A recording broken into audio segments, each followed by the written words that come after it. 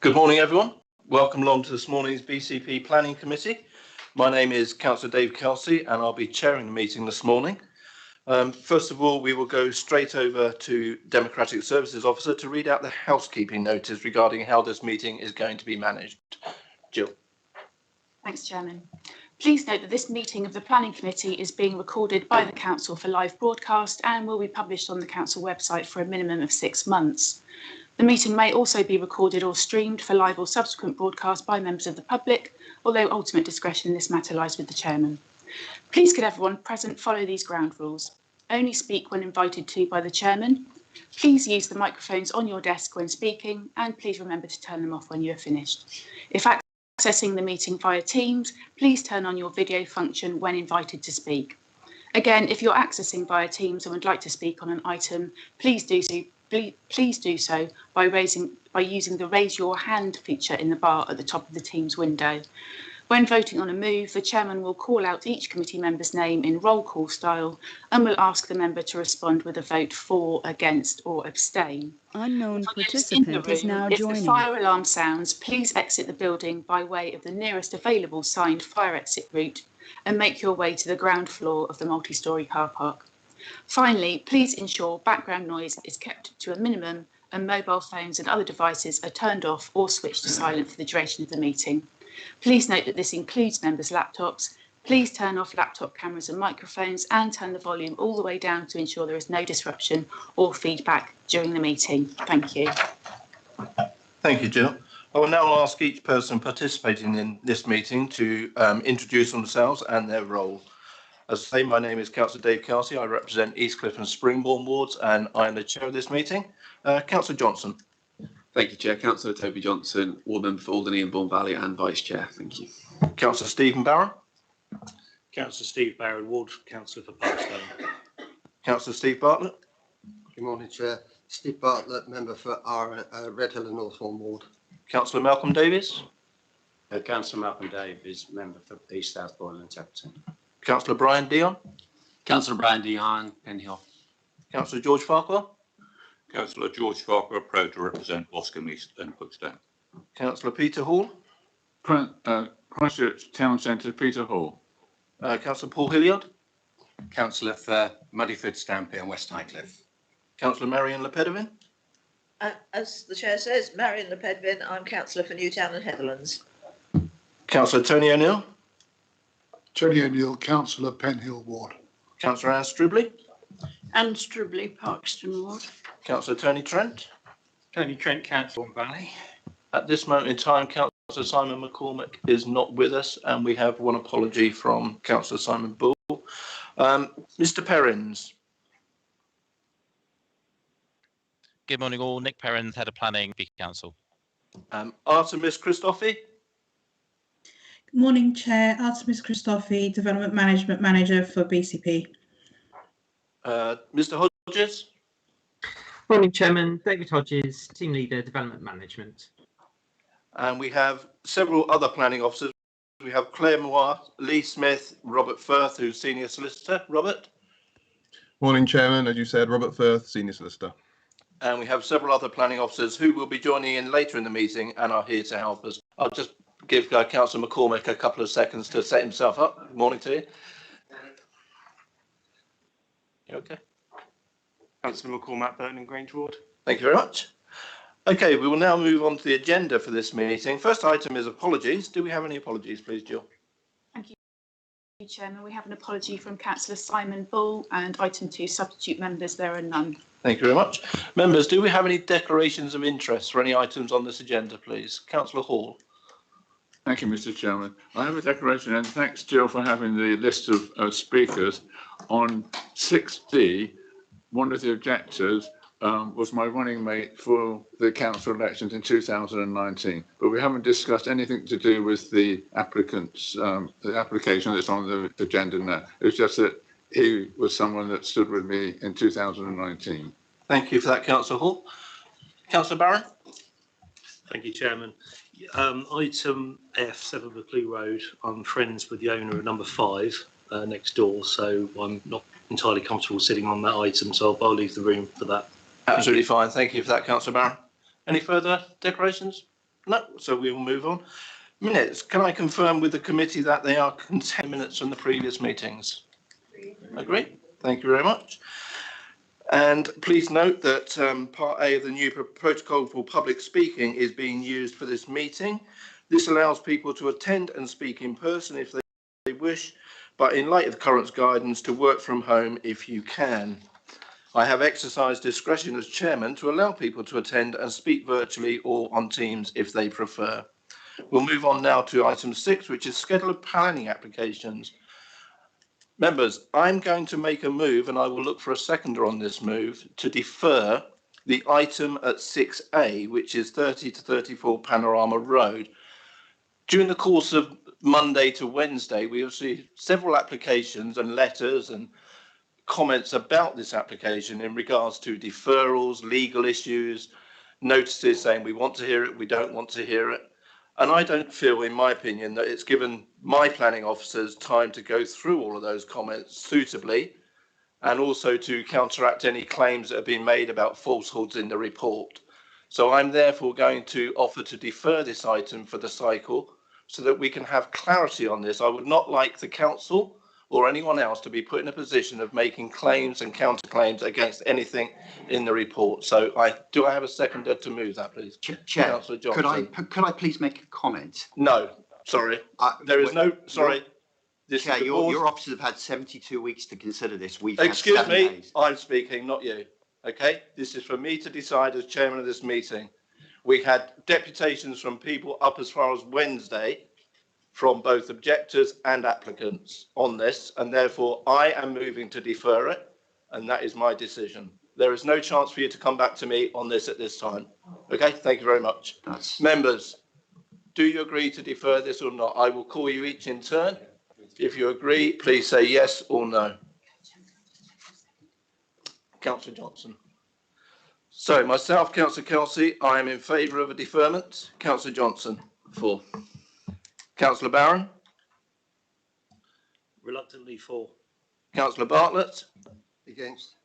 Councillor Dion. For. Councillor Davies. For. Councillor Farquhar. Abstain.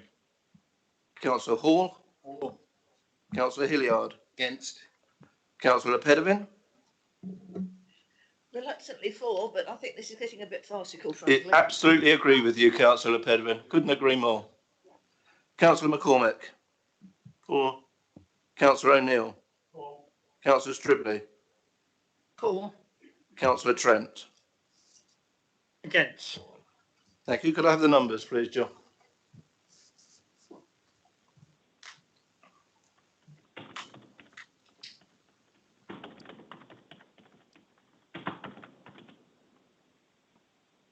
Sorry, Chairman. So that's 10 votes for, 3 against and 1 abstain. I am totally in agreement with Councillor Pedvian. This has been going on now for far too long. Members and applicants and objectors have had 70-odd weeks to deal with this application. It is being deferred, in my opinion, now for the very last time. Can I just ask why they don't engage with us as a council?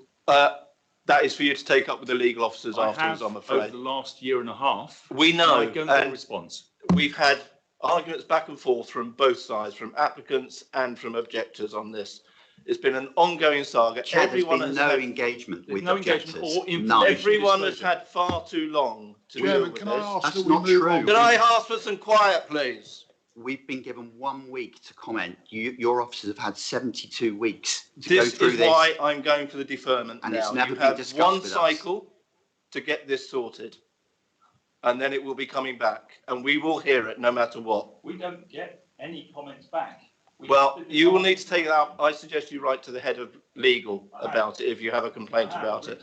But the decision of this board this morning is that we are deferring this item. We fully respect your decision. And that is what we are going to do. From the council, including the leader, and I expect one now from the head of legal services. If that's what you're telling me, I appreciate that and I accept that. Yeah, that's fine. We will see you hopefully in a month's time.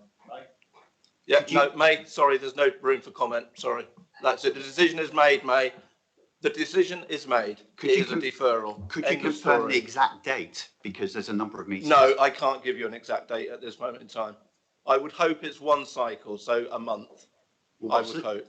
What decision have you just made then? For what We have period are you made it to defer it so it can be counteracted by legal. They can check all the facts and figures and come back with a fully understandable report. So it's an indeterminate deferral? No, it's hopefully for one cycle. Hopefully, but hopefully, not and certainly. that's. I'm sorry, I'm not going to carry on here all morning arguing about it. I'm just It's trying to been understand deferred. what decision you've made, Chair. We have made the decision to defer the item until it comes back to the next meeting, hopefully.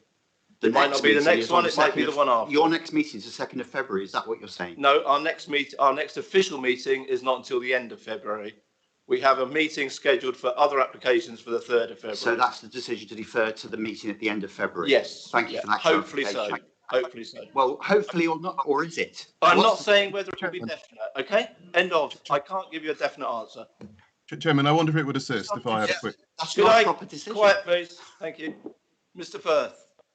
Chairman, I've heard what's said. I mean, I understand what the sorry, I don't know the person speaking, but I understand the points that are being raised. So perhaps I can just pick up on a couple of points which have been mentioned. So obviously the decision is to defer. You've indicated you'd like something brought back, I believe, in a month. I mean, what I'd say to that is it is slightly subject to us obviously being able to satisfy all our issues within that. But there's no reason, Chairman, why if you wanted an update in a month, we couldn't come back and clarify the position at that point. Now, that might be we can bring back the whole report. If we're not, then we can certainly provide members with an update as to where we're up to on that, because I do understand why everyone wants to get on with it as quickly as possible. So if that would assist members. I'm sorry, that's an indeterminate delay.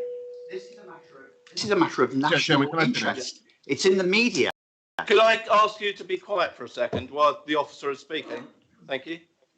So yeah, in that sense, it is, we're not putting a deadline on it, but clearly it would be inappropriate to put a deadline until we've taken a view on all the matters, and we can't give a guarantee at this moment. With the greatest how respect, long we've it had would take. 72 weeks to consider this. We had Right, 7 I'm going days. to adjourn the meeting now while we clear the room from people from this first one. I'm not going to sit here arguing about this all morning. We have other to get on with. That is the decision of myself and the board. The meeting will be deferred until the next possible date.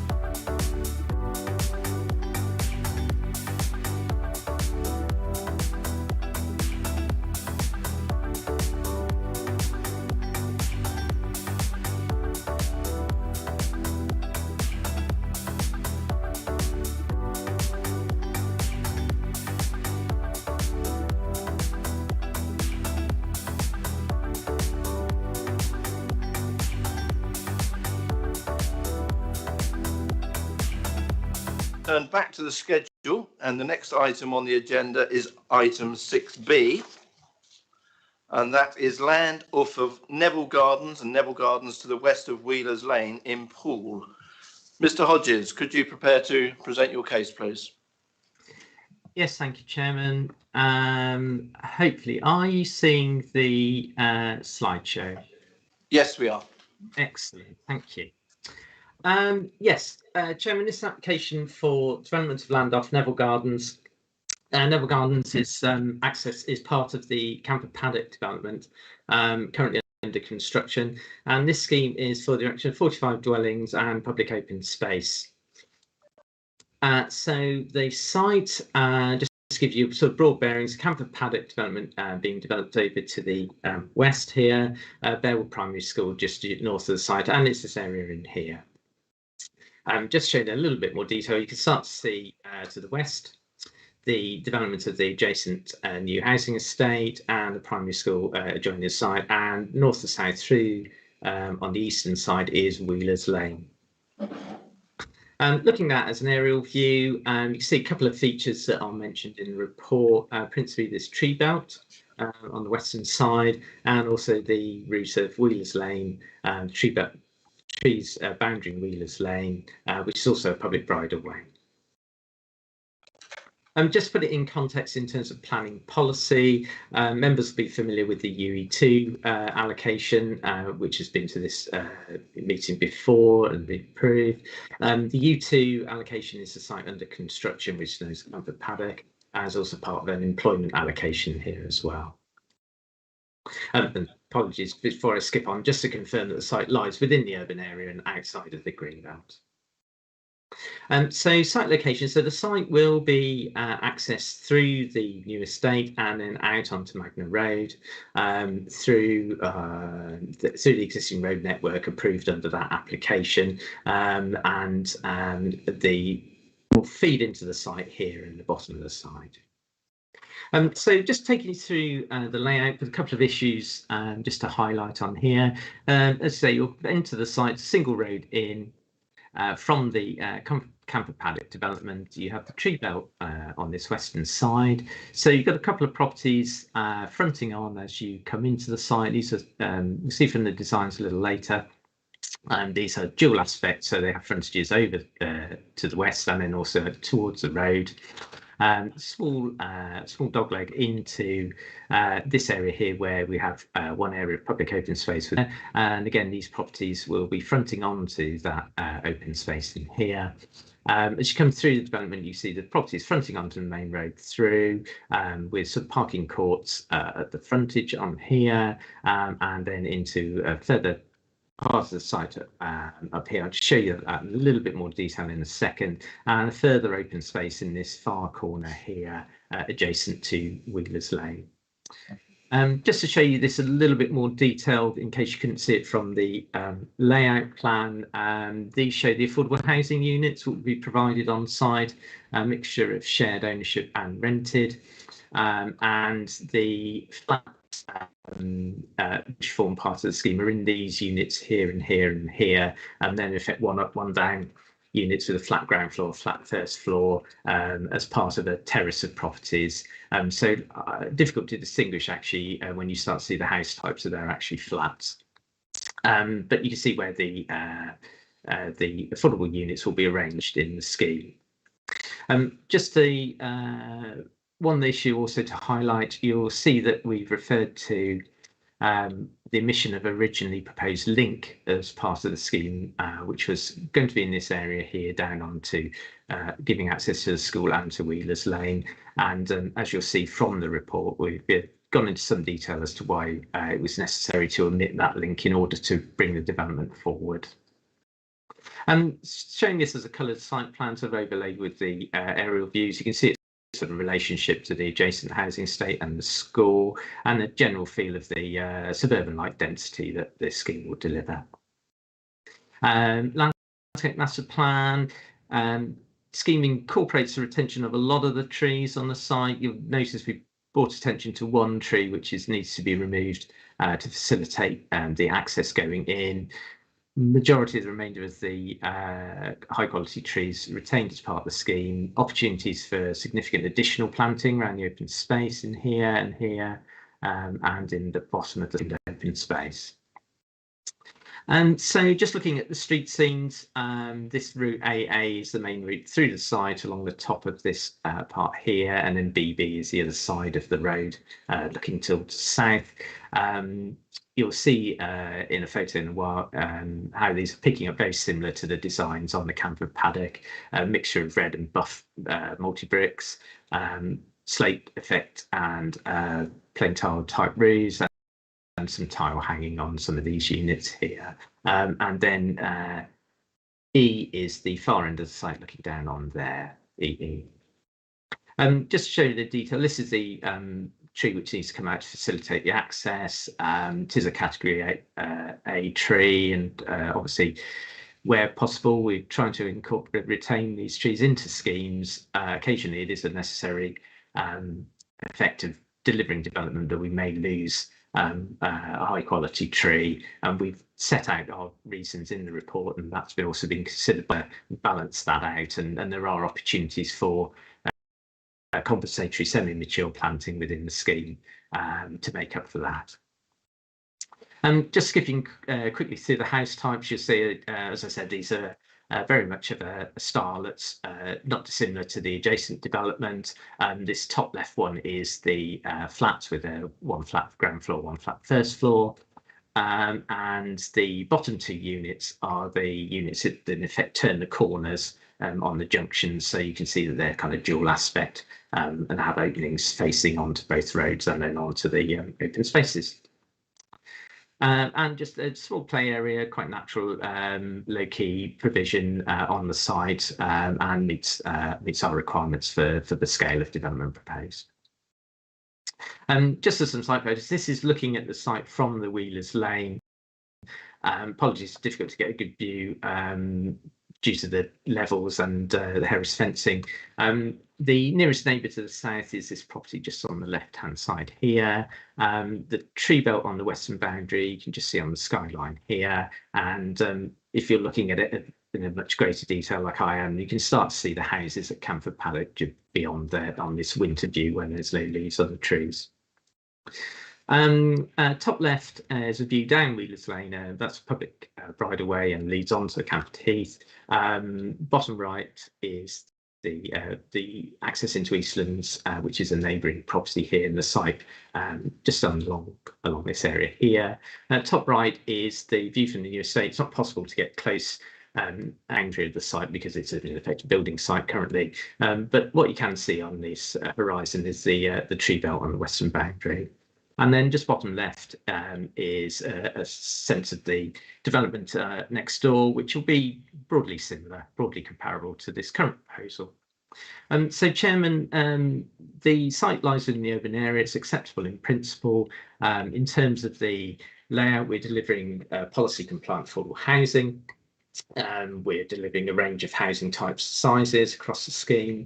We're meeting open space requirements. We are also delivering on the mitigation for Heathlands and Poole Harbour. And so the key couple of issues that we've had to sort of set out in the report are the omission of the footway linkage and cycleway linkage through here. And we've set out the reasons for that in the report. And in effect, it's potentially a choice between stymieing the entire site for development for the 45 units if we couldn't meet the objection from Natural England. And so on balance, we've taken the view that it would be better to deliver the scheme without the link. For those reasons, recommended for approval. Thank you, Mr. Hodges. Do we have any people to speak on this one, please, Jill? Thank you, Chairman. Yes, there is a statement of objection to be read out on behalf of Marion Pope. In the rush to get application 17/00008/F approved by Poole Planning Committee before a statutory public consultation took place, a number of errors and omissions occurred. Not least of these was the failure to make permission conditional on the construction of a 2.1 metre high security perimeter fence essential to prevent direct access to Wheelers Lane and land to the south. The need for this perimeter fence was established at a public inquiry in 2014.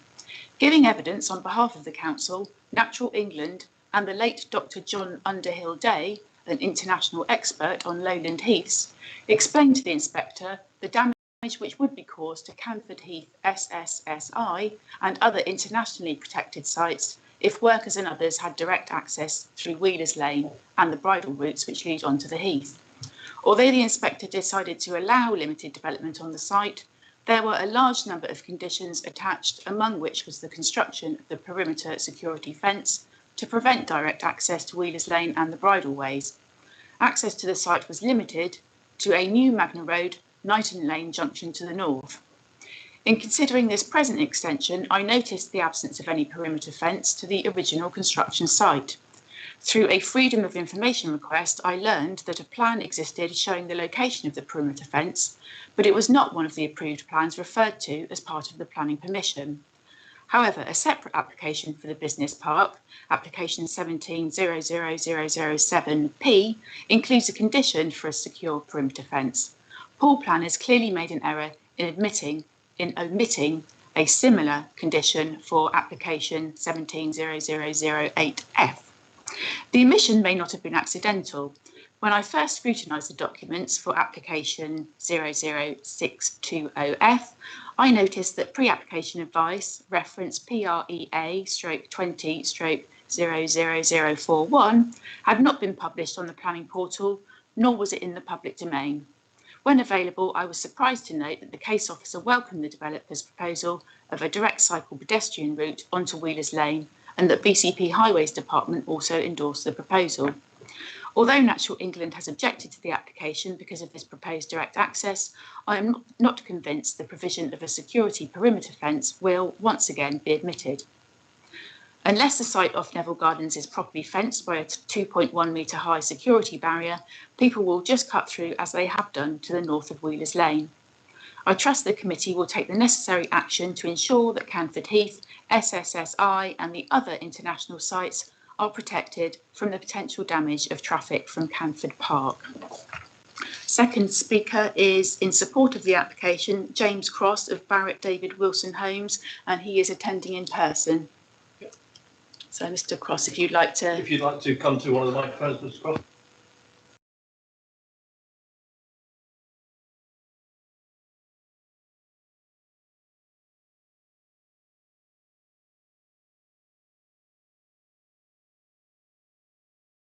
Can you all hear me now, okay? Good morning and thank you for the opportunity to speak in favour of our proposed development at Neville Gardens. My name is James Cross and I'm the Head of Planning at Barrett David Wilson Homes. The application before you today is a result of 8 months of collaboration and ongoing discussions with officers. The application site has been identified by BCP Council as a draft allocation site. As confirmed in the officer's recommendation to committee, the site is considered appropriate for residential development. The proposal delivers numerous benefits which will be delivered upon the grant of planning permission. These benefits include the provision of much needed homes in a sustainable location located within an existing built-up area, the creation of new public open space which is complemented by a high-quality landscaping scheme, the provision of policy-compliant 40% affordable housing. The affordable housing provision equates to 18 units and will contribute positively towards BCP's significant housing needs. A contract has already been entered into with Sage Housing for the delivery of these units on a subject to planning basis. We are pleased to read that all technical consultees, including highways, ecology, environmental health, drainage, Natural England and archaeology, are satisfied that the proposal will not result in any specific technical concerns. The few objections received solely relate to wider connections and trees. To address these concerns, the following has been undertaken: the provision of additional planting to mitigate the loss of trees, the prevention of access from the site onto Wheelers Lane to avoid impacts arising on the Dorset heathlands. As a result of these measures, Natural England has confirmed that subject to no access being provided onto Wheelers Lane, no impacts upon the Dorset heathlands will result. Officers have specifically concluded on this matter that the consequent benefits of delivering housing on the site significantly and demonstrably outweigh any harm from the lack of pedestrian and cycle links onto Wheelers Lane. Through the corresponding Section 106 agreement, the scheme will deliver approximately £190,000 worth of funding, which will be used towards education, Poole Harbour Recreation SAM, healthcare provision, Dorset Heath and SAM, and the traffic regulation order. If approved, our intention is to commence development before spring. These contributions totalling £190,000 will be paid in tandem. All 45 units will be delivered within 2 years, with the first completions anticipated for this year. To conclude, this scheme is considered to have positive environmental benefits and will assist in addressing the urgent acknowledged need for market and affordable housing in BCP. The proposal is the result of collaborative discussions with officers at the Council. We respectfully request that members support the recommendation of grant of consent today. Thank you for your time, and I'm happy to answer any questions you may have. Thank you very much, Mr. Cross. And we have ward councillors with us today. Who would like to go first with their speaking, please? We do indeed, yeah. If you'd like to speak first, though, then we'll have his statement afterwards. If you come over to the side there, Councillor Brown.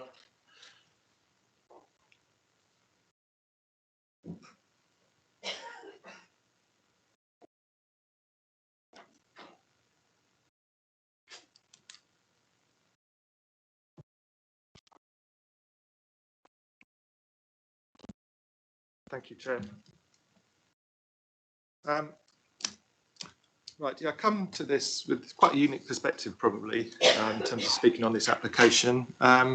When Camford Paddock was approved some years ago, which is obviously currently being built out, I was the only one of the ward councillors that actually, on balance, supported the development of the 324 homes at Camford Paddock. It was a difficult judgment, and not everybody agreed, and I received a fair bit of abuse following that meeting. But on balance, despite the highways impact of that development, I felt that the 40% affordable homes in Camford Paddock and the design was beneficial. And I think it's been a successful development. It's delivering a lot of affordable homes, and it's a very popular development, housing a lot of families from the Dorset area. So I think it's working well, and the developers are to be praised for that. However, I am concerned about this additional section and the highways impact, but Councillor Andrews' statement will cover that area. I'm concerned about the impact on nature and wildlife. It talks in the report about the developers, the scheme mitigating the impacts with Section 106 and SIL contributions. That mitigates the impacts, but it doesn't actually deal with the issue.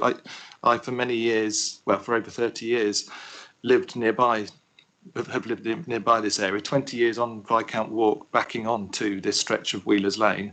There's a lot of wildlife there. You see deer, you see badgers, you see all sorts of birds, quite rare birds as well, moving from the heath. They will go with this development.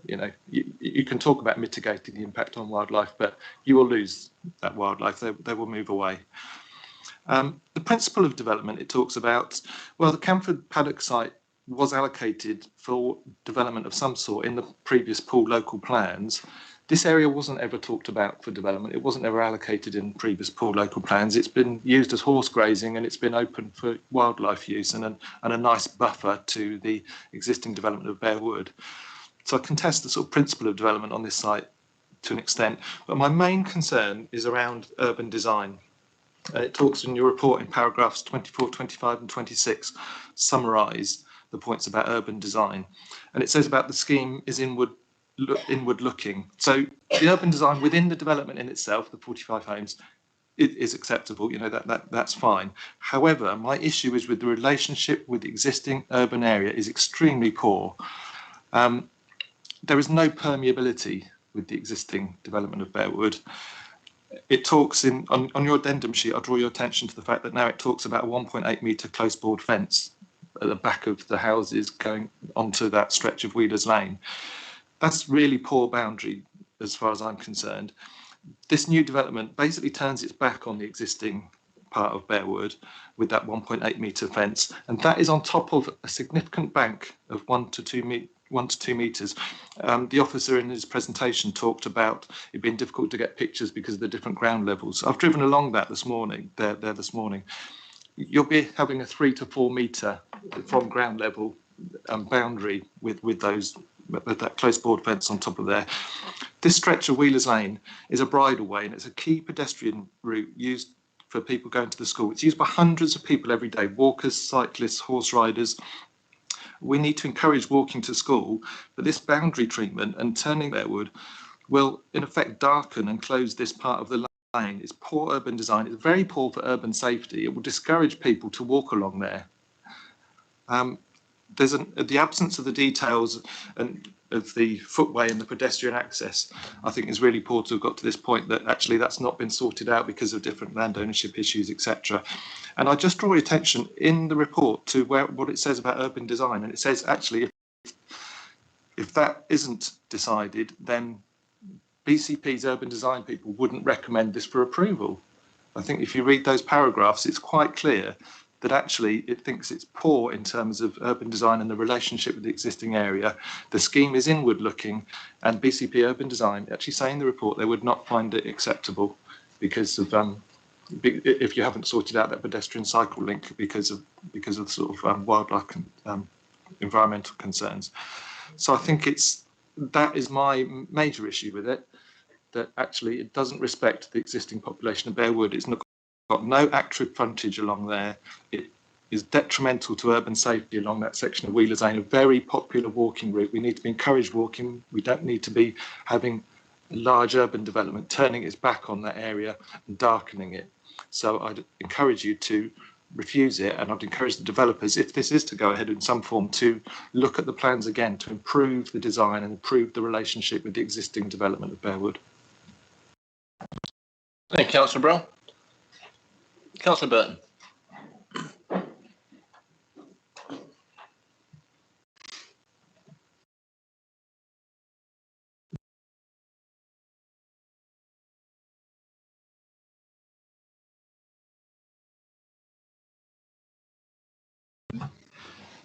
Thank you very much, Chair, for allowing me to speak on this. Firstly, I'd like to say I agree with very much what Councillor Brown said, and I know that I'm going to agree with a lot that Councillor Andrews is going to say.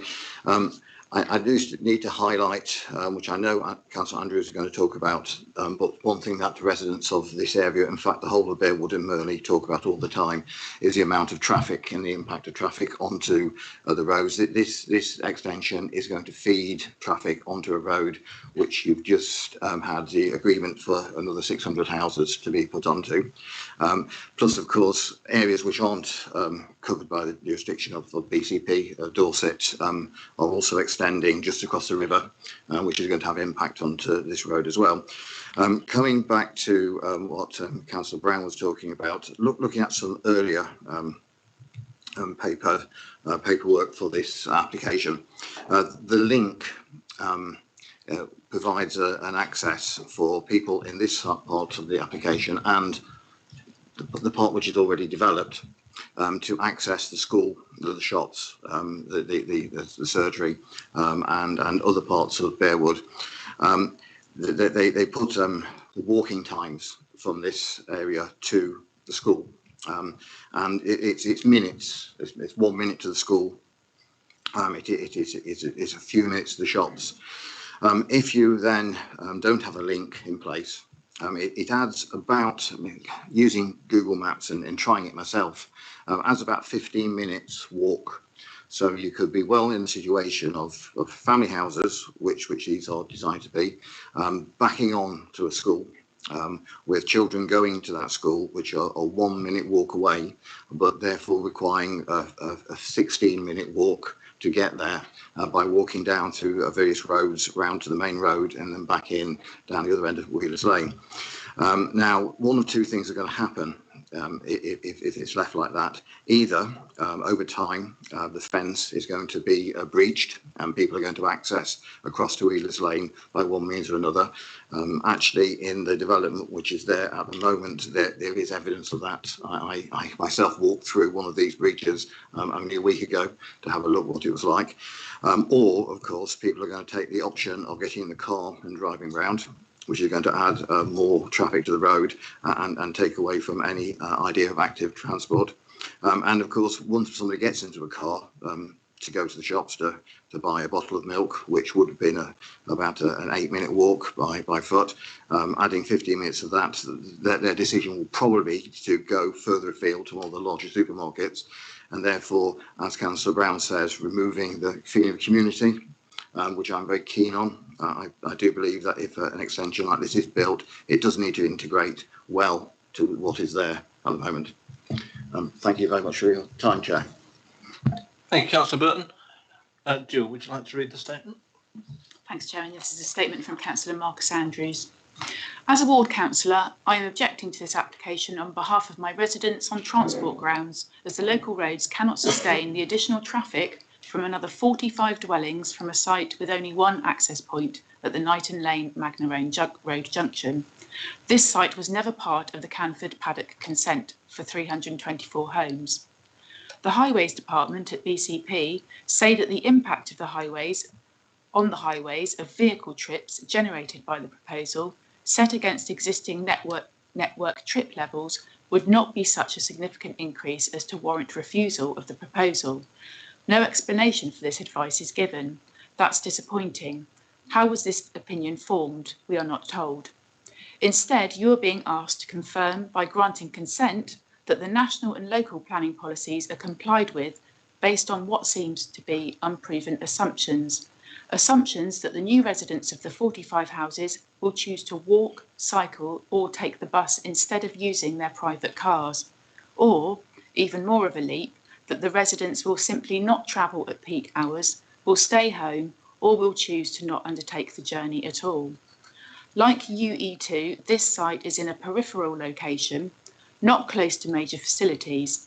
In the census, we were told in this area the use of private cars is greater than the rest of Poole. Perhaps the highway officer who says no significant increase is placing reliance on future BCP mitigation programmes like the Transforming Cities Fund ones. But TCF's work is focused largely on walking and cycling initiatives which have limited relevance to this site. Since Canford Paddock was granted, another 695 dwellings have been approved by you a few months ago across Magna Road. During that committee hearing, it was accepted that the travel mitigation plan of that applicant would not work. The applicant himself conceded the nearest local junctions were working at full capacity. It was acknowledged then that UE2 would have a detrimental impact on the highway network at the Gravel Hill Queens Anne Road junction and the congested Bear Cross roundabout. They are already at or close to capacity. As the Camel's Back is already set to broken by those 695 houses and commercial units, then you need to appreciate these 45 houses will see the Camel, that goes by the name of Magna Road, undergo further pain and suffering. The suffering will be with us for generations to come. Canford Paddock houses and the large Magna Business Park, located south of it, have one access in and out at the Knighton Lane Magna Road junction. The 45 houses will also be reliant on the same access. This junction is to be shared with the proposed UE2 development for 695 dwellings, the Canford Sang Country Park, the Knighton Farm Complex and the AFC Bournemouth Training Centre. That is destined to be finished soon, as AFCB, I'm sure, will return this year to the Premiership and rush to get it operational. No strategic transport modelling has been done by the applicant to show that there will not be an adverse impact on the local roads from the existing approved developments because of the traffic. The 45 dwellings should not be allowed here. The local road infrastructure will be, once UE2 etc. is built out, completely broken.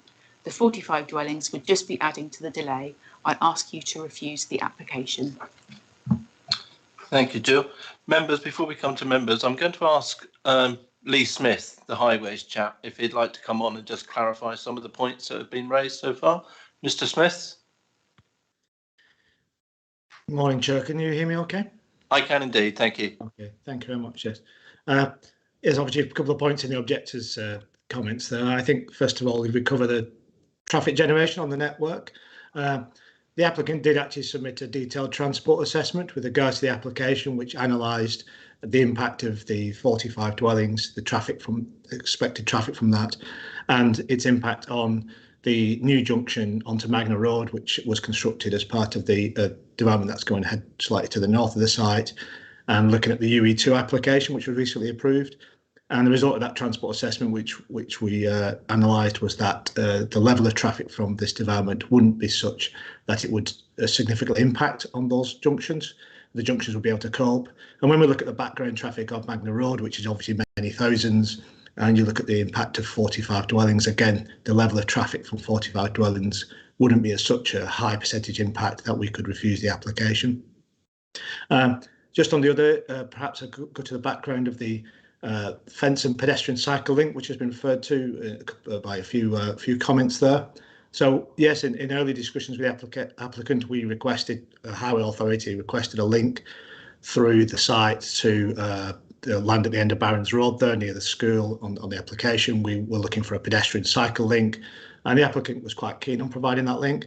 However, subsequently, Natural England came forward and they raised an objection to that link. And in, if you like, the hierarchy of objections, Natural England is a higher priority than the highway authority request.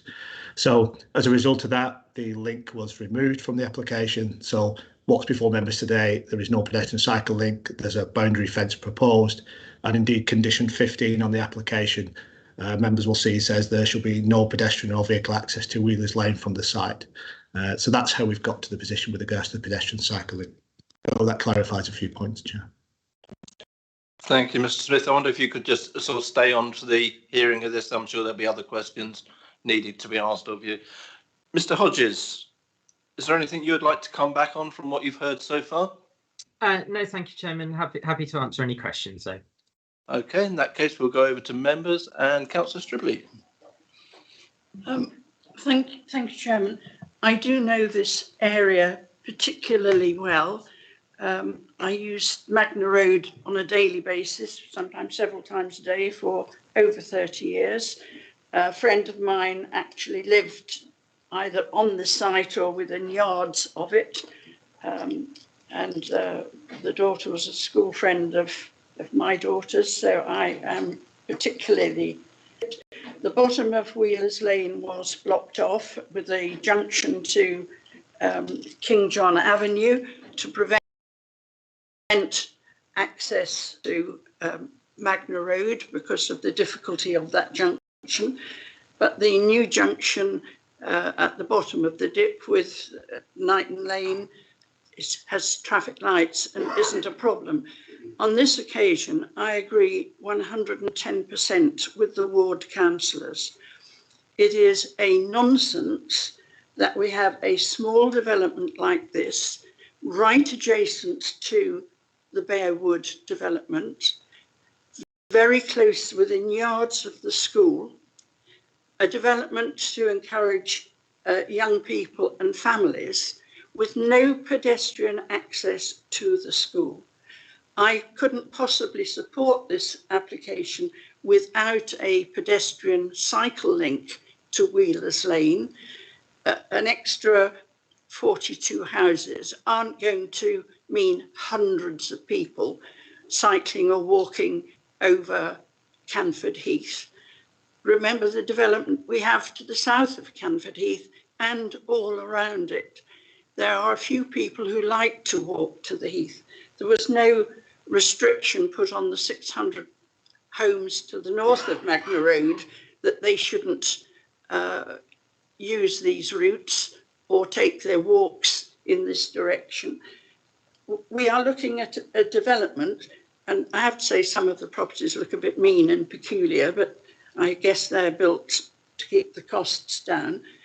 But without that connection to Bearwood, we are producing a small isolated development, forcing everyone on it going to school or to the local shop, which is in a short walking distance if you can cut across Wheelers Lane, but a considerably long walk if you have to go all the way down to Magna Road, all the way up to King John Avenue, the whole length of King John Avenue to the community centre and the shop. If you don't know it, you should take a trip around it. It would be a nonsense in town planning terms. And like the ward councillors, I couldn't support it without that link. I have no problem to the homes being built there. We desperately need them. But would we anywhere else in the conurbation build 40 odd homes and not provide a pedestrian link to nearby shops or to a school that's only a few yards away? It simply doesn't make sense, Jim. Thank you, Councillor Struby. Councillor Farquhar. Thank you, Chair. The illustration photos in the demonstration, is it possible to go back to that in the presentation? Because my eye was caught by the illustration photo of a similar estate, I guess. It's the one with 4 cars parked on the pavements. That one there, bottom left. Can we zoom in on that? My question, Chair, is what illustration estate is this referring to? What width on those roads and how they compare to this proposal here?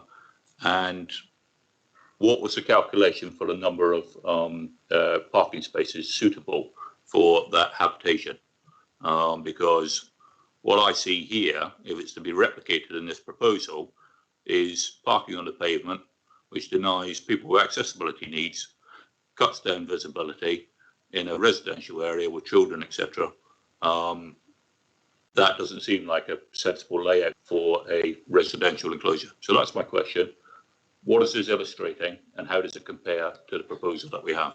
I think off the top of my head, that picture is the lane that is adjoining the site on the actual Bearwood, the previous properties that have been there. But I'll get Mr. Hodges to confirm that for you, Councillor Farquhar. Mr. Hodges.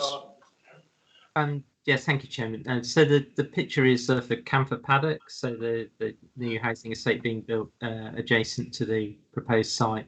In terms of the approval of that scheme, that predates my time, and I understand was a Poole Borough Council decision. I'm not able to comment on that. We need to look at the current application on its merits, and if there's any issues about parking layout, in particular, I'm thinking Mr. Smith may be able to have any clarity on that. Yes, Chair, when we look at the current application before us, it meets our parking SPD standard. There are some, as well as on-plot parking, there are some visitor parking bays dotted around the site. With regards to the photograph, if it's on the existing camphor paddock, it may be people are parking on the pavement like that to because they own more cars than the properties, or actually it could be that development isn't actually complete. It could be they parking like that, because they did on the photograph seem to be parking quite extreme on the footway. There is quite a lot of construction still going on that site, so it may be due to large construction vehicles. But as Mr. Hodges says, considering this application before us today, it meets the parking SPD, and we do actually have some visitor parking bays as well in addition, which is welcomed. Thank you, Chair. My question also included what is the width of that road that is actually displayed there on that demonstration photo, and how does that compare to the width of the road on the proposal? We wouldn't have the width of that road necessarily, Councillor Farquhar, and I would imagine that the rest of the roads on that Councillor Paddock site are all of the same width as that. So my presumption would be that the new roads on the new side would also be the same width.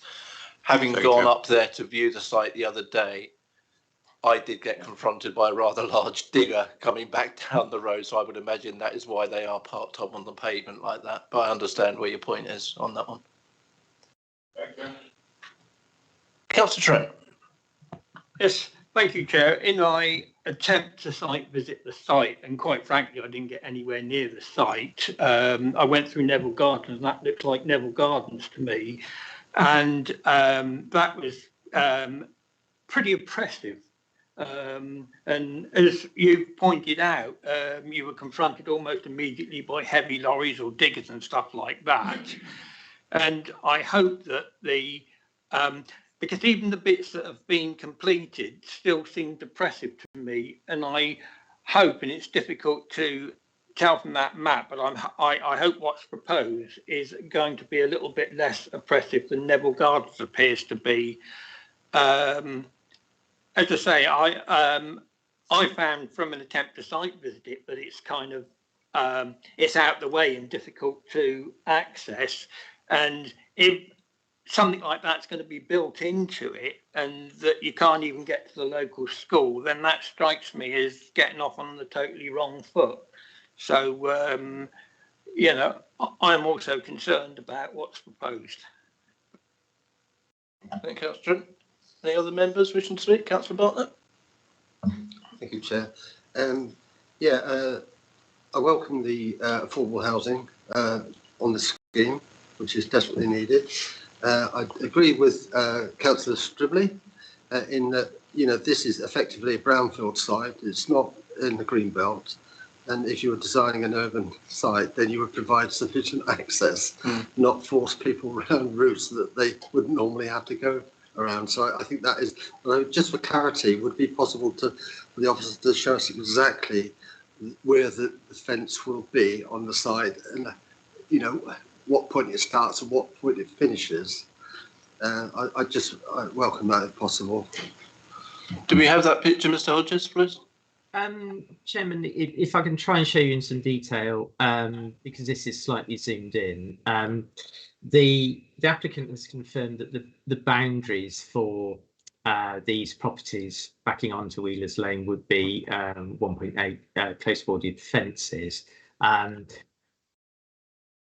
From our point of view, yeah, we're stuck in the middle of trying to achieve those linkages, which is a starting point for us in terms of urban design, and also what Lee Smith and his colleagues are trying to achieve in terms of linkages, permeability, the ability to allow people to make shorter journeys and therefore not use vehicles. What we're stuck against in this particular instance is an objection from Natural England. And the risk is going against Natural England and the possibility that they would seek to possibly challenge the authority in the event of approval, which is going directly against their advice not to form any accesses onto Wheelers Lane. So this is part of the process. Occasionally we're having to weigh up seemingly impossible choices. Chair, we've come down on one side because potentially the alternative is the stymieing of the site for development. Yeah, please. Could I just get clarification? Is Wheelers Lane within the urban environment? And you know, if it's within urban environment, you know, what is the input from Natural England on this? Because it just seems a bit odd. There's an objection on those sort of grounds, given that it's in an urban development area. Yeah. Mr. Hodges or Mr. Evans? Yeah, I mean, just kind of briefly paraphrasing it. So Wheelers Lane's public right of way.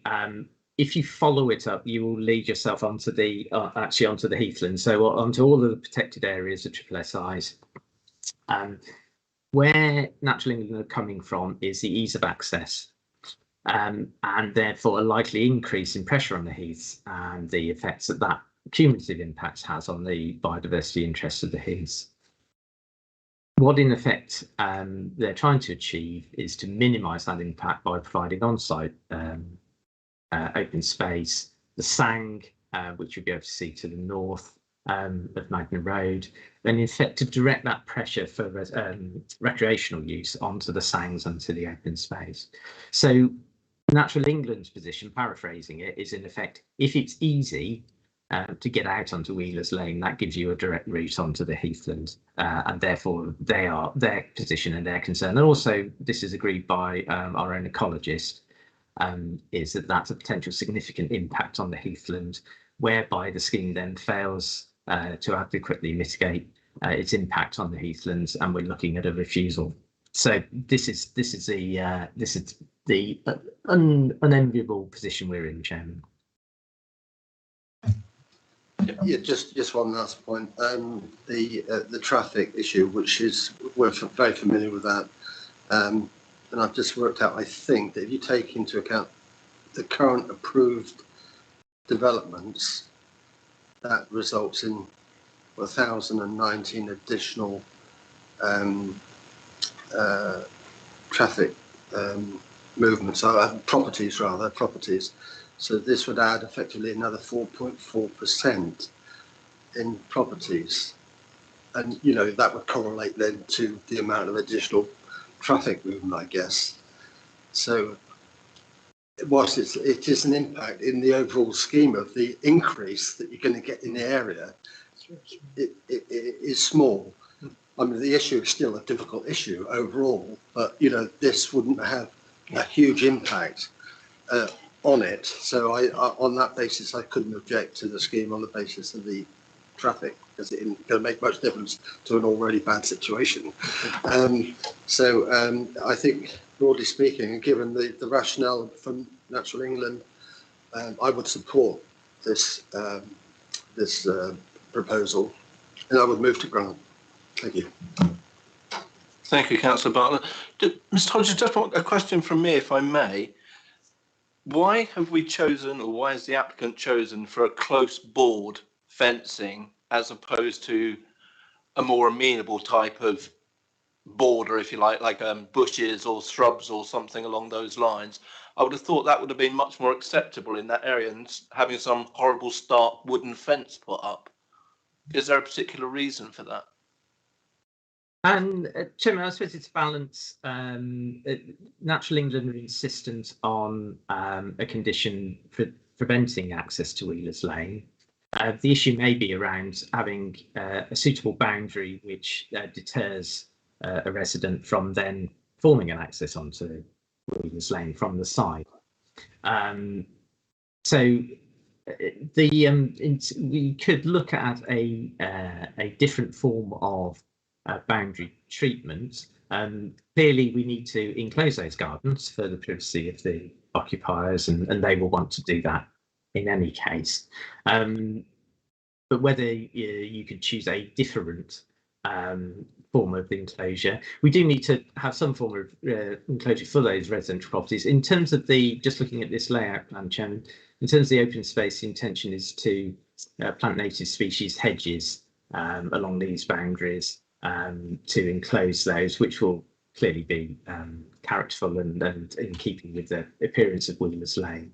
But if the committee wanted to insist on a different form of boundary treatment, they certainly could. We just need to make sure that it's going to not cause us an enforcement, monitoring problem in the future if it's too straightforward for the applicant, the occupiers, I should say, to form an access down onto the bridleway. Thanks for that, Mr. Hodges. Before I come back to members, could I just bring Mr. Firth in, please? Thank you, Chairman. I was just going to make one observation, if I may. I mean, members are very talking about potential impacts on protected European sites. It is a serious issue, and it's not straightforward balancing exercise. Basically, members need to be satisfied that any proposal won't adversely affect the integrity of the site. So that's why introducing a link would be an issue. And if members were going down that route, I'd probably be encouraging you perhaps to defer to get further input from Natural England as to whether perhaps other mitigation could be brought in to facilitate that, or basically if they were saying that's simply not acceptable. As far as the option of a different fencing is concerned, I think to a certain extent the point is the same. But what I'd say is, if obviously in Natural England, I believe, have indicated they're content with what is on the table at present, and David no doubt confirmed that. But if you start playing around with that too much, again, I think what I'd be saying to you is it would be sensible to get the input from Natural England before you ultimately committed yourself to confirm that they're happy with whatever's being coming forward. I don't know if Mr. Hodges wants to contribute to that thought. Chairman, I mean, the only other point I would perhaps add is that much of that treed boundary along Wheelers Lane is actually outside of the site. So that remains, and then the residential development will be taking place behind. The other option we could consider is whether those boundaries could be set in and then softened with some more planting behind to minimise those impacts. So we could seek that as agreement with the applicant if we wanted the appearance along Wheelers Lane to be softer and more sort of semi-rural as you transition out of the urban area. Thanks, Mr. Hodges. Councillor Stribley and then Councillor Barron, please. Yeah, thank you, Chairman. One point I forgot to raise in the first time I spoke was about landscaping. There were several how bleak the development looks, and we saw it on that picture there.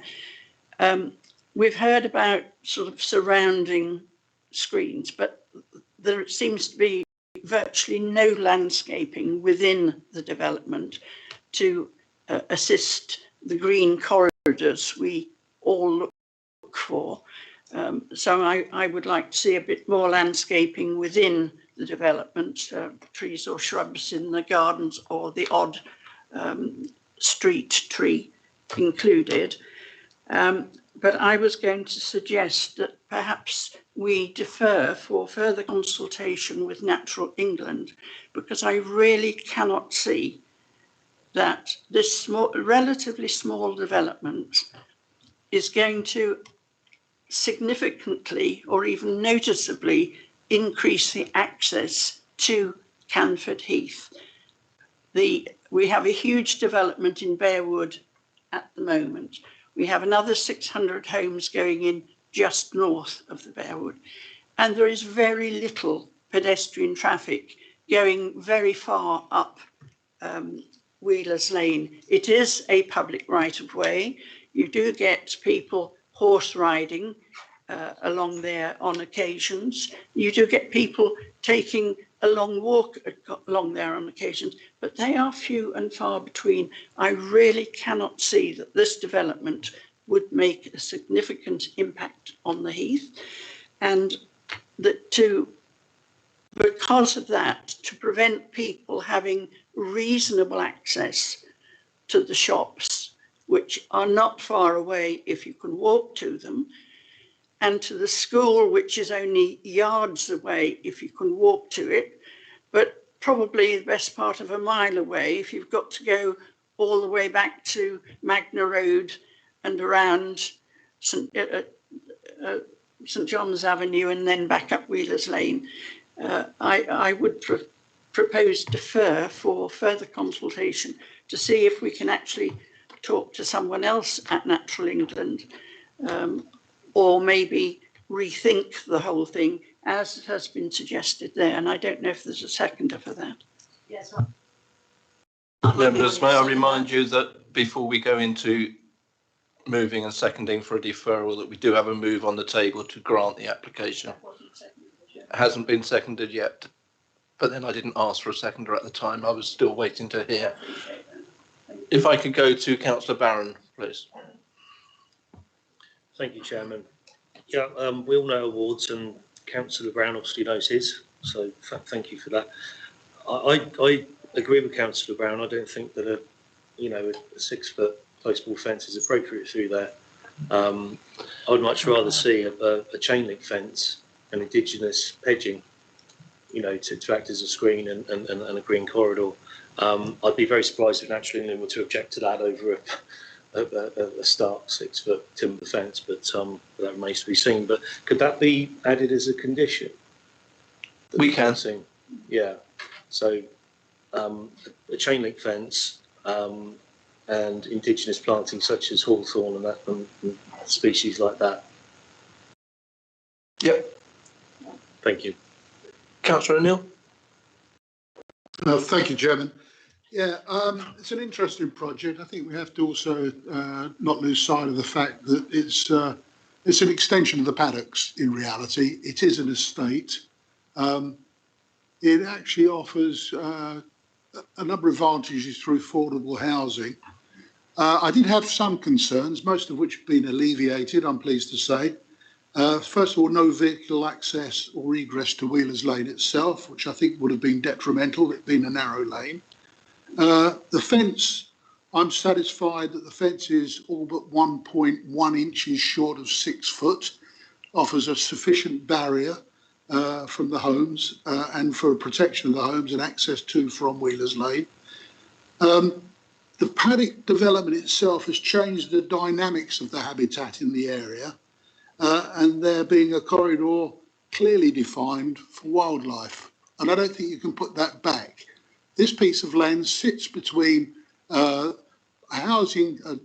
dense housing development on one side, a school on the other side, and the paddocks. So it's quite enclosed.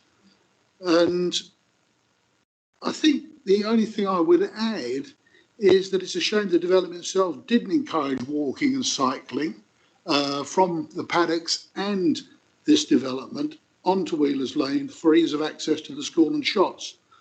I suppose the negative to that is if all of the people on the paddocks used it as a cut through, this development might not like that. However, it would have encouraged. I'd only ask the question, and I'm supportive of this, I'd ask the question, could an access and egress for pedestrians and cyclists be incorporated into this part of the development? Mr. Hodges. If I've understood the councillor's question correctly, I mean, in principle, yes, you know, the initial, I believe it's set out in the report, the initial scheme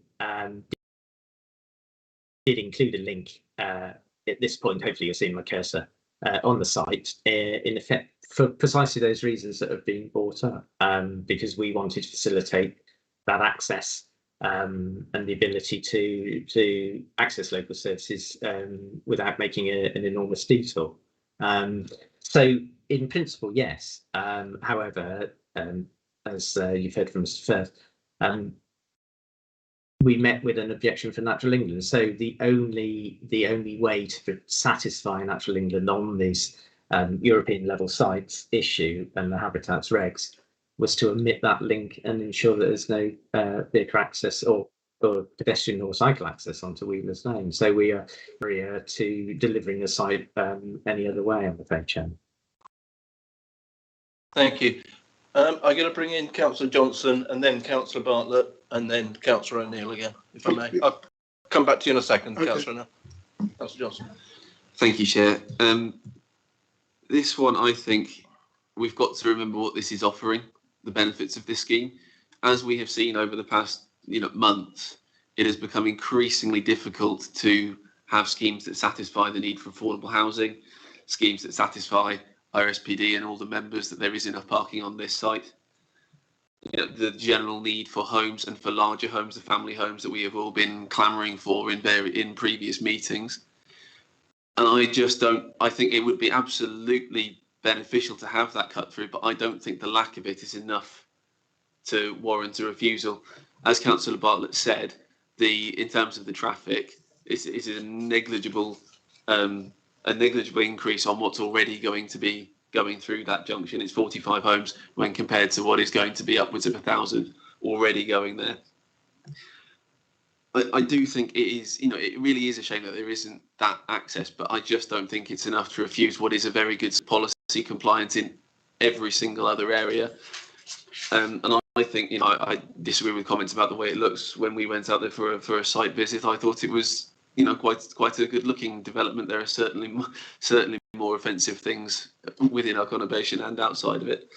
And on balance, I think we have to look at the positives that this adds to the area, this adds to our conurbation, and I will second Councillor Bartlett's move to grant as is set out in the report, Chairman.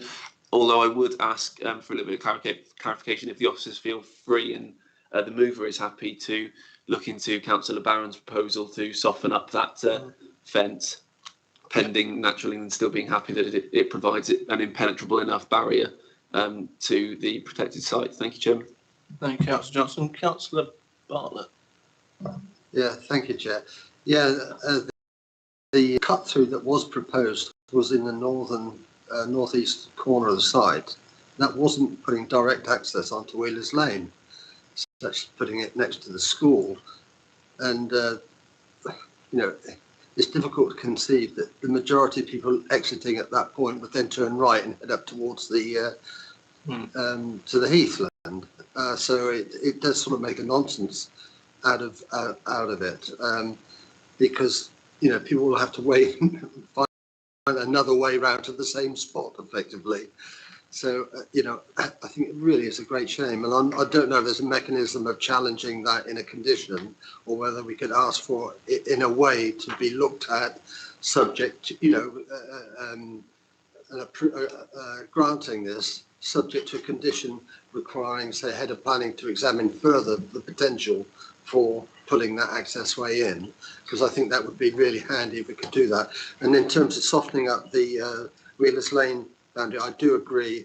If it was just a 1.8 close boarded fence, it would look very, very harsh. But I think we've already been told the boundary is set slightly back anyway, so that a lot of the stuff is going to be there anyway. But if it can be improved further, then I'd be really up for that. So I think if we can condition that as well, then I'm very happy with that.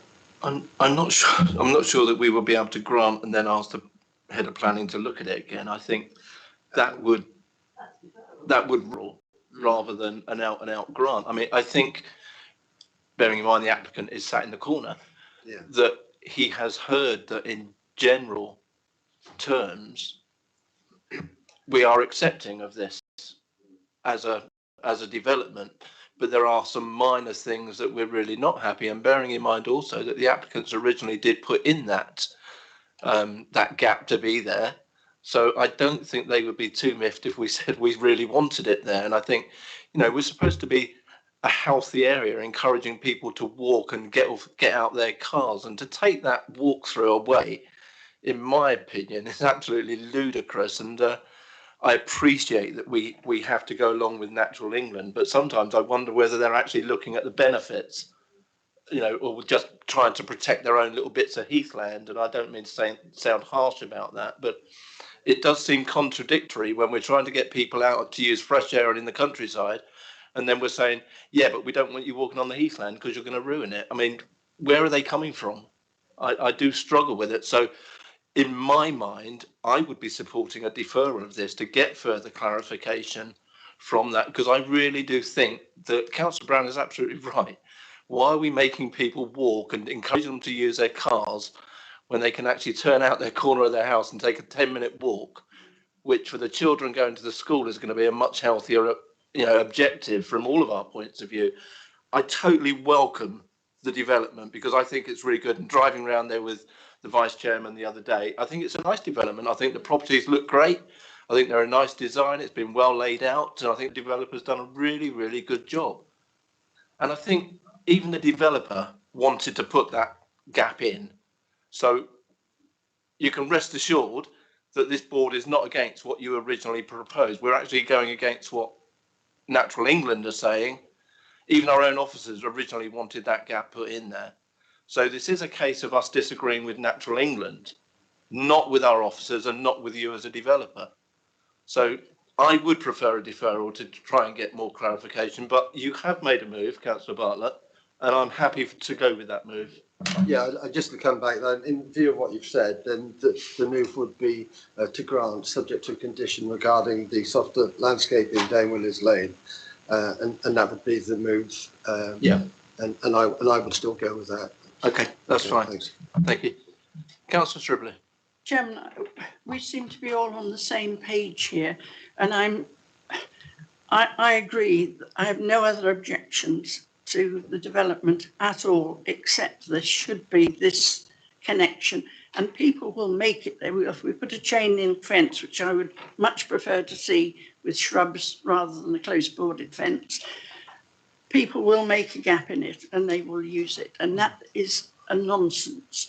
So I would still suggest we look at the deferral, but say that we, subject to what we can negotiate with Natural England or get them to re-look at it, we are minded to grant, but would defer until that, so that we could delegate that final decision to the officers. So it needn't come back to us the minute that those conversations with Natural England are finished, whichever way they are, we would grant. But I think we do need that a bit of a lever with Natural England to try and get what everybody who will live there, the people who are living there in Canford Paddock already, will want to do. And quite frankly, from the larger development opposite, a lot of people, the children will be going to school there, they can cross into the traffic lights into Canford Paddock, and then they could walk up through to the school rather than the long route round. And I don't see that it will have any further impact on on the Canford Heath at all. Yeah, the only thing is that we may be asking officers to go around the same buoy that they've already been around, and they may have been plodding away for a long time to try to negotiate with Natural England. So I think, we probably need to take advice from officers. I'm just about to. Yeah, and because, there are obviously implications about delaying it, and with Natural England, you never know how long that's going to take. Yeah. I'll just bring in Councillor Johnson, and then I'm going to come back to the officers for some advice from the officers. Councillor Johnson. Thank you, Chair. Just a couple of things. I will still be supporting the move that's on the table, because I am still of the view that it would be fine as is. However, I certainly would be welcoming of perhaps not a deferral but an adjournment to put a little bit more technicality on this, so that we don't have to hear the whole application again, given that we're all supportive of it in the main, and that we'd only have to hear the extra part if it comes back with that with or without. So perhaps an adjournment if not, but I will still be supporting the move to grant that's on the table at the moment. Thank you, Chair. Mr. Perrins, may I bring you in, please? Yes, thank you, Chair. Yes, really interesting, and it is a. Can you hear me? Okay. We can hear you. Yes. Issue showing. Can you hear me? Yeah, we can hear you.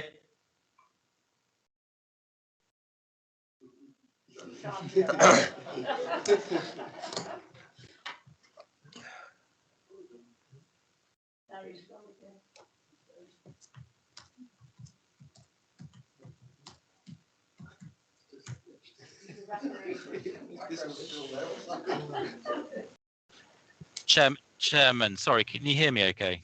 I can, thank you. I'm nodding. I do apologise. I lost my connection at the worst moment. Sorry. Okay. Yeah, really interesting debate, and it is a very obviously difficult issue. I would, as a suggestion, I think we have a move to approve, seeing if there's a seconder for that one. But if that was not taken forward, then is there a scenario where there could be a recommendation to approve subject to this issue being resolved through the Section 106 process? And if that were not to be resolved to the satisfaction of the committee, obviously want the link, as we all do, then it could be brought back before any decision is made, because this is a recommendation subject to 106 in any event. So there could be a scenario where that recommendation is made today, but there would be no decision, so there'd be no immediate breach of the regulations on habitats, and it gives the council the safeguard to bring it back if that issue can't be achieved. I think that is exactly what Councillor Bartlett is alluding to in his move to grant to do that, and I think I would be happy with that as well. I would be, sorry, Chairman. I would be in withdraw my proposal if it's subject to the 106 agreement and further conversations with Natural England. It would be. Because, say, we don't have a problem with the development as proposed. We simply have a problem that it's a nonsense not to connect it to the school, which is only yards away, or access to the shops. Yeah, I agree. I would be happier if that was the case and we were to do it in that way, as long as there is continued discussions after we've done that. Councillor Farquhar. I appreciate that, but my concern here is that what I'm hearing is that it's the grant based upon no guarantee that it will go in favour of allowing access for cycle and pedestrians to Wheelers Lane. Councillor Stribley herself said that she would support a grant for the discussion with Natural England, whatever Natural England decide. If Natural England dig their heels in and say, no, we're not gonna allow that cycle and pedestrian access onto Wheelers Lane, then we've just granted something, to my understanding, technically, because I don't understand what power the 106 does with a grant if Natural England comes back and says, no, we're absolutely adamant that you will not allow pedestrian and cycle access onto Wheelers Lane. I think what it does, it gives us the option to be able to carry on negotiating with that. You're absolutely right. If they still come back and say absolutely not, then we will have still been minded to grant the application. But I would hope that there'll be an alternative that they can come up with. We also obviously have to we've mentioned about getting rid of the close board fencing, which is ghastly, absolutely ghastly. I mean, it's just an atrocious thing to put there. I've seen them on other developers and they look naff, they get weather worn, they get broken easily. I'd much prefer to see a softer landscaping going in there as a border rather than the close board fencing. I mean, Councillor Brown is nodding in the background, and I take it that was the main gist of his one thing at the beginning, was that's a hideous sight to see, you know, a fence all the way around, which is just plain board, and they get graffitied and they look horrible, and they just would not be in keeping with the natural area that is bare wood and around that area. So, you know, I really do think we need to get rid of that close board fencing as a part of this application today. Chairman, Natural England might not be very happy with the sort of adverse publicity they would certainly get. I can see even the national press saying, you know, isolating 40 homes from a pedestrian cycleway to a school which is only 20 yards away, or whatever the distance is. I do think we have a lever to at least talk a bit more seriously. Normally, I know when planning consults Natural England, oh, it comes back, that's it, end of story. But I think on this occasion, it's worth a debate. Yeah, if I may, we're looking to grant subject to the 106. Now, the 106 would not be issued until we're satisfied. So, although we're saying yes, the planning permission would not be given until such times as that section 106 is in place, and that would mean that we have to negotiate, and that would have to come back to us then to say that we have agreed to it. So that is the way that I'm getting from officers, is that's how it is. But I'm going to bring Mr. Firth in just to clarify the points on that. Mr. Firth. Yeah, thank you, Chairman. So I have to confess, I am slightly confused with what's now coming forward. I mean, I think we need to be clear that if you're talking about an approval subject to a 106, then you need to be clear what the terms of those 106 are going to be. It can't just be a general have a chat with Natural England. Are members actually saying what they want is a 106 subject to it securing a link? But then, yeah, that's an approval, because if the link's then secured, that sorts out the 106, and you'd grant an approval. But that would be contrary to the advice of Natural England. Now, ultimately, you don't have to follow the advice of Natural England, but obviously their view is that it will affect the integrity of the site, of the protected European site. Unless you've got evidence contrary to that, you are exposing the council to issues. So I said, unfortunately, I'm just not clear what members are saying. It's not just good enough to say subject to a 106 and go away and discuss it. I'm afraid that isn't an option. I think if that's what members want, and I get what members really want, they want to indicate approval and just sort out these remaining issues. I would actually say the best answer would be a deferral, but with a clear direction to Mr. Perrins as to how quickly it should be brought back, so perhaps within 2 cycles, and for him to negotiate with the applicant and Natural England to see if an alternative option can be secured, which does provide a link. And that's really what I think members are saying they want, and indeed address the issue of the close bordered fence. There's 2 real points that seem to be at issue, and that's what I would suggest would be the sensible thing to do. Would you recommend a deferral or an adjournment? Because I wouldn't see the point in going through the whole application again, because the only thing that there's any controversy on about this is only the link. So an adjournment would be. I don't think an adjournment in this sense means much more than a deferral when we're talking about the planning situation here. I suppose, thinking about it off the top of my head, if you wanted to say minded to approve, subject to, so I'm just trying to think off the top of my head while you ask the question. Subject to the head of planning. The trouble is, Chairman, I'm trying to come up with an answer, and we simply don't know what Natural England are going to say on this. That's the problem I'm having, and you may end up with just an ultimate barrier, where they say no, you can't do it. And in that case, the question is, what do we do in that situation? I'm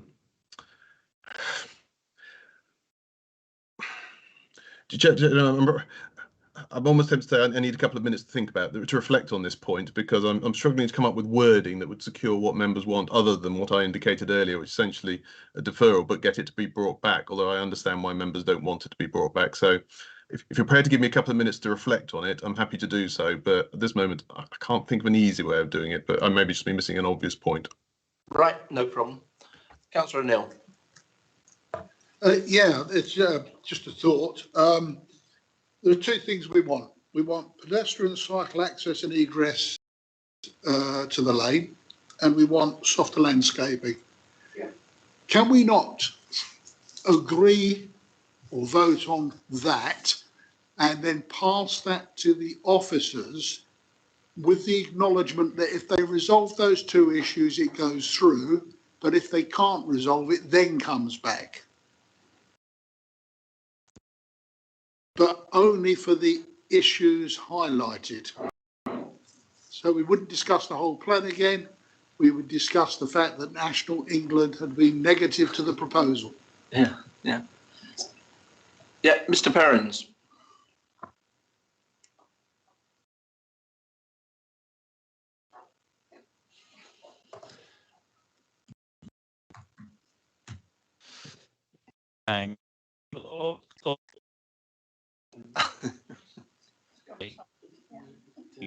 The recommendation as is without the additional things. I'm sorry, you keep breaking up. We're losing you. If that were to be, hear me now? Is that any better? Yeah, go on.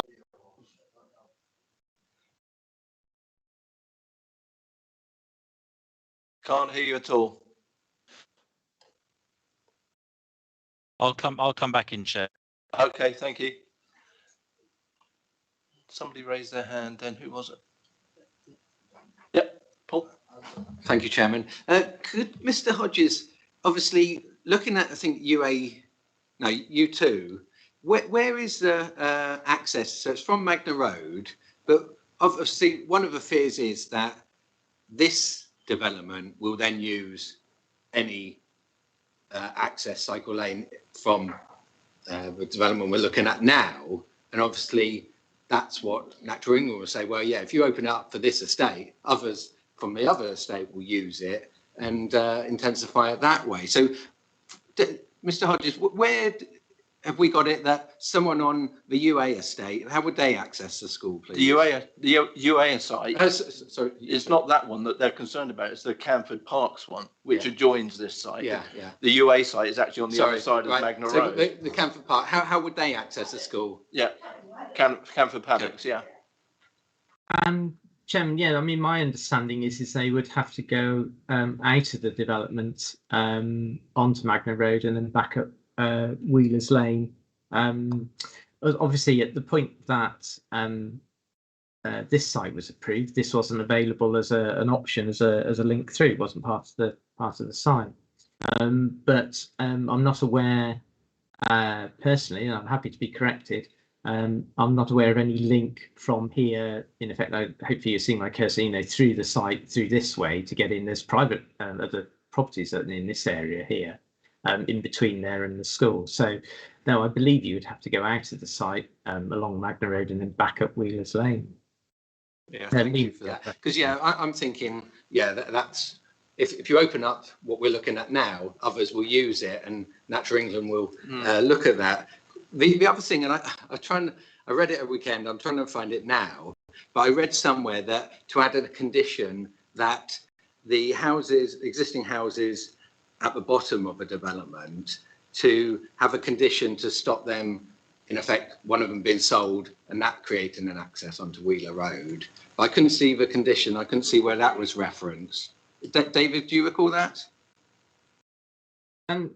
Chairman, no, in terms of the condition, we're just trying to do it in a generic sense to try and to explore with the school if it hasn't already been done. Thank you. Thank you.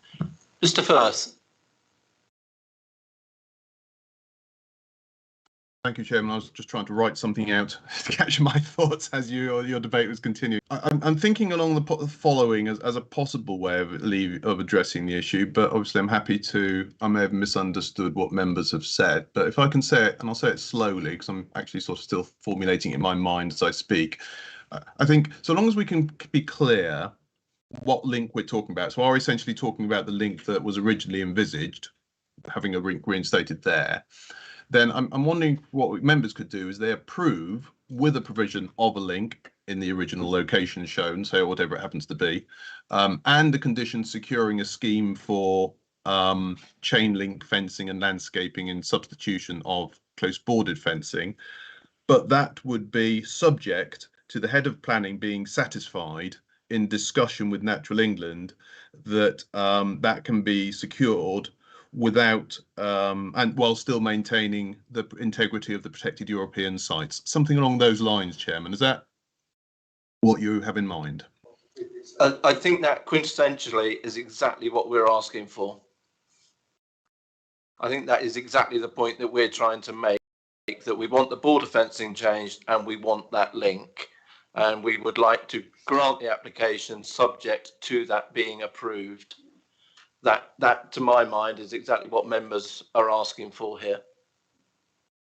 But then that's, I think, the language you'd end up with. So I'll just go repeat that again, mainly because I'm thinking about it as I speak. But again, just to repeat it, what it would be members would approve with a link as provided for previously, where a previous location. I assume Mr. Hodges can confirm we know where that is, and a condition to secure chain link fencing and landscaping in substitution for a close bordered fence, but subject to the head of planning being satisfied in discussion with Natural England that this can be secured while still securing the integrity of the protected European sites.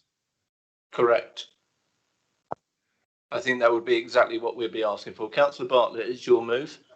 You'll be happy. Councillor Johnson, you're seconding. Happy? Are members, as a rule, happy with that wording? Councillor Barron. Thank you, Chairman. When I suggested chain link fencing, it was also to have an indigenous hedge. Yep. So the chain link would be the boundary, and then inside the hedging. Inside the owners, yeah. Yeah. Because obviously, there are family homes now would be backing onto a dark alleyway. Yeah, exactly. But a dark lane. So for security reasons, chain link, and also hawthorn. And some other indigenous species. Thank you, Chair. Indeed. Thank you, Councillor Barron. And Chairman, just to be clear on that, of course, if it turned out in discussion with Natural England, they were saying, no, that's an issue, it would be coming back to members. That's what would be the consequence of that. That will be fine. I think we'll be happy with it, dealing with it that way. Councillor Pedivin. Thank you. Could we ask Mr. Hodges to point out exactly where the link was meant to be? Because I'm not sure it's right up there in the top left-hand corner of that screen. If you go up the left, you'll see it green, green, green. Then there's a gap, then it's green. And that's the road in, and the fencing is down. If you carry on round, it's down again. You'll see like a bluey green blob. It's down there, top right-hand corner. Yeah. That's where it is. So it's where the bluey green is? Yes. Right. Yeah. So perhaps, Chairman, if that space can be relieved, if we can't get permission now to do it. And I was interested to hear that we could do it regardless if we really felt strongly about it, as long as that space can be reserved. So sometime in the future, if we can't do it now, that link is possible. I'm not sure that we can do that. I think we'll go back to, we'll let Mr. Perrins deal with that on the negotiations. Councillor Farquhar. I'm not aware of the site layout and the specifics there, but where that pointer was pointing, I don't think that's our land to have any say over. I think, does that not belong to the school? That's not part of the highway? No. Is it part of the highway? Yeah. Excellent. Could we just ask if the wording could be read out again before we move to the vote? Mr. Firth, could you just repeat again what you said, please? I'll do my absolute best, Chairman. I apologise if I don't quite say what I said previously, but I think what I said is members would approve with a link as provided for, as originally shown, or as I've just indicated, I guess, and a condition to secure the provision of a chain link fence and soft landscaping as an alternative to a close bordered fence, but subject to the head of planning being satisfied in discussion with Natural England that the scheme can come forward with those measures without causing harm to the integrity of the, or by securing, I'm sorry, I'll start again. The matter is delegated to the head of planning subject to the head of planning being satisfied in discussion with Natural England that the scheme can come forward with those matters and still secure the integrity of the protected European sites. Thank you for that. Okay, members. Councillor Barron. Sorry, thank you, Chair. It's still missing the wording indigenous, because we've got to tighten that up. It could be a conifer hedge put through there. It could be bamboo. We've got to put something suitable through there. Thank you. Okay. Mr. Perrins. Yeah, thank you, Chair. I'm just making the point that Natural England have been very firm on this point, and so far they've objected all the way through about this. They haven't been able to. So I'm very happy to have that conversation again with Natural England. But I'm just very mindful that they may just maintain their standing objections. So we need to think about the scenario that if that is there enough in this recommendation for me to make essentially a call on it with all the evidence for me about the integrity of the sites. It may well be that we bring it back to committee in the future, but just to highlight that I think Natural England are robust in their position, and we do have a scheme here before us today. And is there a scenario where you wanted to vote on the original move to grant without these conditions, or was that now off the table? So that's a point of clarification. Is that original move to recommend or grant permission without the additionality, or has that change been withdrawn, replaced by this second option of Change with the wording that Mr. Firth has recommended? Fine. Okay. Just want to clarify that. Thank you. Okay, members. Enough debate on that one, I think, now. I think we are where we are. I think we get a mixture of satisfaction for what the ward councillors wanted and for what we as board members wanted. So we have the move with the wording supplied by Mr. Firth from Councillor Bartlett. I'll come to you each in turn on that. If we could either say for or against, please. Myself, I will be for that. Councillor Johnson, for. Councillor Barron? For. Councillor Bartlett? For. Councillor Davies? For. Councillor Farquhar? For. And may I have my vote recorded? All votes are recorded. This is a recorded meeting, Councillor Farquhar. For the minutes, if you and please, it will Chair. be too. Councillor Hall? For. Councillor Hilliard? For. Councillor Lepedevin? For. Councillor McCormick? For. Councillor O'Neill?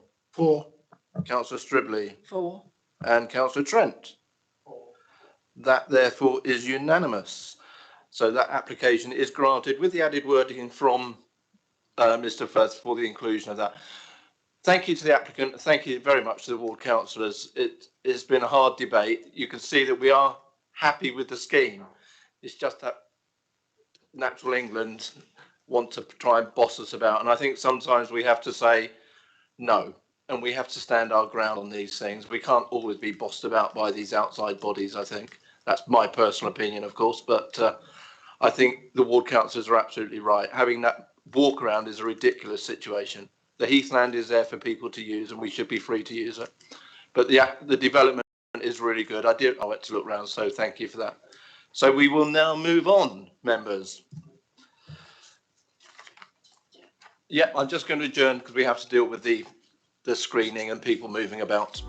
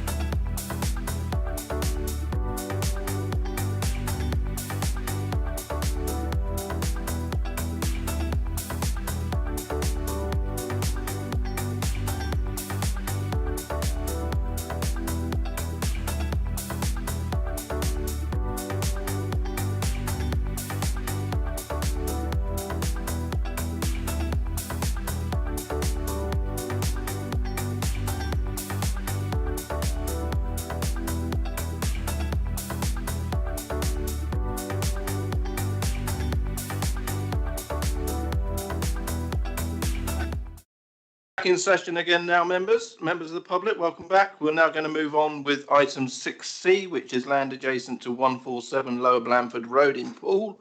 And I would ask Mr. Llewellyn to present his case, please. Okay, thank you, Chair. If I can just confirm, first of all, are you able to see the presentation? We are, thank you, Mr. Llewellyn. Okay, thank you. So as you've mentioned, the site's 147 Lower Blandford Road. The application is for the erection of a 15-bed house of multiple occupation, together with the associated vehicular parking and vehicular access. Before I start the main presentation, members, I'll just bring your attention to the addendum sheet that's been circulated, which identifies an additional representation that's been submitted since the officer report was included on the agenda, which refers to surface water drainage issues in Shardens Close, and also email correspondence from the planning agent, which provides their justification for the provision of on-site parking in excess of the parking standards, and also their agreement to the pre-commencement conditions which are recommended in the officer report. So then moving on to the presentation. In terms of the site location and the context, the site is located on the southwestern side of Lower Blandford Road, as indicated on the screen. Lower Blandford Road runs between Derby's Corner to the southeast and towards Broadstone District Centre to the northwest. The site is currently a vacant piece of land which has been previously severed from the parent property at number 147 Lower Blandford Road, and that's this property here. Obviously, the application site sits to the front of that property with the frontage to Lower Blandford Road. As you can see, the original parent property set well back from the road. Access to the site, you can gain vehicular access from the northwestern boundary. It's currently an unmade access track shared with other properties 147, 149, 151 and 153. In terms of the context of the site, there's a small cul-de-sac development of 3 properties immediately to the southeast, as I'm indicating to you on the screen, which is known as the Copse. And then in terms of surrounding development, you can see a ribbon pattern of development aligning Lower Blandford Road to the southeast of the site, but in the immediate vicinity of the application site, that pattern of development becomes a much looser and a much lower density grain and pattern of development. Going to the slide on the left-hand side, and as I've mentioned, the site is located on Lower Blandford Road. It's within the Sustainable Transport Corridor and is within about 220 metres of the Broadstone District Centre at its closest point. Because of its proximity to the local centre, it's linked directly by lit pavements and roads. It's within easy walking distance and cycling. It's on the Sustainable Transport Corridor where the higher density development is encouraged to be located. And as such, the proposal does comply with the aims and objectives of the Poole Local Plan in terms of policy PP2, which aim to deliver a range and mix of housing, particularly high density development housing, within the most sustainable locations, where those developments will be easily accessible by walking and cycling to a range of services and facilities. So then just going back to the application site itself, the application site, as you can see on the image on the right hand side, very densely treed, significant coverage of trees and canopy coverage of the site. Those trees are the subject of a tree preservation order and are of amenity value and do contribute to the sylvan character of the site and also this part of the street scene of Lower Blandford Road. As I've mentioned, you can see on the image here, 147, the original parent property, set well back from the frontage to Lower Blandford Road. The cul-de-sac development then sitting to the southeast. And again, you can see on this slide that ribbon pattern of development to the southeast along Lower Blandford Road, but how that pattern and grain of development significantly changes in the immediate context of the application site itself.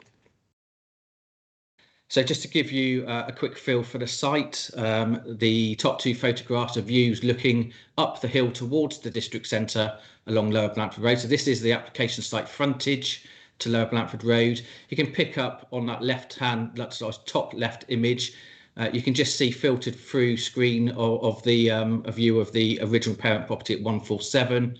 And again, on the top right-hand image, again, you see the tree screening. There's an embankment in the frontage behind the grass highway verge, and above that is a close boarded fence which helps to screen the site in terms of those views immediately from Lower Blanford Road. And again, you can see the filtered view of 147 Lower Blanford Road. Bottom left-hand image is a view just looking back down the hill of Lower Blanford Road, this time at a time of year when the site and the trees are in leaf, and you can see the significant dense screening that those trees offer to that frontage.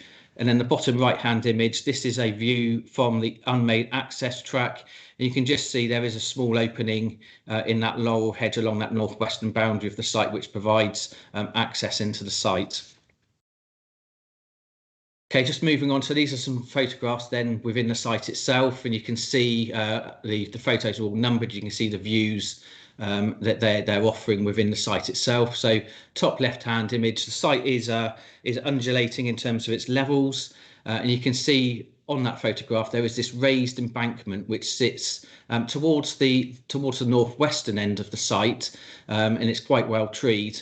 If I then take you to the bottom left-hand image number 2, this is taken then looking into the southeastern end of the site beyond where that raised embankment is, and you can see that the site is less well treed within the centre, still got trees along the perimeter of the site itself, but much more open into the middle and much more open in terms of the canopy coverage down towards that southeastern end of the site. And then the 2 images on the right hand side of the screen are just looking towards that southwestern boundary towards the parent property at number 147, and again you can see quite well treed along the perimeter of the site, and you can see that boundary is enclosed by a low retaining wall which increases in height down towards the southeastern end, with close boarded fencing above that. So that parent property is sitting in a slightly elevated position above the application site itself. Okay, if I take you on to the proposal, as I've mentioned, it's for the erection of a 15-bedroom HMO with associated parking and vehicular access.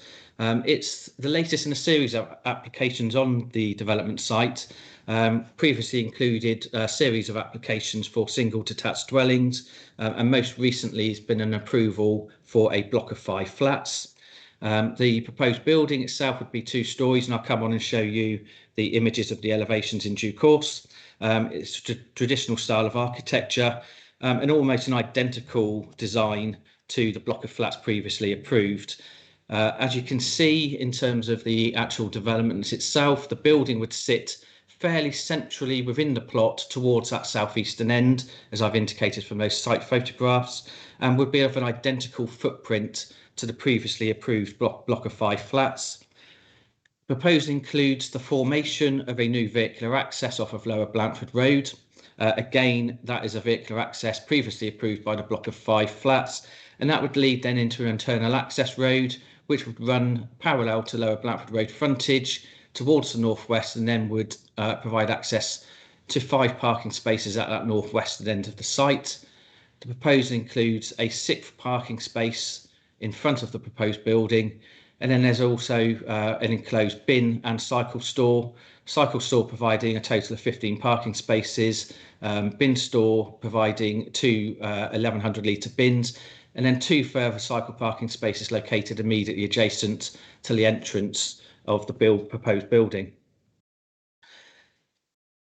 Just in terms of the accommodation being proposed, the ground and first floor of the proposed building would each accommodate a total of 6 units on each floor.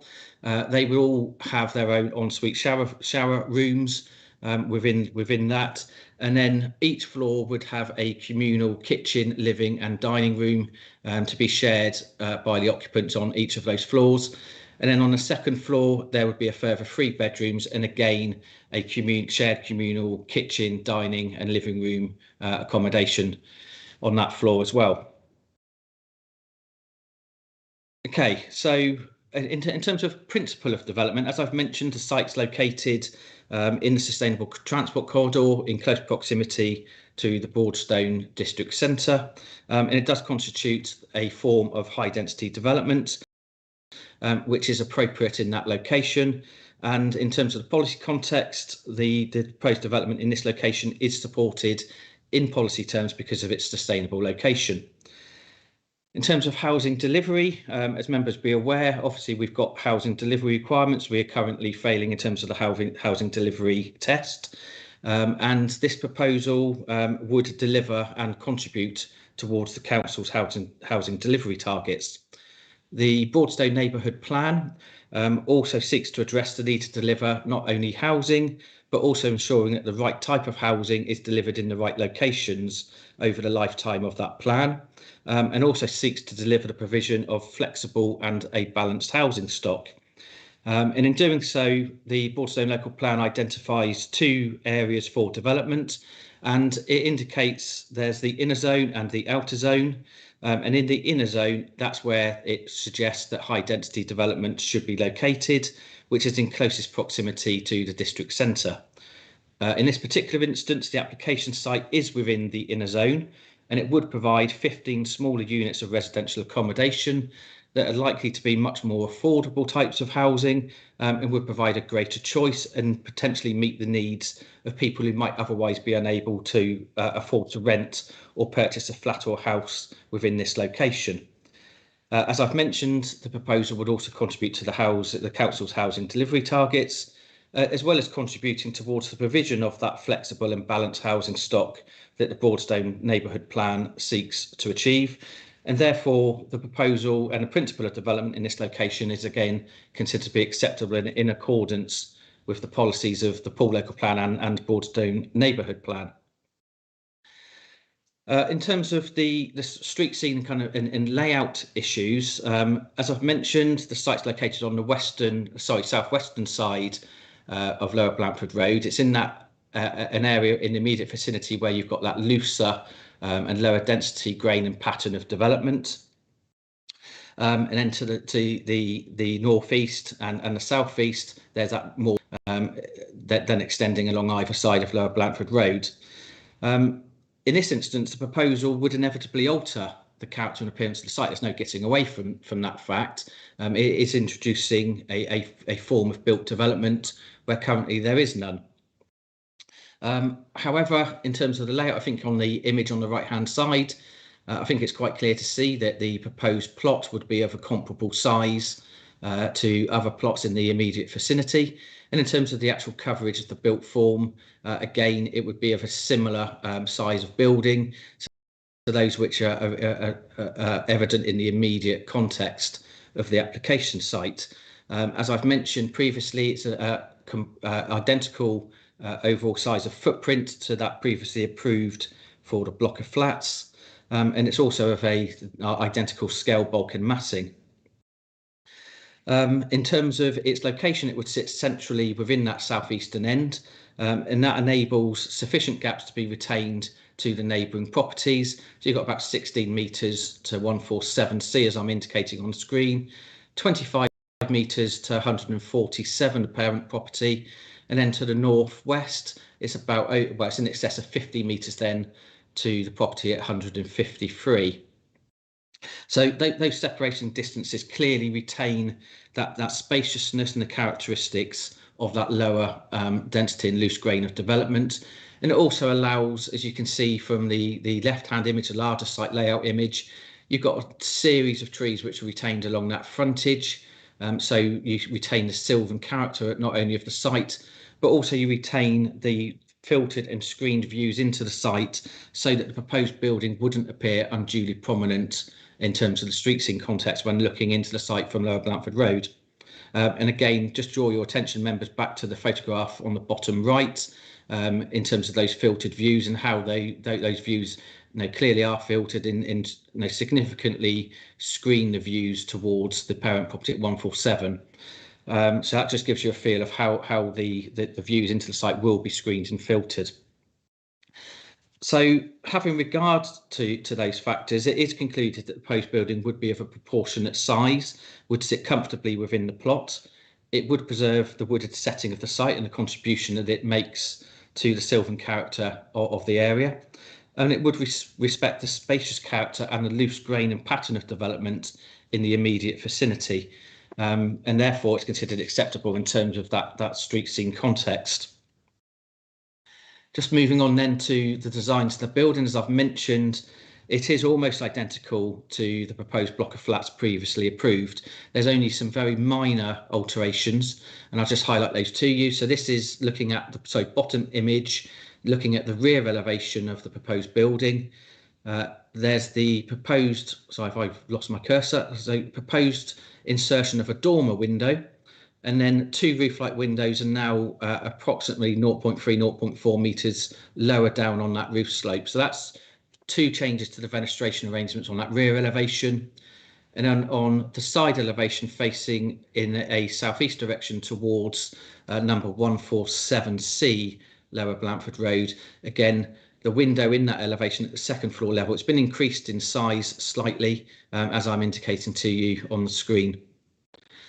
So in terms of the design of the building, it is proposed to be of a traditional style of architecture and finishing materials. The materials would comprise of a mix of brick, render and tile hanging to the external elevations and clay roof tiles to the roof. And that would be completely in keeping and appropriate to the context of the surrounding built form. As you can see, members, from the images, the building has also been designed with considerable articulation, and that together with the range of materials will help to break up the bulk and massing of the built form. And whilst there is a greater emphasis now in the MPPF since the block of flats was previously approved, greater emphasis on the need for development to achieve a high quality of design, it is considered here that the overall design approach is of a high standard, and it would enable the building to easily assimilate into the street scene and the surrounding area in an acceptable manner. Okay, sorry if I just... in terms of the impact on the character of the area, there have been concerns raised about the nature of the proposed residential accommodation. What I would highlight to members is the fact that in the local plan, there are no specific policies dealing with the provision of houses in multiple occupation, with the exception of PP14, but that deals solely with the Talbot Village area in relation to Bournemouth University.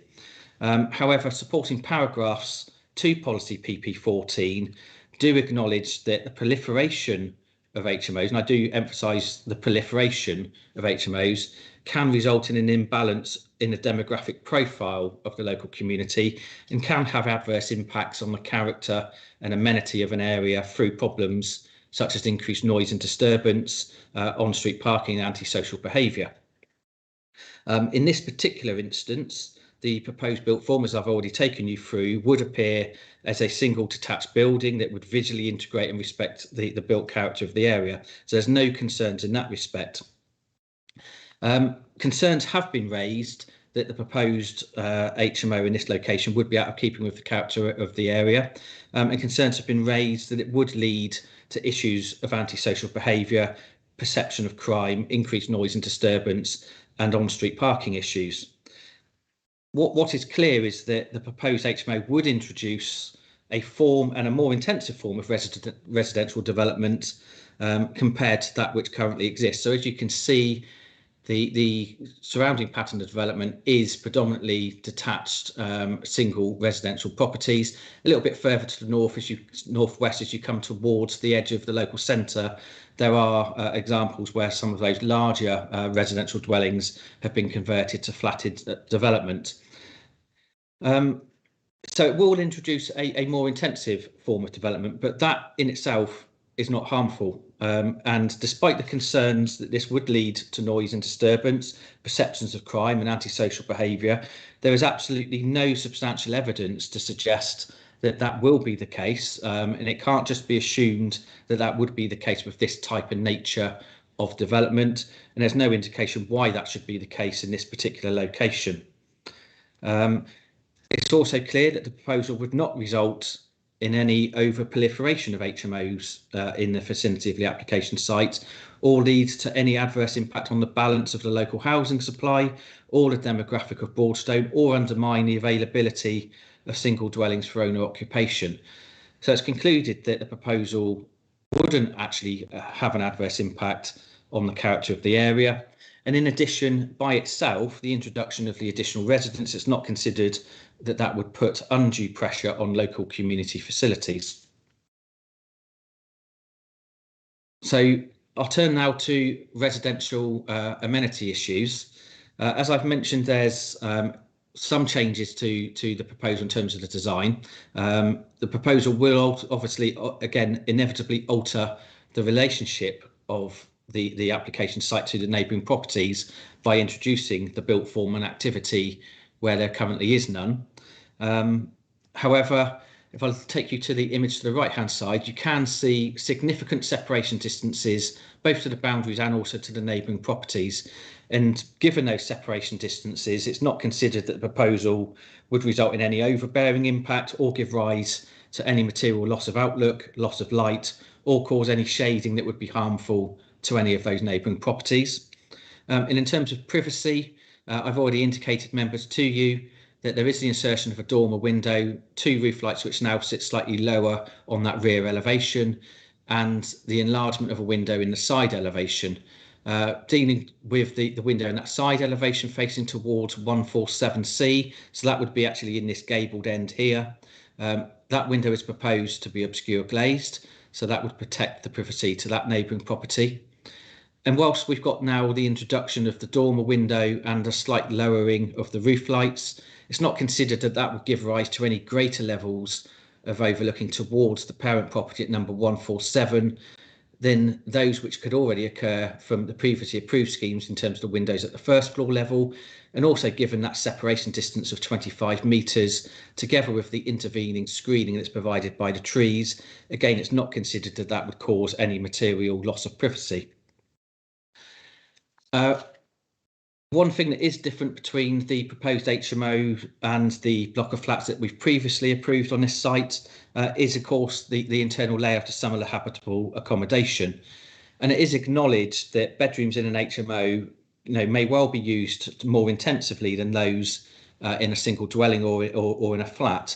And that's potentially due to the lack of other sizable rooms for day-to-day activities and a lack of privacy that an occupant would have in terms of the use of the communal shared living, dining and kitchen facilities that are on offer in this proposal.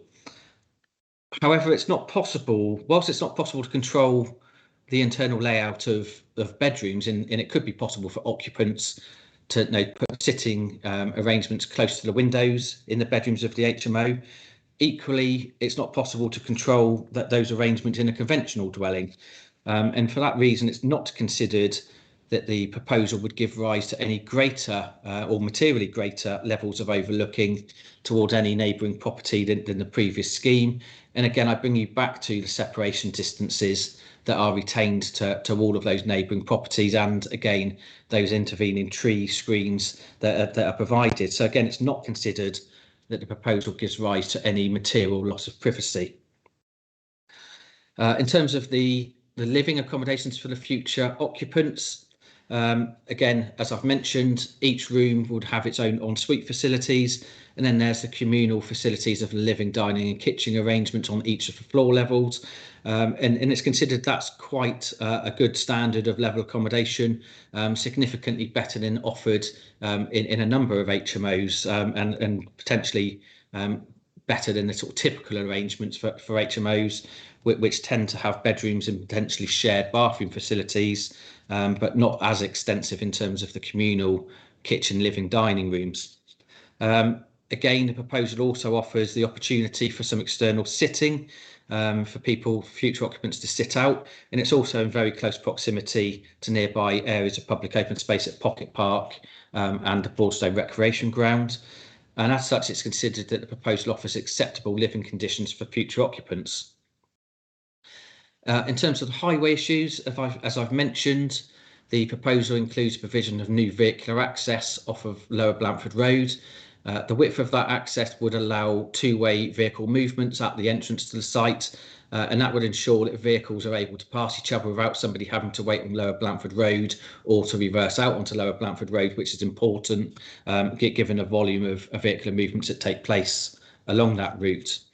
The proposal also includes the provision of adequate pedestrian visibility displays, as I'm indicating, either side of the vehicular access. And there's also a grass verge, which is the highway verge, which again offers additional pedestrian and vehicle visibility as you're emerging out of that vehicular access. Concerns have been raised by local residents that the vehicular access would give rise to increased accidents taking place. However, Transportation Officer has previously commented on accident rates along this section of Lower Blanford Road. It has indicated that the accident data does not indicate that the proposed vehicular access would give rise to any severe highway safety dangers. And it's also not considered the number of traffic movements that would take place in association with the HMO, again, would not give rise to any adverse impact in terms of highway and pedestrian safety. So therefore, the access arrangements are considered to be acceptable with this scheme. In terms of the parking provision, as I've mentioned, 5 parking spaces are provided at the northwestern end of the site and a 6th parking space located immediately to the front of the building. And in terms of the parking standards, that level of provision would far exceed the current parking requirements in your current adopted parking standards, which actually requires the provision of a single parking space for this development. Furthermore, I would bring to members' attention that that level of parking would also be in excess of the more stringent parking standards that were previously in force in the now superseded parking standards, which would have required the provision of 4 parking spaces. So a good level of parking provision, albeit in excess of the parking standards, but that's been provided in terms of the commercial need, and also in terms of the applicant seeking to address concerns that the proposal would result in adverse impacts on street parking in the surrounding roads. In terms of cycle parking provision, members, I've already mentioned to you, Bike Store would provide a total of 15 parking spaces and a further 2 for visitor cycle parking spaces located adjacent to the entrance. And again, that level of provision accords with both the current and the previous parking standard SPDs. So again, sufficient parking and cycle provision. I'll just quickly touch upon the refuse and recycle whilst we're on this slide. So as I've mentioned, a bin store, that would accommodate 2 1100 litre bins. That level of provision is far in excess of the capacity. It's almost, well, it's actually over double the capacity of the standard allocation that the Council's Waste Collection Authority would offer for this size of HMO. Whilst it's in excess of that level of provision, that does mean that the developer will have to provide a commercial waste contract, and it is recommended that the details of that are secured by condition. So just quickly then, just to show you the elevations and floor plan of the bin and bike store. So that's the layout, the 2 1100 litre bins in there, 15 cycle parking spaces, and just the elevation, simple single-storey timber constructed building for that combined bin and bike store.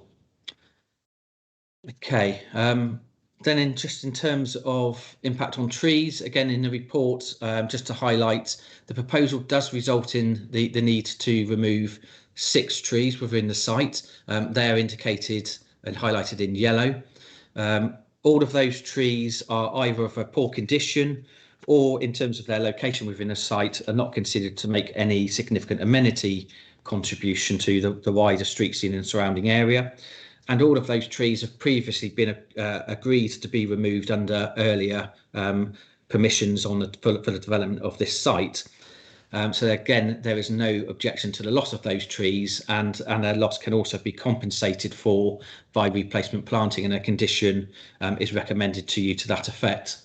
The application has also been supported by an arboricultural method statement, which demonstrates that, subject to the implementation of appropriate mitigation and tree protection measures, that the proposed development can be achieved without any significant adverse impact on the long-term health and retention within and adjacent to the site. So therefore, it wouldn't have any adverse impact in terms of that sylvan character, which is an important element of the street scene. Okay, final slide. Just in terms of surface water drainage, members, you will hear today about concerns relating to surface water drainage. And that in particular isn't going to be in relation to Lower Blanford Road, but also Shardens Close, which sits opposite the application site. So just highlight on that top right image, Shardens Close. So there's concerns about surface water pooling in the cul-de-sac head of that neighbouring road. The proposal, however, has been supported by a surface water drainage scheme, and that proposes that the internal access road and the hard stand areas for the parking, that would be laid with a permeable paving treatment so that water can drain directly to the ground, and then surface water from the building itself would actually drain to the public sewer via an attenuation tank that would be located at that bottom southeastern end of the site. So in terms of surface water drainage, it's not considered that the proposal would give rise to any flooding issues to the surrounding properties. It also should be noted that there's no evidence at all that the surface water issues that are experienced in Shardens Close are actually related to the application site itself, and the topography of the site in Shardens Close is such that it sits at a lower level than Lower Blanford Road, where water would naturally drain from Lower Blanford Road towards that cul-de-sac head. So as I say, no evidence at all to say that that is a direct consequence of this application site. In terms of all other issues, members, they are considered to be acceptable in respect of the material planning issues, subject to the conditions as set out in the report. So, Chairman, having regard to all of the considerations that I've set out in this presentation and in the officer report, and also having regard to the tilted balance and presumption in favour of sustainable development, it's concluded that the proposal would achieve the objectives of sustainable development, and that they are in accordance with the adopted policies of the development plan as a whole and the relevant provisions of the NPPF, and therefore this application is recommended to you for approval in accordance with the conditions as set out in the planning report. Okay, thank you.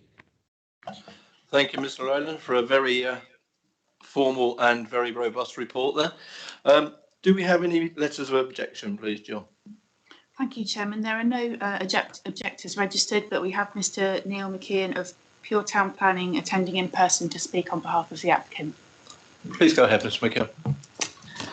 Good afternoon, Chairman, members. My name is Neil McKeown from Pure Town Planning, and I'm speaking in support of the scheme on behalf of the applicant, Royan Limited.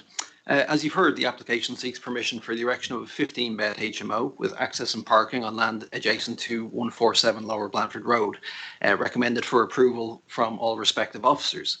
The applicants have spent considerable time engaging with the local authorities officers throughout the application process over the past few years in order to present a scheme to you which meets both local and national planning policy objectives. We would like to thank the planning officer for his guidance throughout the process and feel that we have arrived at a much better scheme as a result of this consultation. It's noted that the application has been brought into planning committee by the councillor due to concerns in respect to on-site turning area for refuse vehicles, potentially causing a delay to the highway. So it's important to clarify that there's no objections from BCP's Highway Authority or the Environmental Services in this regard. The refuse will be collected via a private commercial waste service, and the bin store is sited 16.5 metres from the highway. This would result in the waste collection vehicles waiting for no more than a couple of minutes on collection days, which would cause no detrimental harm to highway safety. Resiting the bin store to the front of the site was considered. However, after discussions with the officers, it was decided that keeping the bin store adjacent to the cycle store within the site would safeguard the character of the area and avoid harm to protected trees. So in respect to the other matters, firstly, the principal development and the impact on the character of the area. The site is within a sustainable transport corridor where new higher density residential development is encouraged. As such, the principle for a larger sized HMO is acceptable. The proposal would be intended for young professionals who scheme for a block of 5 flats, which was approved in January 2020, and as such, it's considered the impact on the character and appearance of the area is acceptable. Secondly, on neighbouring amenity, several objections have been received, and I would like to clarify to neighbours and members of the committee that given the building siting and design, there will be no detrimental harm in this regard to adjoining properties. The separation distances measured from the proposal is approximately 70 metres to number 147C and 25 metres to 147 Lower Blandford Road, ensuring there will be no material loss of privacy to either. Obscure glazing to second floor kitchen window on the side elevation prevents any direct overlooking to the garden of 147C. The separation distances and the mature boundary trees, which are retained, also ensure the proposal will not appear overbearing or result in material loss of light to either properties. Thirdly, in terms of highways, the access would again remain the same as the approved flatted scheme, and an access created off Lower Blandford Road to serve both vehicles and pedestrians. A passing bay is proposed to ensure the vehicles will safely be able to manoeuvre on site, and additional pedestrian visibility displays achieved at the entrance. The proposal provides 6 parking spaces, which exceeds the parking standards as noted in the officer's presentation. However, it's considered this will help to address any concerns about additional parking pressure on nearby streets and also meet commercial need. As noted, the Highways Authority have raised no objection. Lastly, the tree officer has also raised no objection, and the extant flatted scheme permitted the removal of 6 trees on site due to being in poor condition, which are also proposed to be removed as part of this application. 1 additional tree will be removed to facilitate. However, this has been deemed acceptable from the tree officer. The proposed building is outside of all root protection areas, and special measures including protective fencing and ground protection will be implemented. In conclusion, this is a great opportunity to provide a high quality HMO building in a sustainable location within the urban settlement boundary in close proximity to local shops and services. The design and form of the scheme will not detrimentally impact upon the natural assets of the area, neighbouring amenity, or the character and appearance of the immediate locality. Such proposals are encouraged by the core strategy and the neighbourhood plan. So, councillors, I'd first off like to thank you for the opportunity to speak on behalf of the applicant this afternoon. I hope you agree with your respective officers and the team leader's recommendation to grant permission and move to vote to approve the proposal. Thank you for your time. Thank you, Mr. McKeon. We also have Ward Councillor with us this afternoon via Teams. Councillor Slade? Thank you, Chair. Yes, I did call this application in, and the agent has stated the reason for the call in was the sighting of the bin store, which I would stress is a small ancillary issue, which I will address later. The applicant history of planning with applications dating back to 2001 for the severing of the plot and the construction of a single family dwelling. As you can see, the site is heavily wooded, but has obviously been cleared to create sufficient space for a large building. As Mr. Lawrence has said, Steve has said, I can't remember his surname, Llewellyn has said, properties on the western side are almost exclusively detached family homes until you reach the brow of the hill, where a handful of substantial homes have been replaced with or converted into high quality apartments. And indeed, the planning officer described this as a low density residential area. In view of the planning history, I and most residents would have no objection to the site being developed for a single dwelling or even for a small number of quality apartments, both of which have been previously approved by the planning authority. The impact of those applications on services such as water and refuse would be relatively low, and the number of additional vehicle movements generated would not have a significant impact on traffic or congestion. A single dwelling would also maintain considerable garden space, which is lost through this, and that would maintain biodiversity. However, a house of multiple occupation with 15 rooms could see 20 or more adults living in this property, sharing a relatively small amount of outside space, limited parking and living space, and the impact on the wider community. Therefore, I consider that even though the footprint is similar to previous applications, the development would constitute overdevelopment of the site. Residents have noted water surface flooding affecting Lower Blandford Road and Charlands Close. And although the footprint is no larger, there are concerns that a dwelling of this size that's not in single family use could eventually lead to additional surfacing being paved that would be impacting on the drainage. And although it does comply with the SPD on parking, we're advised that people living in such properties have a lower propensity for a private vehicle. There is a risk that people will park on neighbouring roads. And as we do not have any residential parking areas for residents, there's no mitigation that can be offered in preventing occupants from parking on neighbouring roads. It's also noted that the environmental standards of this property are suboptimal. The parking spaces do not have any EV charging, and there are no plans for on-site energy generation through solar PV or heat pumps.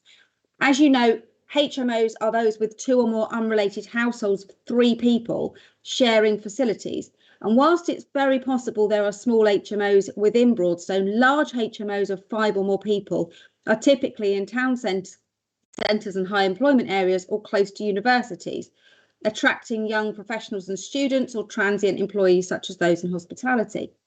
I understand that the reason there is no mention of this in the local plan or the neighbourhood plan is that there was never an expectation that a community on the outskirts of Poole, such as Broadstone, but could equally be Merley or Camford Heath or Creekmore, would have expected an HMO, particularly of this size, and therefore there is no mention. That is a failing in the local plan, but does not mean that we should be able to ride roughshod over the local community. An HMO with 15 rooms is extremely large, and although we have care homes for young people and adults with disabilities of this size, they will not have this impact on the community, and they create employment and wider society benefits. We know the site will develop soon, and we expect the development to be appropriate. We have a responsibility to ensure the development is at the best it can be and its impact on the community is positive. Alongside other residents, I'm concerned that such a densely populated property could harm the character of the neighbourhood and that the facilities of the community may be inadequate to meet their needs. Some of the specific material planning considerations relevant are the adequacy of parking, traffic generation, the impact of the character and the capacity of local infrastructure. But I would also ask you to consider the living standards for people in this property. The kitchenette, to be shared by up to 6 separate households on the ground and first floors, barely provides a cupboard for each of those households, and the bedrooms have no space for a desk or chair. The living spaces would not be appropriate for up to 12 adults to use and enjoy their home unencumbered. The issue around the waste contracts means occupiers will be paying for their waste collection in addition to their council tax, and these residents are likely to be at the low end of the income scale, creating additional burden. So we're ending up with the developer pushing the costs of waste onto the occupants whilst people are paying for it in their council tax. We should not be building homes with cramped conditions and high running costs, especially in a post-COVID world. In terms of the provision of homes in Broadstone, there are many applications for flats in Broadstone. What we're short of is small houses for couples and families to maintain the demographic balance. And this development does nothing to support that aim. It represents an overdevelopment of the site and little benefits to residents seeking homes in Broadstone. I urge you to consider the impact of the development on Broadstone, plus to call for higher quality homes for people living there and to refuse this application. Thank you. Thank you, Councillor Slade. Mr Llewellyn, is there anything you've heard that you would like to come back on before I open up debate to the members? Chairman, I'll just come back on a couple of points. Just there was mention about EV charging points and also sustainable measures in terms of no solar panels or air source heat pumps. Both of those issues are the subject of conditions in those that are recommended to you. Okay, thank you. Thank you, Mr Llewellyn. Over to members who would like to kick off on this one. Councillor Stribley. If no one else is prepared to put their head over the parapet, I must say I was somewhat concerned when I saw the application. And I think in over 40 years of sitting on a planning committee, it's the first time I've heard an application for a new build for a house in multiple occupation. Normally they are conversions of old buildings past their general life. My immediate reaction was to be somewhat anti, but then a residence is a residence is a residence. And when young people leave home or some older people live alone, then that's what they want, is in effect a small residence. The issue of council tax was raised. As far as I'm aware, the owner of the property pays the council tax. It's not like individual flats which are taxed. Their contribution towards council tax and refuse collection would be included in their rent, and it would be up to the property owners to deal with the major bills on the property. Certainly gas, electricity, everything else like that. I am a little concerned on the size of kitchen areas, because many houses in multiple occupation, they are better if each residence has its own facilities. But that is, again, for others to determine and for the tenants to decide whether they like that when they look at it and decide whether or not to go there. I can't see a planning reason for refusal. However, I must check that the extra building regulations required for a house in multiple occupation are well met, that the fire authority is satisfied with the issues, because again, when you have different unrelated people living in the same area, nobody is actually looking out for each other. So fire regulations, protection between each of the residences, I'm not sure whether to call them flatlets or not, and intermittent stripping on doors, etc., all that would need to be dealt with as we're dealing with the common parts. But if it meets all those requirements, then it's the size of a building that's already got permission, and it's not for us to determine who lives within it. And I can't see a planning reason for refusal, Chairman. Thank you for that, Councillor Stribley. Councillor Farquhar. Thank you, Chair. My concerns do revolve around the waste management. The particular concern that I have is that we heard in one of the presentations that to wheel 2 commercial waste bins down 17 or 16.5 metres and back again would only involve a refuse vehicle being on the road for a couple of minutes. I'd be particularly interested where that calculation comes from, because when you look on the actual road itself, it is a 2 carriages. It has a advisory cycle path on either side. It has a pavement. It is a long straight road, but it is short of a junction. As a driver approaching the back of a refuse wagon that is sat there for more than 2 minutes, I think that is consideration which is beyond acceptable to my mind, because in reality you've got refuge workers are pulling these bins down to the back of the wagon, loading the wagon, and then returning them to the appropriate location, which would mean that to overtake on that particular stretch, short of a junction, to my mind, is a risk.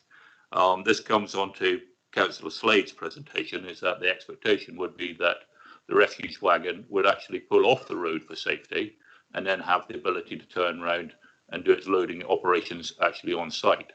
But the presentation seems to be quite categorical that that wouldn't be the case.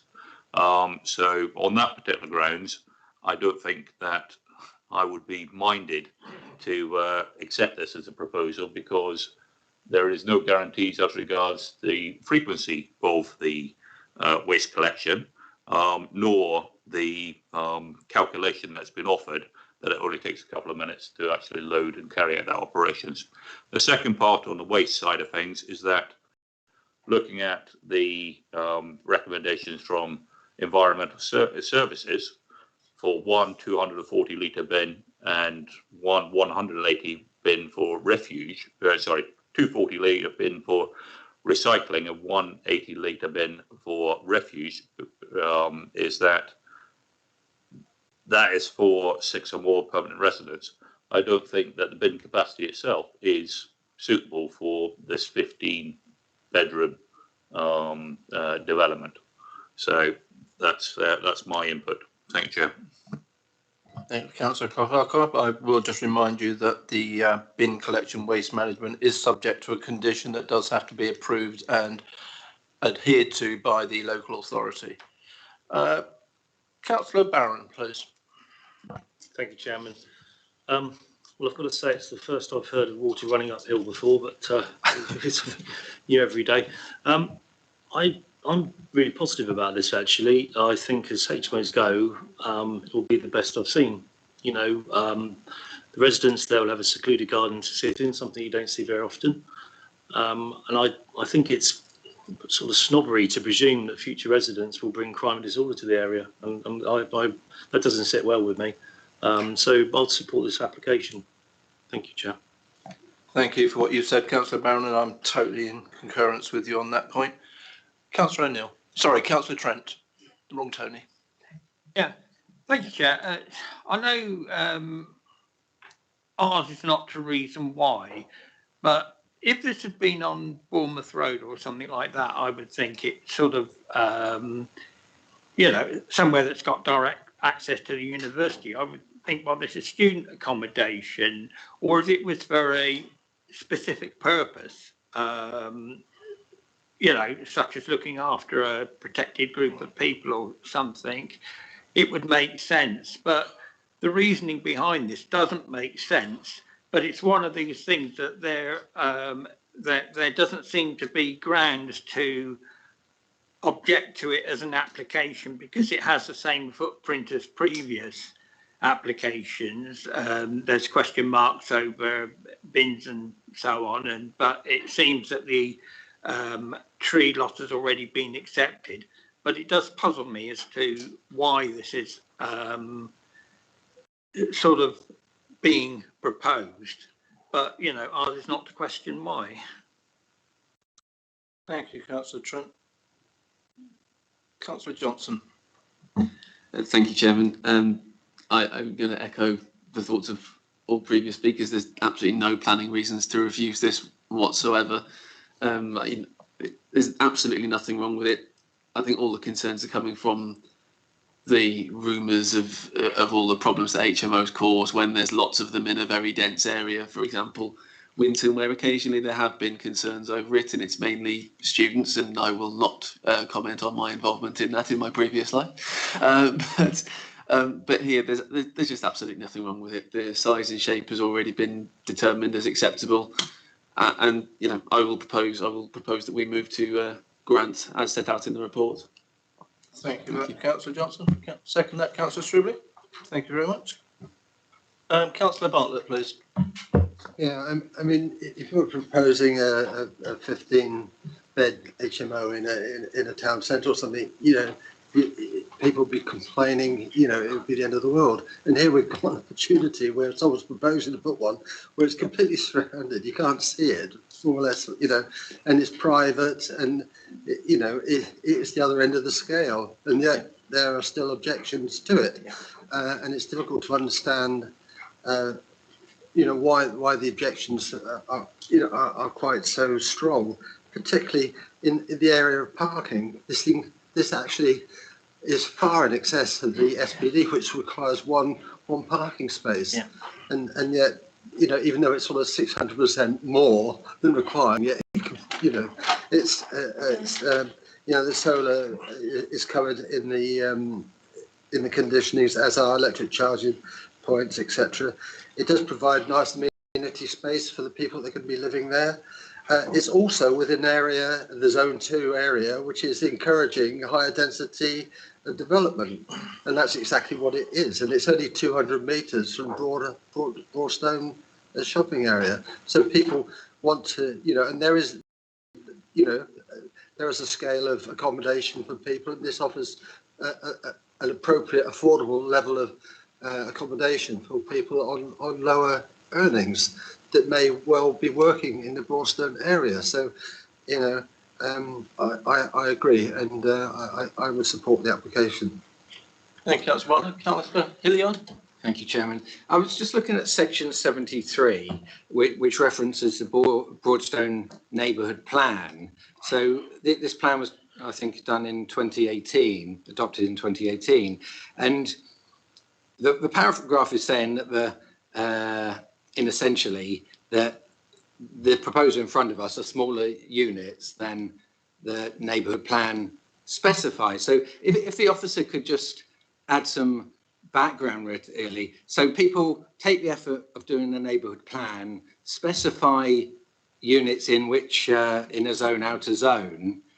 This is against the neighbourhood plan, but the report is saying, well, it still creates a housing. And so just wondering how neighbourhood plans are really looked at. Thank you. Thank you. Mr. Llewellyn? Okay, thank you, Chair. I'm not sure how it's against the neighbourhood plan. The neighbourhood plan identifies that in Broadstone there's two zones for development. The inner zone is identifying development, and it talks about the size of bedroom units in houses, 1 and 2 bedroom units. The outer zone is where it's identified that 3 and 4 bedroom units should be. It doesn't specifically pick up on the point of HMOs, but the point that it makes is that the higher density levels of development should be within the inner zone. This is a form of higher density development within that inner zone, and it fully complies therefore with the principles and objectives of that policy of the neighbourhood plan, in my opinion. Thank you, Mr. Llewellyn. Members, any further comments? I'll just briefly say a couple of words before we move to the vote to grant this, of which I am fully supportive. A very large landlord once said to me 13 years ago when I first started working on the planning board, and we discussed at HMO, and he pointed out to me that everyone has the right to have a roof above their heads. And that stuck with me when he said that. The alternative to that, of course, is having people sleeping in shop doorways and everyone stepping over them as you go past, turning down people the opportunity to have a newly designed, newly built HMO, which is probably the first one in my 13 years that I've come across, built in an area which is sustainable. It has travel links towards Wimborne, it has easy access down into Poole from Broadstone Centre, it has convenient shops. I think it'll be an ideal place. Some people go to an HMO because they want to save up to get a deposit on a house. And these are the things that they use to get that first foot on the housing ladder. And we should be encouraging that.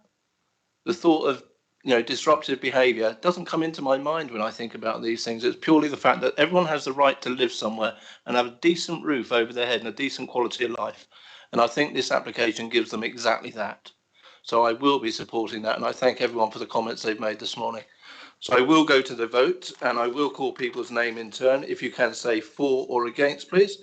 Myself as chairman, I am totally for this application. Councillor Johnson? For. Councillor Barron? For. Councillor Bartlett? For. Councillor Davies? For. Councillor Farquhar? For. Councillor Hall? For. Councillor Hilliard? For. Councillor Lepedevin? For. Councillor McCormick? For. Councillor O'Neill? For.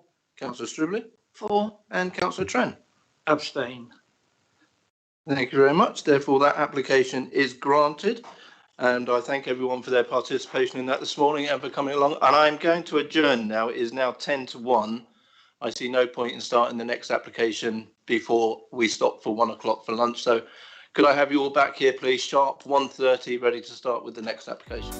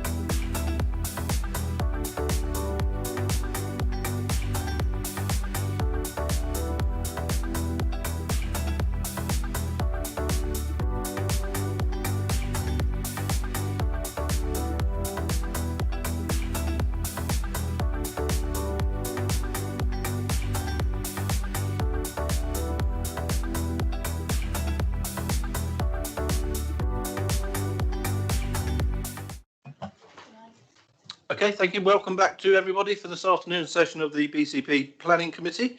We'll move straight back onto the agenda, dealing with item 6D, which is 26 Chewton Farm Road in Christchurch. And I would ask Sophie if she would prepare her screen, please. Sophie.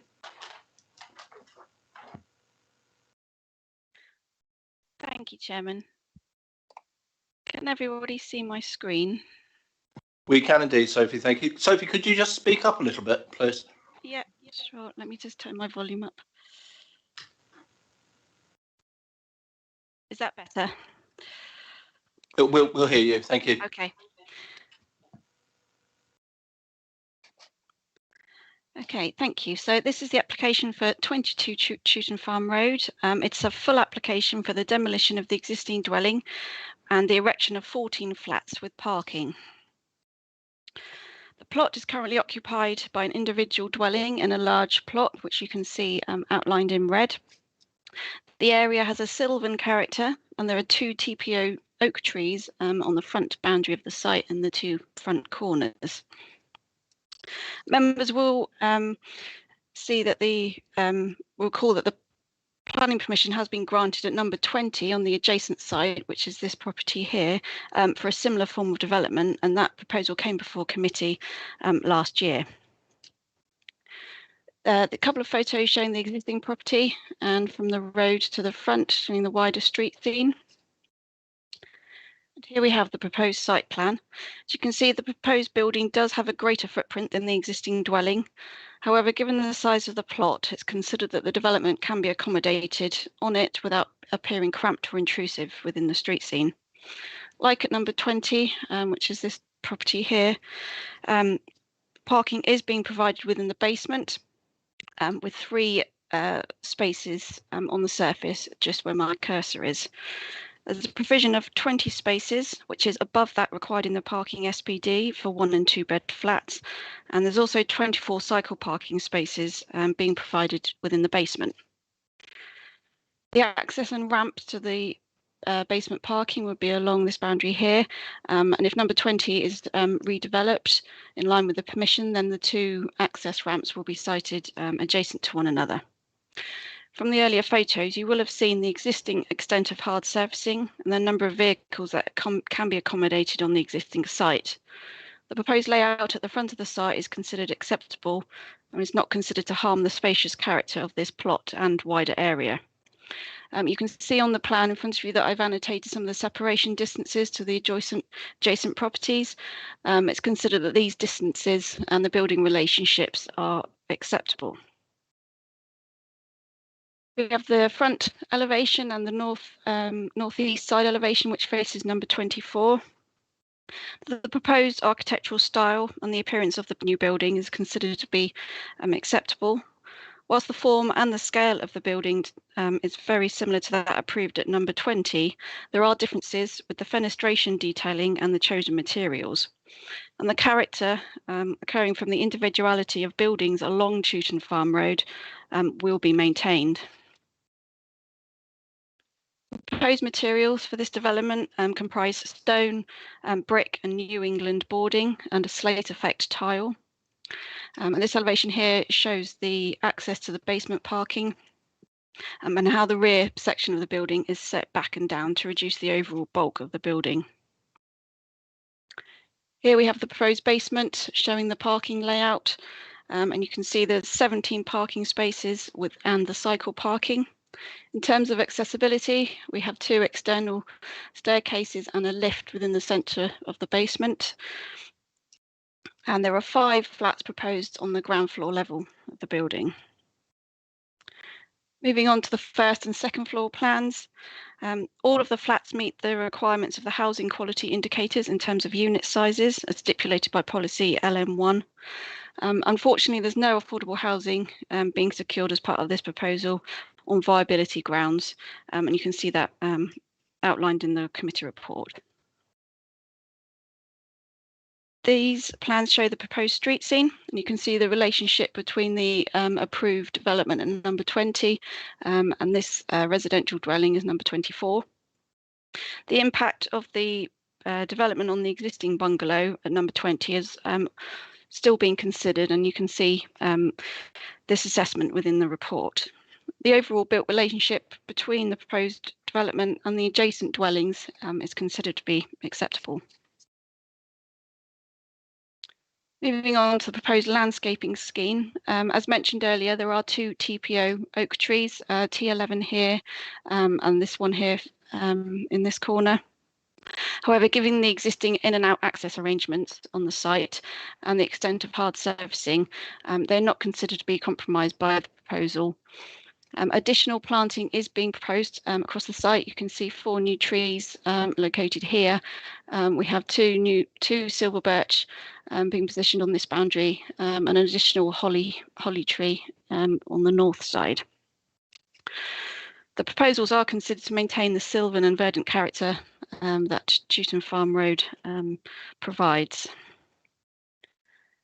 Just to give you a bit more context of the site, this is within the front of the site. You can see the soft landscaping and the existing in and out driveway, and these are the 2 protected oak trees. The rear of the dwelling and the side boundary with number 20, which has permission to be developed, and in the bottom this is the blank side elevation of number 16. Moving to the rear boundary, and this is rear window of one of the properties on Avenue Road. And this is the north east side boundary with number 24. So this is the existing garage on the site, and this is an aerial photo just showing the relationship between the 2 plots and the buildings. It's considered that this development would not harm the visual amenities of the special character area. The residential amenities of the occupiers of properties around the site will not be compromised. The scheme would make a contribution to the 5-year housing land supply, and heathland mitigation would be secured as set out in the report. Therefore, this application is recommended for approval. Thank you, Chairman. Thanks, Sophie. Jill, could we have these statements, please? Thank you, Chairman. There are 2 objectors. Mr. Peter Watson-Lee is speaking to you in person, and he'll be followed by Gareth Williams, who will be speaking on Teams. Whenever you're ready.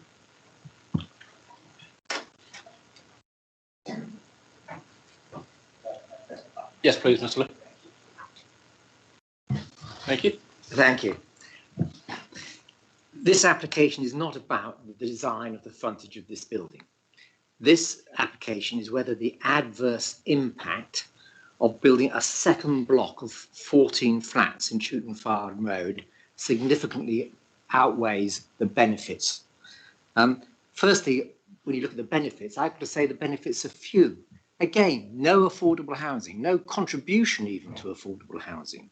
These are luxury flats, going to be priced at about £430,000, you heard from Mr. Carr last time. They're not aimed at local housing needs. They're likely to be holiday flats or out-of-town retirees. The adverse impacts are major. Firstly, a demolition of a really substantial, good family home.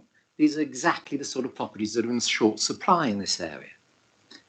This Chewton Farm was laid out 100 years ago, and it was carefully laid out with standard sites to the north and a small number of larger sites, more substantial housings.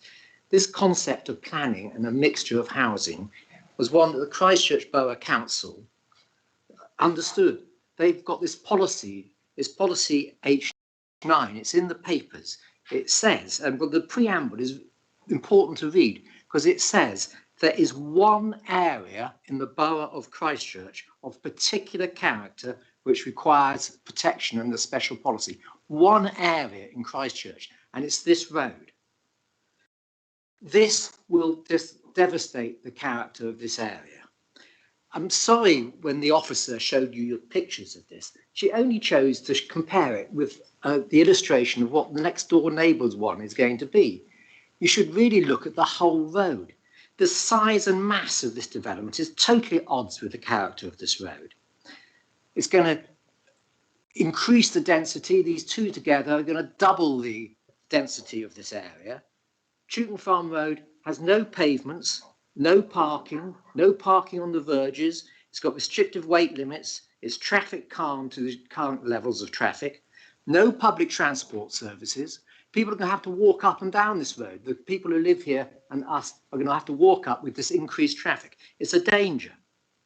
Now, I know a number of you come from Bournemouth and Poole and can't be expected to know every area of the area.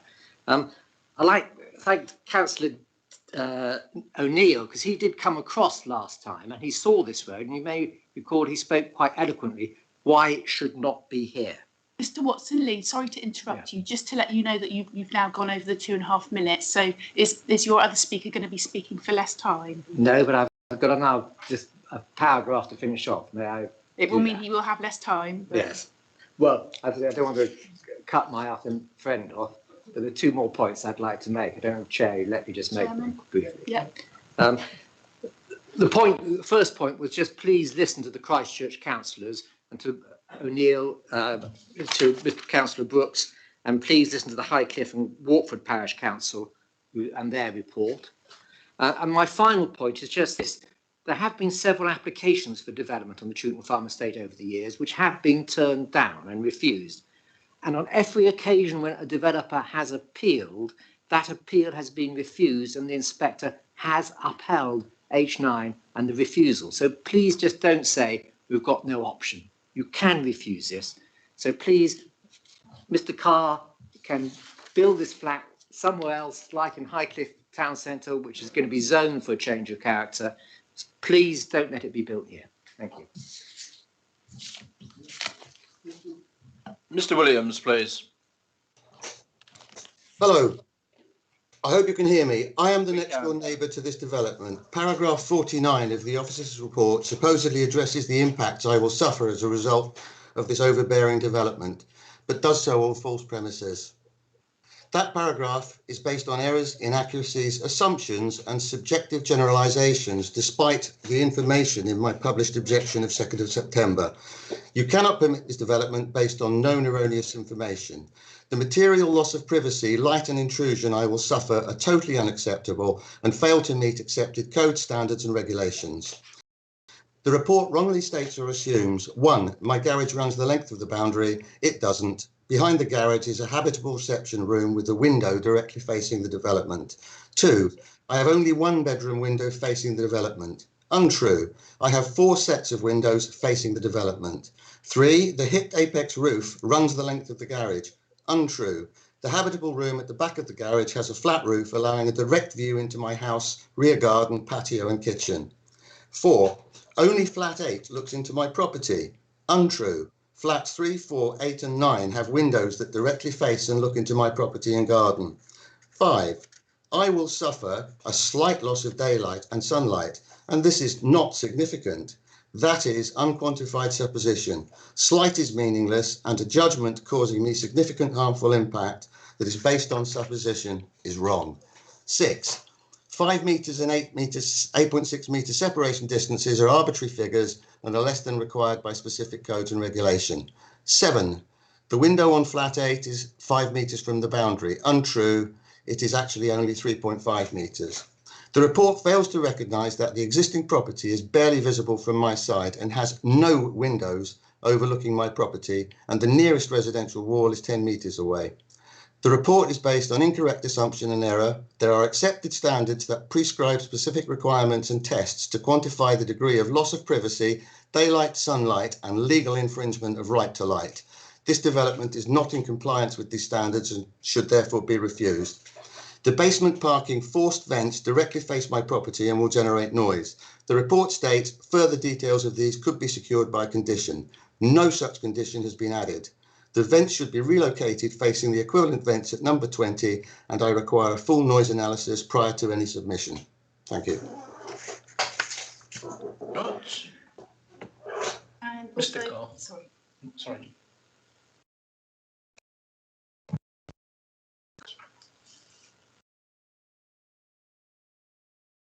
Would you mind putting...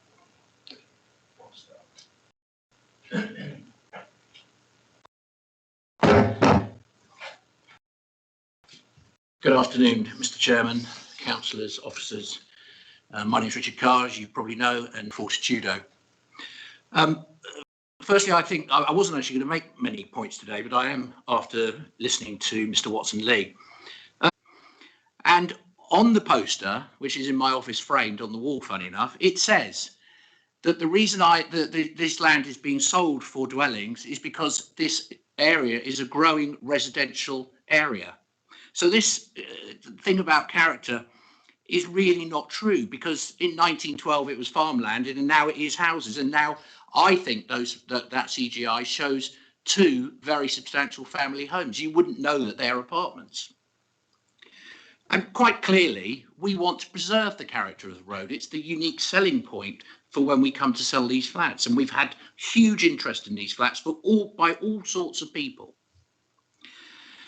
The other point that was made, that there hasn't been any other developments in the road. Well, that's not true, because there is a modern contemporary house in the road that has been built within the last 15 years. So again, you know, I think it's very, very wrong when people come along and tell the committee things that aren't completely correct. I really haven't got any other points to make, except a year ago you did pass and give permission for number 20, which is the property on the left on that board. And we now bring you forward another opportunity for 14 new homes in this road, and I hope the committee see fit to pass that. Thank you for your time. Thank you, Mr. Kerr. I'll go back to the officer now for any updates on that. We have no ward councillors to speak on this one, do you know? Oh, okay. Sorry, my mistake. Councillor Nigel Brooks, please.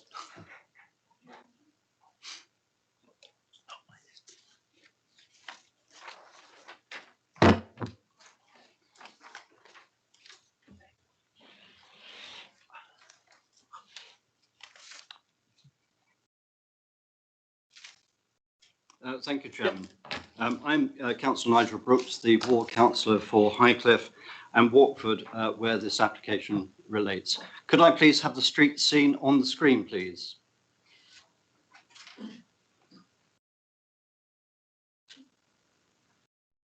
Thank you. As you can see, the 2 apartment blocks at number 20 and proposed 22 dominate the street scene. As you look at number 24 to the right of the screen, you can see how domineering such a development would be. So let me start. This application for 14 apartments by Richard Cars Fortudio Limited is virtually identical to the adjoining property at number 20 Chewton Farm Road, which was massively objected to by ward councillors, the parish council, residents in Chewton Farm Road, Avenue Road, as well as widely in Christchurch. In the case of a second conditional application which came to the committee to enlarge the built area, it was only by the chairman's casting vote that it was approved, reflecting the strength of feeling against this development by members of this committee.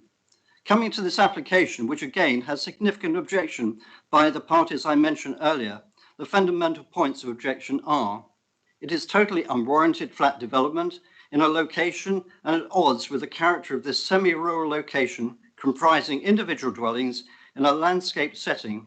In the last 3.5 years alone, planning consents have been granted in Highcliffe to 244 flats, principally in the core of the village, and I have figures if you wish to see them, which is probably the right place for such flats. Further, there are over 120 blocks of flats south of Lymington Road in Highcliffe, and a likely similar number to the north. This, like number 20 Chewton Farm Road next door, is solely an opportunistic development disregarding the character, placemaking and history and attractiveness of the area. Now turning to the SAVE policies which govern this application and the matter of character, it was wrong for the planning officer to refer to policy H9 as an old policy, as it was dismissing the importance of the character of the area, as was said in respect of number 20. Policy H9 and preceding local plan policies recognise that the character and setting in this semi-rural location adjacent is important and must be retained for its intrinsic quality and local importance. To recap, policy H9 says this: proposals for redevelopment of any land for residential purposes, including 1 or more gardens in that part of Chewton Farm estate identified on the proposal's map, will not be permitted where they adversely affect the special character and amenity of this established residential area. It couldn't be clearer and must be the guiding principle for Chewton Farm Road, not to disrupt the established pattern of development. The policy also refers to amenity. Chewton Farm Road is narrow, no pavements, soft verges, and a tree-lined canopy. It's a lane. Further, a number of road chicanes are placed along the whole length of the road, which is not present anywhere else in Christchurch. This arrangement reinforces the special character of the area and deterring through traffic as well as speed. 2 apartment blocks will add some 40 additional vehicles and their movement in this narrow lane, certainly compromising the amenity. This doesn't support sustainable travel. This application does nothing to protect or enhance or advance environmental objectives recognised in the National Planning Policy Framework. Further, in the BCP Local Plan Issues and Objectives consultation, the centre of Highcliffe is indicated as an area of change of character. In other words, buildings higher or flats. Chewton Farm Road is not in this area, and in fact, it's a good distance away. This application totally inconsistent to BCP's approach to the future planning strategy for Highcliffe. I would therefore respectfully ask you to reject this application on behalf of those I represent, which is wrong and further detrimental to this special part of Highcliffe and Walkford. Thank you, Chair. Thank you, Councillor Brooks. Members, I will go back to the officer, but just a couple of things I want to pick up on from the deputations that we heard. Firstly, I'm quite disappointed that it was mentioned that just because we don't live or work in that area that we will know nothing about the area. I think that's totally out of order to say that. Planning applications are dealt with on policies and not on the fact that we live either next door or in the same ward as any application is taken. We are all able to go and visit the sites and we will determine on policies. So I find that quite out of order to say that in the first. Can you quiet, please, if you don't mind? Thank you. Secondly, speculation. It was speculated about the type of people that are going to live in these blocks. We don't know who's going to buy them. We don't know who's going to live in them. That's not something for us to consider as a planning material fact. We will stick solely to the policies and the report that is put out in front of us. Sophie, is there anything that you'd like to come back on, please? Thank you, Chairman. Yes, I'd just like to mention that in the addendum that was published yesterday, I have proposed an additional condition asking for details of the vents for the basement parking. So if members do approve this application, we will be attaching that condition. Thank you. Thank you, Sophie. So members, who would like to kick off on the debate? Councillor Hall. Thank you very much, Mr. Chairman. Well, again, after listening to the objectors and what they had to say, especially the ward member for that ward, put over very well what the feeling has been. And what I would like to know, first of all, I may ask a question to the officer. Mr. Williams says that the officer report may not be correct. Can you confirm that the points he made are right or wrong, please? Sophie. Thank you, Chairman. I'm just going to take you to a slide. Bear with me. Okay, so I've done some tests using the BRE Daylight and Sunlight Guide. This diagram here shows a 45-degree angle from the corner edge of the development to the side of number 24. They've got a rear window from habitable accommodation on the rear here. It's not considered that the edge of the building interferes with that window. So I was satisfied that the separation distances were happy and they wouldn't cause a loss of light to that room. In terms of this is kind of a section through from the front and the side wall of the new building, and this is the 25-degree angle test. It is recognised that this side building will kind of interfere with the side, but as stated by Mr. Williams, the front section of this is garaging, and there is a habitable room towards the rear. But in balance, given the distances between the buildings, the angle of number 24 away from the development site, the relationship was considered to be acceptable. Thank you. Thank you very much. That was very helpful. Could I then, Mr. Chairman, ask about policy H9, because that is a very important policy, and it says quite clearly that the character of the area is important, and it says that the proposal map will not be permitted where they adversely affect the special character and amenity of the established residential area. And it does make it quite clear on the proposals map that it is a special area, and I'm very surprised that it's down for approval. And also, Mr. Chairman, if I may, on policy H12, there are policy 1, 2, 3 and 4, which would be not supporting the application. So I would like to know if, from the officer, the main reason why it's for approval when there's so many policies against it. Thank you, Sophie. Okay, thank you. Yes, in my report, I have made an assessment against policy H9 and recognise what it says. The policy doesn't prevent all development in this area. It just prevents development that would have an adverse impact on the special character. My assessment of the proposals, given the design, the layout, the retention of some of the trees and the additional soft landscaping, I'm happy that it does not have an adverse impact on the special character of Chewton Farm Estate, and therefore that's why I've recommended it for approval. Thank you. Could you comment, sorry, Sophie, could you comment on H12 as well, please, Sophie? Yeah, H12 deals with residential development, impact on character of the area, residential amenities. And again, for the reasons I've just set out, I think the policy complies with H9, H12 and HE2. Thank you. Thank you, Sophie. Councillor Hall? Thank you very much, Mr. Chairman. Now, can I make a proposal, please? Yep, please do. I'd like to propose a refusal because it is against our policy H9, it's against our policy H12, HE2, and also if some of the ones in H12, 1, 2, 3 and 4, they do not result in the loss of an important landscape or other environmental features, such as open space trees, which are part of the character. And also, we had an email from our MP, Chris Choke, and he's got a letter from the housing minister, and he says the character of the area is far more important than the density.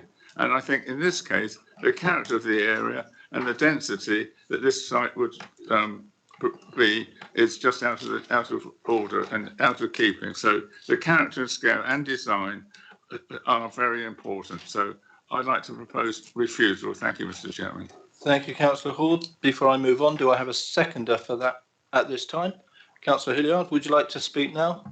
Yes, thank you, Chairman. It was a couple of questions, first of all, to the officer, because I can't remember if you have one of the pictures, but the actual size of this property we're looking at is definitely smaller. I know there's outbuildings, garages, but the actual bulk of this building and the proposal is completely different to what we've seen previously. So that's why I agree about the bulk and mass is too far.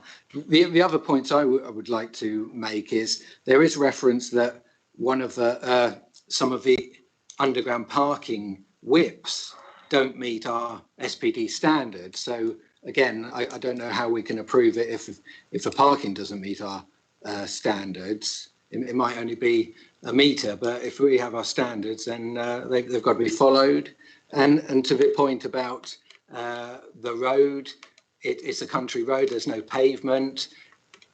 Yes, there are 20 spaces allocated, which is higher than the policy says, but at the end of the day, with 14 flats, the likelihood that there will be more than 20 parking spaces needed on the property with friends and visitors, people will park on the road. The road is not appropriate to park on the road.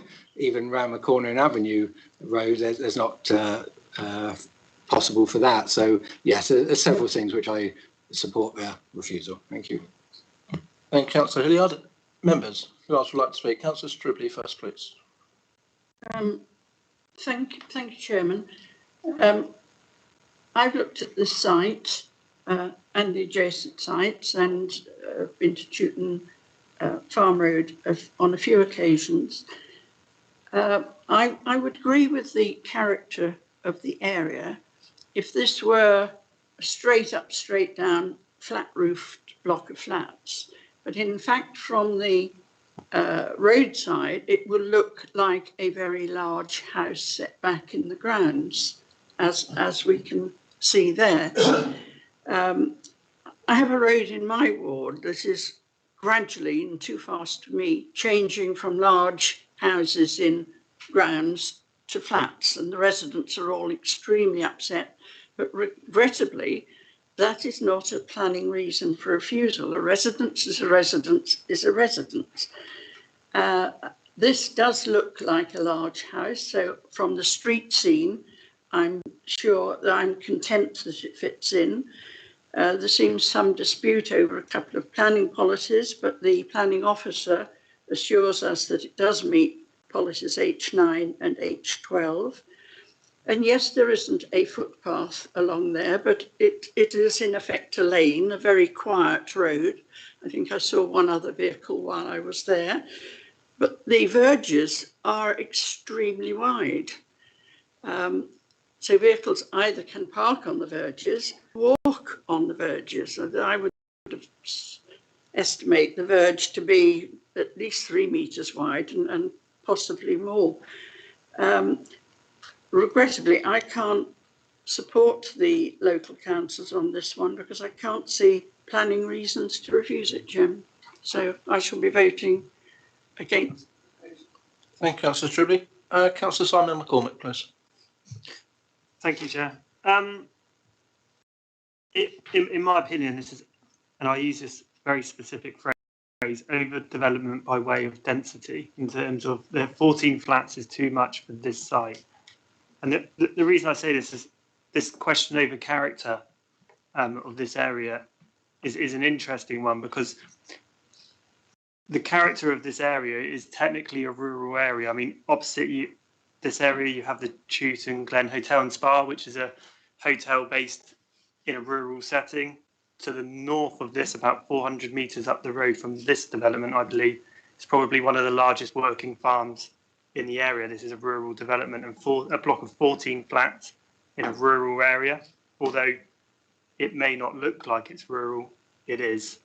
I think this is too much, and the fact that this road doesn't have a pavement or any other way of getting to it, it is a bit too much on this. Although I'm not against development on this site, I would say that I'm against the development of 14 flats on this site. So I will be supporting Councillor Hall's move. Thanks, Councillor McCormick. Councillor O'Neill, did you raise your hand? Okay, sorry, I thought you had for some reason. Councillor Bartlett. Yeah, it's been said that the policy H9 is key to this, and I looked at policy H9, and policy H9 is really about protecting infill developments on the sites.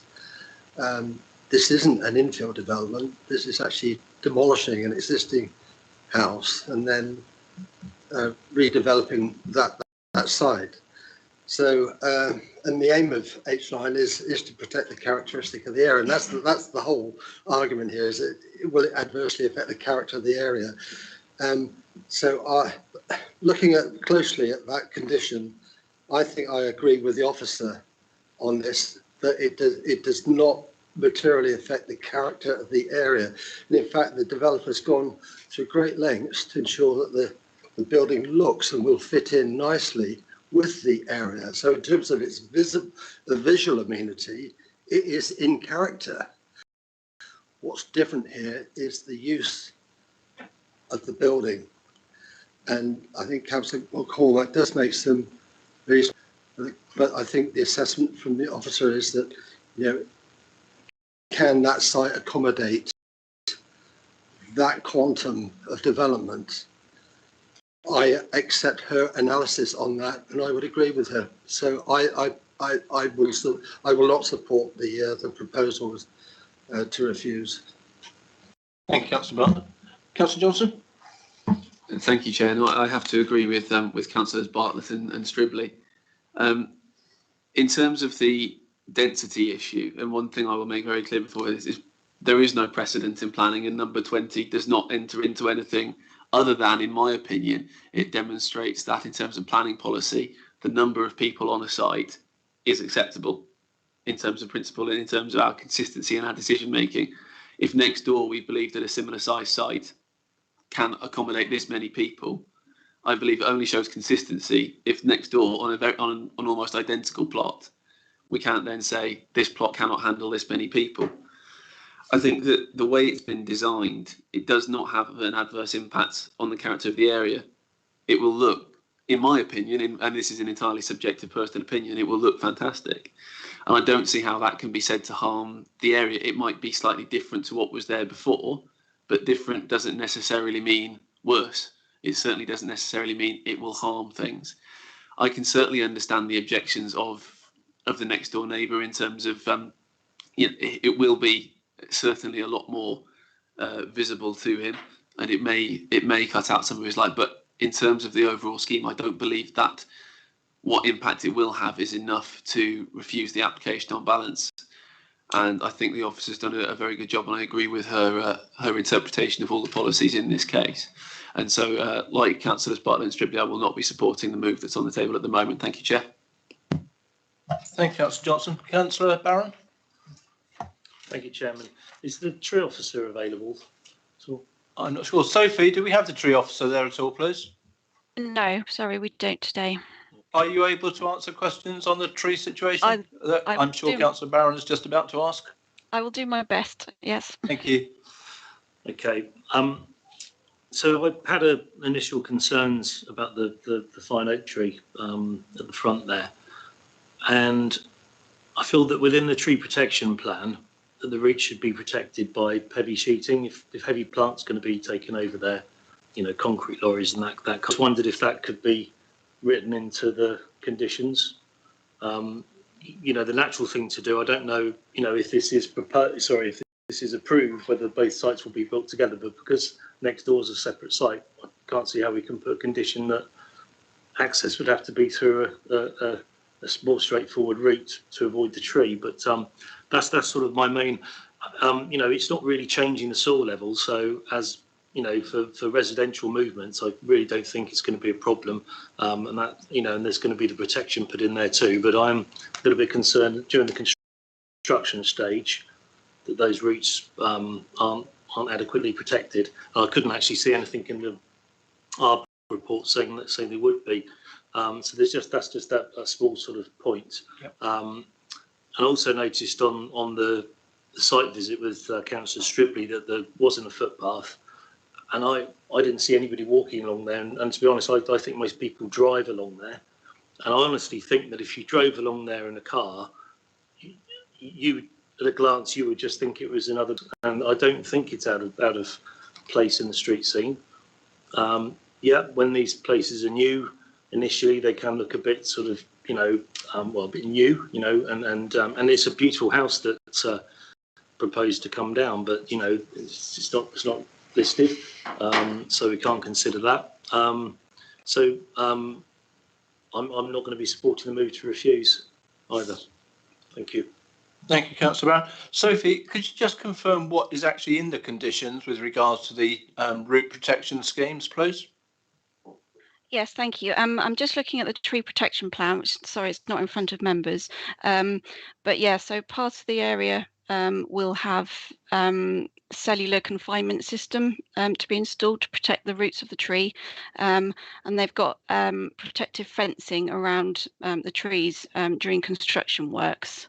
And that is that will be conditioned. Bear with me, let me just check what number it was.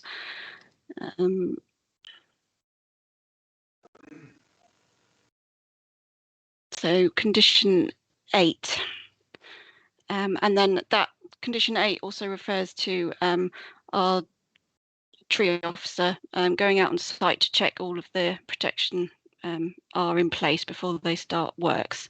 But I can tweak that condition if members want to add anything in addition to it.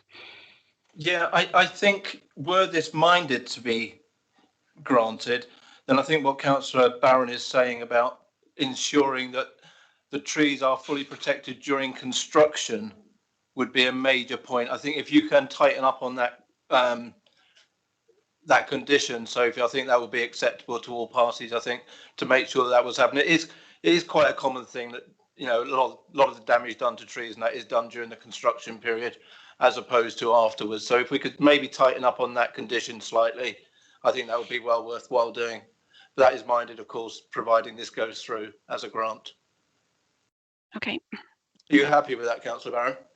Yeah, I think the you've got the tree protection, which is sort of fencing and that kind of thing. But what Sophie was talking about is the cellular root protection that will be installed as part of the landscaping scheme. Yeah. But where my concerns were sort of things like, you know, concrete trucks going over there and the slurry washing down and, you know, and all that kind of thing. If it just could be tightened up a bit, then I'll be happy.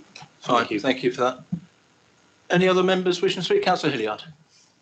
Thank you, Chairman. The neighbour at 24 said that in the report it says there's one side window they have, whereas I think they said they confirmed they had 4. Yep. And at the moment, number 22 has no side windows looking at their property. There are now going to be, I can't remember the number, but admittedly they are bedrooms, but they are windows which people are going to be potentially looking out at a garden which they don't feel that privacy is lost at the moment. So could the officer just comment on that, please? Thank you, Chairman. I'm just scrolling to the elevation. Bear with me.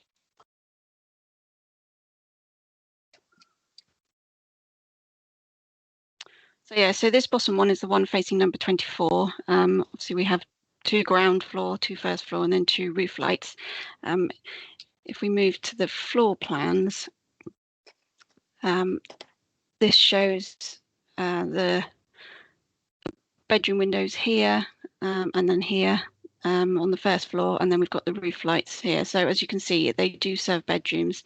In my opinion, the relationship between the sites and the distances is considered sufficient to not result in a harmful level of loss of privacy to number 24 in the garden. You will have seen that the garden of number 24 is large.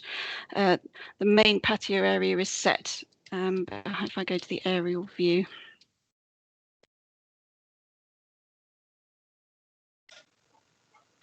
is set in here, which is considered to be a sufficient distance away from the side elevation of the new building. So yeah, in my opinion, in my assessment, there was going to be minimal impact on number 24. Thank you. Thanks, Sophie. Councillor Hilliard, are you happy with that? Yeah, thank you very much. So members, any further comment? Councillor O'Neill. Yeah, as I was mentioned in the deputation, I think I ought to comment, Chairman. Chewton Farm Road is quite unique. And when I visited previously, I wished to protect that. Emergence or creeping development is changing the character of neighbourhoods, and once lost can never be got back. Chewton Farm Road is a road bounded by well-kept and spacious verges. There are no pavements, and it is, in my opinion, of special character. However, I must say, since then, the previous development, which was approved, and to Fortitudo's credit, was of high quality presentation and is very attractive. And given the road as it now stands today, if this development were to be refused, I suspect it might go to the government inspector. And given all the circumstances, the current planning considerations, I suspect he would approve that. And I think we need to consider the cost of that if we have to defend it. Thank you. Thank you, Councillor O'Neill. I'm not too concerned about the fact whether we have to defend something at appeal. That is the right of developers and applicants to do that if so wish. It is purely for us as a committee to decide on what our thoughts are and whether we agree with the applicants or not. If we choose to refuse and they go to appeal, as it is any developers in the future. But I understand your points entirely. So members, no further debate to be had on this. So we, Councillor Farquhar. Thank you, Chair. I really appreciate it. I think it would go remiss of me not to comment upon the lack of visible safety for those that are using the cycle store in the basement. I think I've raised this point in previous meetings, is that there doesn't appear to be any sort of physical barrier between vehicles manoeuvring and people recovering their bikes or, parking up their bikes. I'd appreciate it if somebody could comment on that. Do you really want me to? There is very little protection from cyclists and car people in underground car parking. I live with an underground car park, and there's absolutely nothing to protect me riding my bike from a car. It's purely down to the ability of the driver to not hit a cyclist as they're moving their car. I don't think it's something we can condition to put barriers in and around underground car parking. I think it'll be a ludicrous idea to do so. There is my comment. So going back, we have a move on the table from Councillor Hall, seconded. Sorry, Mr. Firth is asking to clarify reasons for your wish to refuse, please, Councillor Hall. Certainly, Mr. Chairman. The reasons are that it's out of character, out of scale, and out of design, and the residential amenities and future occupiers will be adversely affected by noise and disturbance. This is all on H12. On 3, the loss of an important landscape, which will be out of character of the area, and also that, as I said, our MP had a letter from the housing minister saying that the character is more important than density. So I think it is important. And also there's a policy that joins on is L20, which is also against that sort of development. So those are the reasons why for refusal. Thank you very much. So from here on in, we have a move to refuse. I will call names in turn. Those in favour of the move to refuse, please say for. Those against, say against, and any abstentions. So myself, Councillor Kelsey, I am against that move. Councillor Johnson. Against. Councillor Barron. Against. Councillor Bartlett. Against. Councillor Davies. Against. Councillor Farquhar. For, and if I may, Chair, for the purposes of the minutes, I would like my name recorded. Thank you. Thank you. Councillor Hall. Okay, for. Councillor Hilliard. For. Councillor Lepedevin. Against. Councillor McCormick. For. Councillor O'Neill. Against. Councillor Stribley. Against. And Councillor Trent. For. Thank you very much. Jill, can I have the numbers, please? Thank you, Chairman. So that was 5 votes in favour and 8 against. So that move is lost. So that's 5 in favour, 8 against. That move is lost. I will now make a counter move in which I would look to propose the officer's recommendations with the conditions tweaked as proposed by Councillor Barron. And Councillor Johnson, thank you for that. So we will now move on to another move if there is no debate needed on this by anyone before we move to a vote. No? Okay, so we have a move by myself to grant this. Myself as chairman, I am for that move. Councillor Johnson? For. Councillor Barron? For. Councillor Bartlett? For. Councillor Davies? For. Councillor Farquhar? Against. Councillor Hall? Against. Councillor Hilliard? Against. Councillor Lepedevin? For. Councillor McCormick? Against. Councillor O'Neill? Councillor Stribley? For. And Councillor Trent? Abstain. Thank you. Could I get the numbers, please, Jill? Thank you, Chairman. So that's 8 votes in favour, 4 against and 1 abstention. So that application is granted as per the officer's recommendation and along with the tweaks for the conditions. I would ask the applicant who is here this afternoon, he has heard our reasonings for that tweak to that condition, and I would hope he'll be able to do something about that. Obviously, the opportune thing would be to build both developments at the same time, so we didn't have 2 different lots of vehicles going across at different periods of time. Thank you very much. We will now move on to the next application. Thank you, everyone, for attending. Of course you can, Peter. I'll just adjourn for 2 seconds while...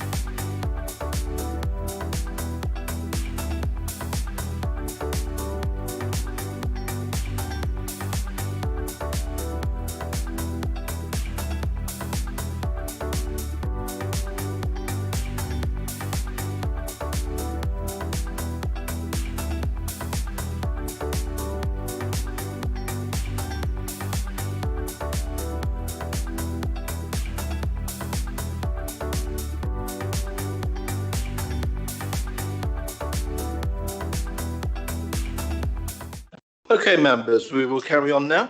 Item 6E on the agenda this afternoon is 22 Clifton Road in Poole.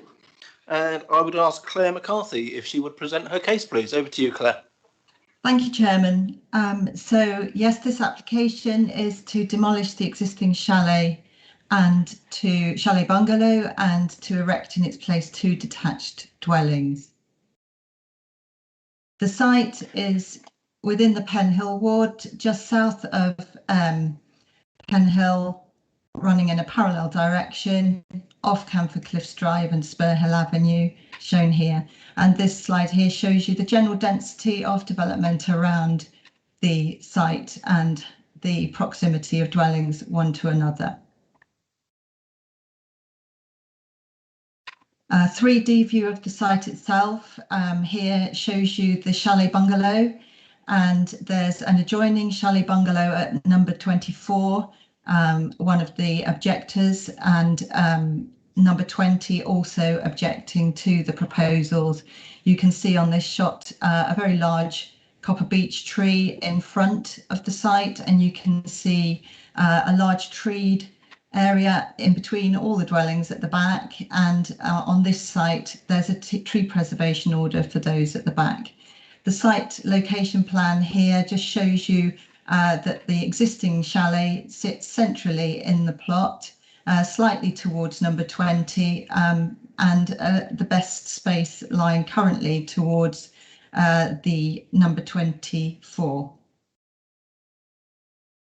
So we now have an existing street scene, so you can see as it currently is, the chalet at 22 with the chalet at 24, and then the height differentials as they rise to 26 adjacent to 24 that side, and 20 a 2-storey house this side.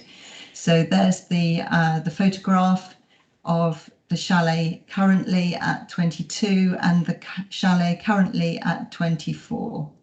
And this is just the layout of the existing dwelling. So the tree plan here shows the copper beech tree shown here, and that's on this location here. Permeable paving will be provided, in fact, on both front drives due to sustainable drainage, but definitely in front of this, in this whole drive, to protect the tree roots. And the tree protective fencing will come at the back here to protect these tree preservation order trees here. There will be a loss of 2 small trees, immature and not contributing in this area, and the protected trees will be retained.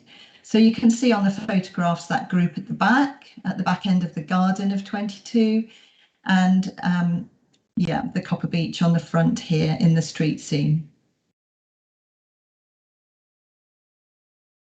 So this site location plan looks a little bit busy, but it's the best I've got. So I've tried to annotate it, and I'll just run you through. It shows the footprint comparison of the existing chalet, which you can see in blue here, and the original submission, which is shown in orange, and you can make these out here on plot B and on plot A here.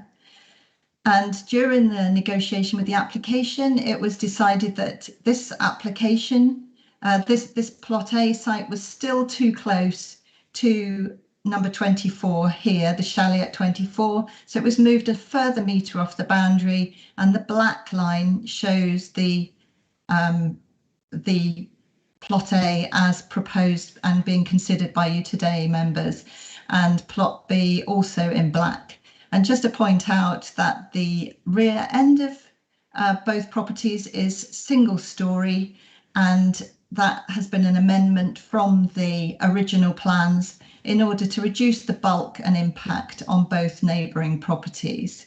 And so that contains the living room at ground floor, but nothing above it.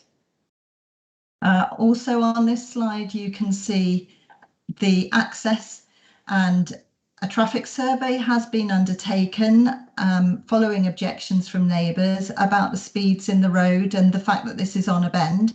And it was still confirmed that there was adequate provision, that the speeds were reduced enough not to require a single access to the site, and that two separate accesses could be created for plot A and plot B, and there is parking for 2 vehicles for each, compliant with policy. And the visibility display, what is happening is to improve visibility. The existing access comes in right against the hedge here, as you can see here in the photograph, and that will now be cut back, a section of it cut back to enable better visibility. And there's conditions on the recommendation to actually close up the element of that existing access which is close to the boundary, and to just move it along, and the new access will have better visibility and be restricted to that new line of the new access. So plot A is a 4-bedroom house, 3 bathrooms on the first floor, ground floor, hall, garage, study, utility, kitchen, diner, and the living room at the back is single story as mentioned, patio beyond. And the windows facing internally from plot A to plot B, you can see at ground level, utility, kitchen and WC, and at first floor, all the windows are obscure glazed facing plot B.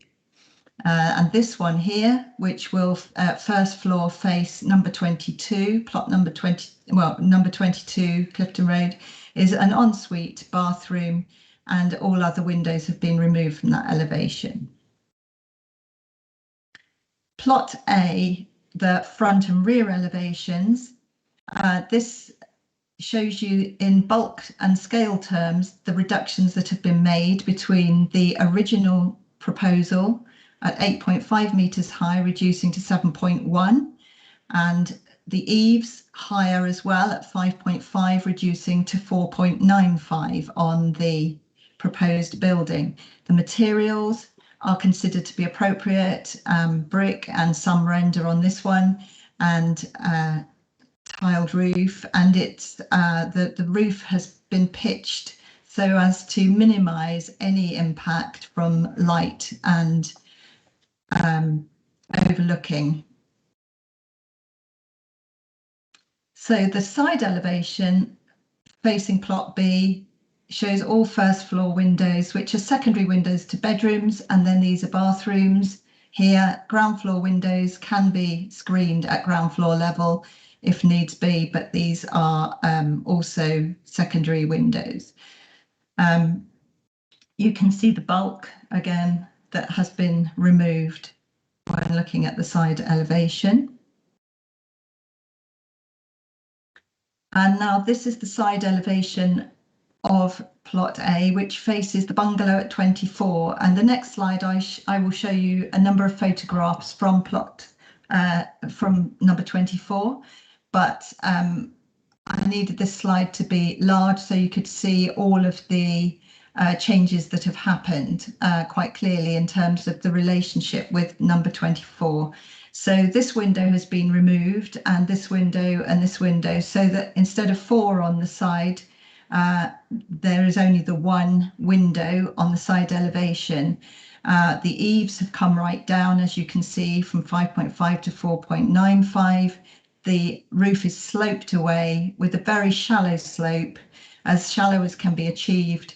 And the ground floor windows will be screened by existing wall partly in the courtyard area and hedge, laurel hedging within the site itself. So looking at 24 Clifton Road, I've got several photographs here to show you what side of their property faces onto that side elevation you've just seen. And this, the chalet is designed so it has 2 elements that abut the boundary here, and that has no windows on it whatsoever. And then there's a setback and there's a courtyard area. So the aerial photograph here just shows you that courtyard area behind the laurel hedge. And the way the extensions have, this is a hobbies room and this is a living room. the photograph here shows that living room window facing onto the courtyard area. This shows you the edge of that and the wall that lies between the properties on the applicant's side, and then the hedging that is on the side of plot A. This shows you a view from the courtyard area looking to the proposed plot A, and it's taken from standing in front of this area here, in front of this window. And the photograph here was taken by the case officer who was viewing the site out through that window, across the wall and through the hedging, which has gaps in it here and here, onto and seeing what is the existing situation in terms of overlooking. A BRE test was undertaken to check about light levels and daylight and sunlight, and that study revealed that there was, with the revised plans, that there is no harmful impacts and it meets all the tests of the daylighting. So onto plot B, the same sort of floor plan, lounge at the back, first floor, 4 bedrooms and bathrooms. Plot B, front and rear elevations, again similar, but this has got more render on the property, so that there's a mix to reflect the character of the street.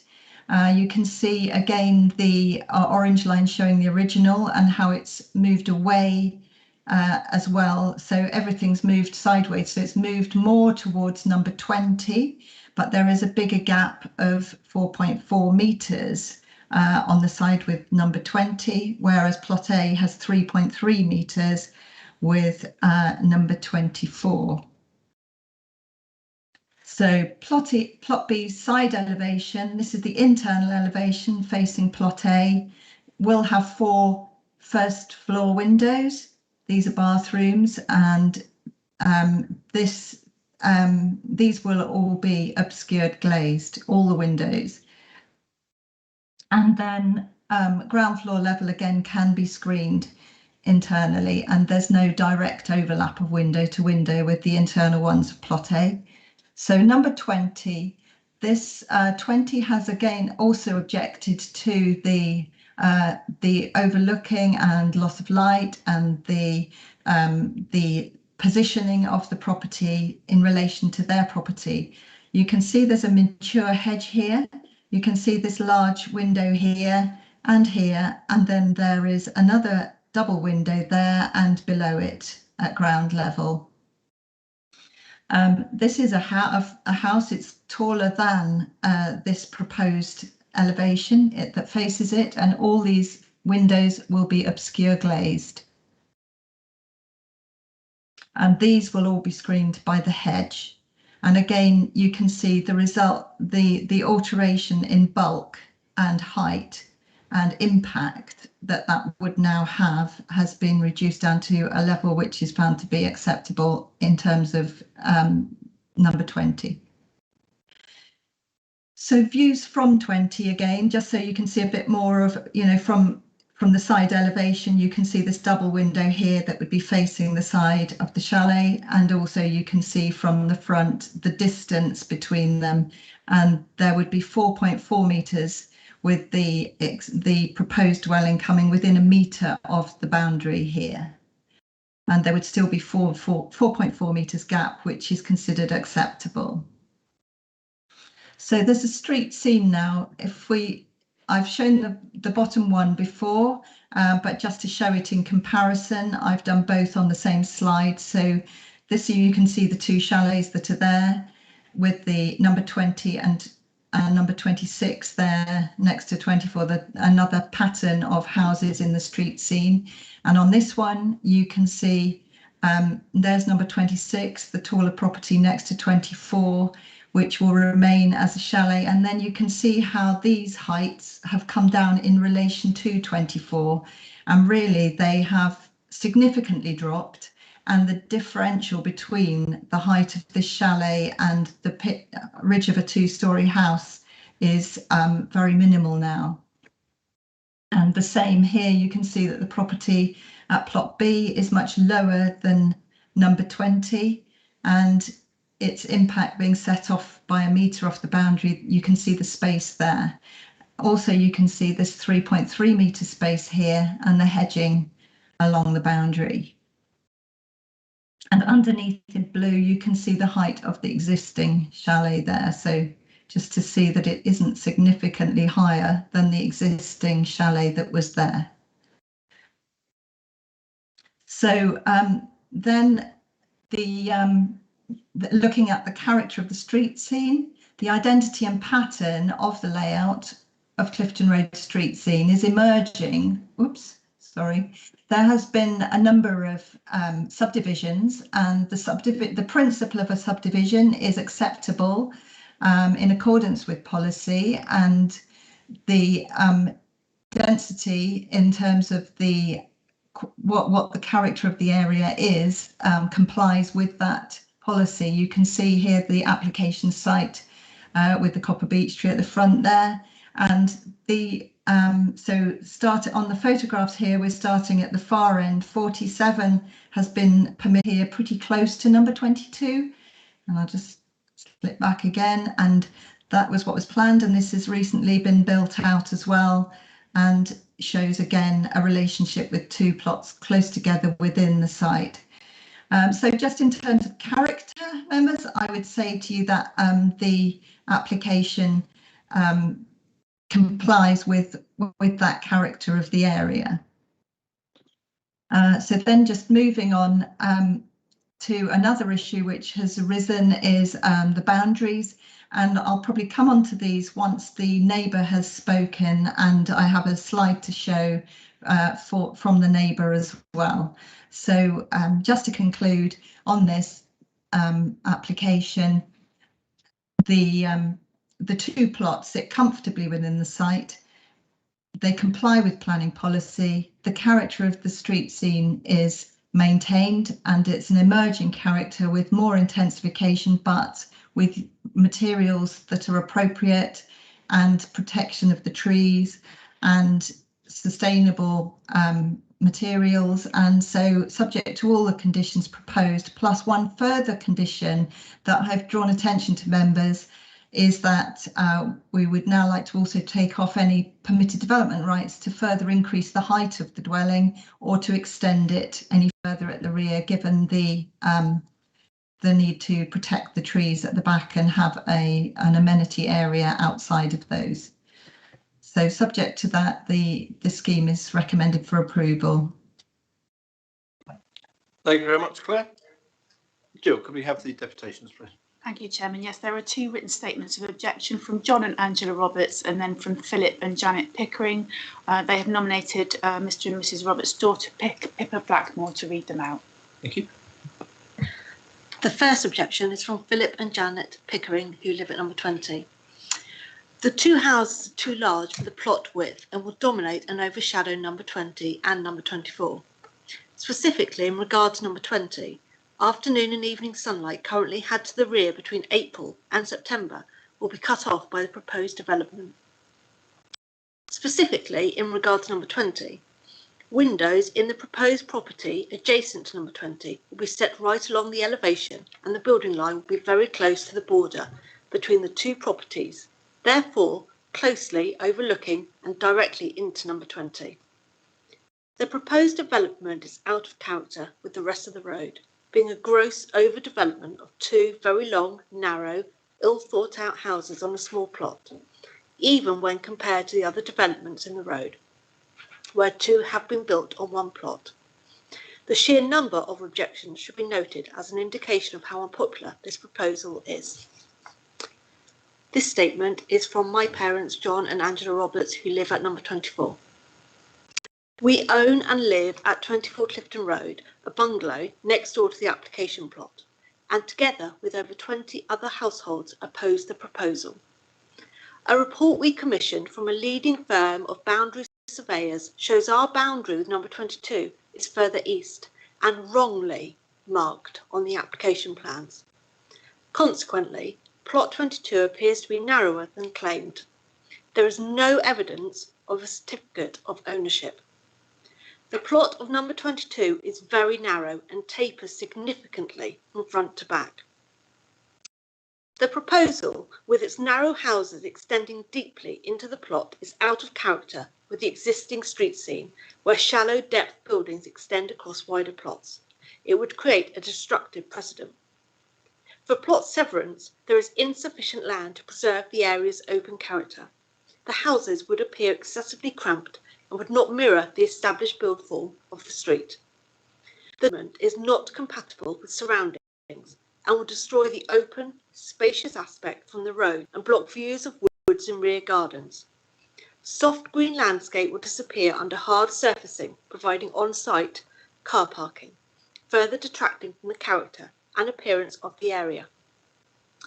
Such surface works could endanger the protected copper beach at the front of the plot, which forms an essential part of the street scene. At number 24, with a house placed immediately adjacent to our bungalow, we shall suffer significant and irreversible loss of amenities. The two-storey western wall of House A, under a pitch roof, virtually on our boundary, will rob us of sun, natural daylight in the bungalow and be excessively oppressive, overbearing and create perceived overlooking. Our courtyard, with an open aspect of the sky over the boundary, used all summer, will become like a boxed-in prison exercise yard, with loss of privacy allied to increased noise. The plot sits on a blind corner in the road. Highways questioned the application. Increased number of cars with more street parking and silent electric vehicles will result in accidents. On the 12th of the 11th, 2014, an inspector dismissed an appeal to erect two houses spread across a level, non-tapering plot at 5 Kings Crescent, with a similar proposed configuration and very close to number 22, on the basis of cramped appearance, loss of views to the rear, loss of green landscaping, increased hard surfacing, and houses creating an overbearing aspect in neighbouring gardens. The examples quoted by the developer occupy a different topography and are unrepresentative of numbers 22 in the eastern section of Clifton Road. The build form is different. Number 2 is not typical, as the plot is bounded by 2 roads. Please support us and the neighbourhood by refusing this application. Thank you. Thank you very much. And the first statement in support is being read by Brett Spiller from Chapman Lilly Planning Limited, and he's joining us on Teams. Thank you, Chairman. Thank you, members. As set out in the officer report, the principle of residential development is acceptable. The proposal accords with policies PP2 and PP28 of the Poole Local Plan, being situated within the existing built-up area. The focus is therefore upon design, amenity and technical standards as set out elsewhere in the plan.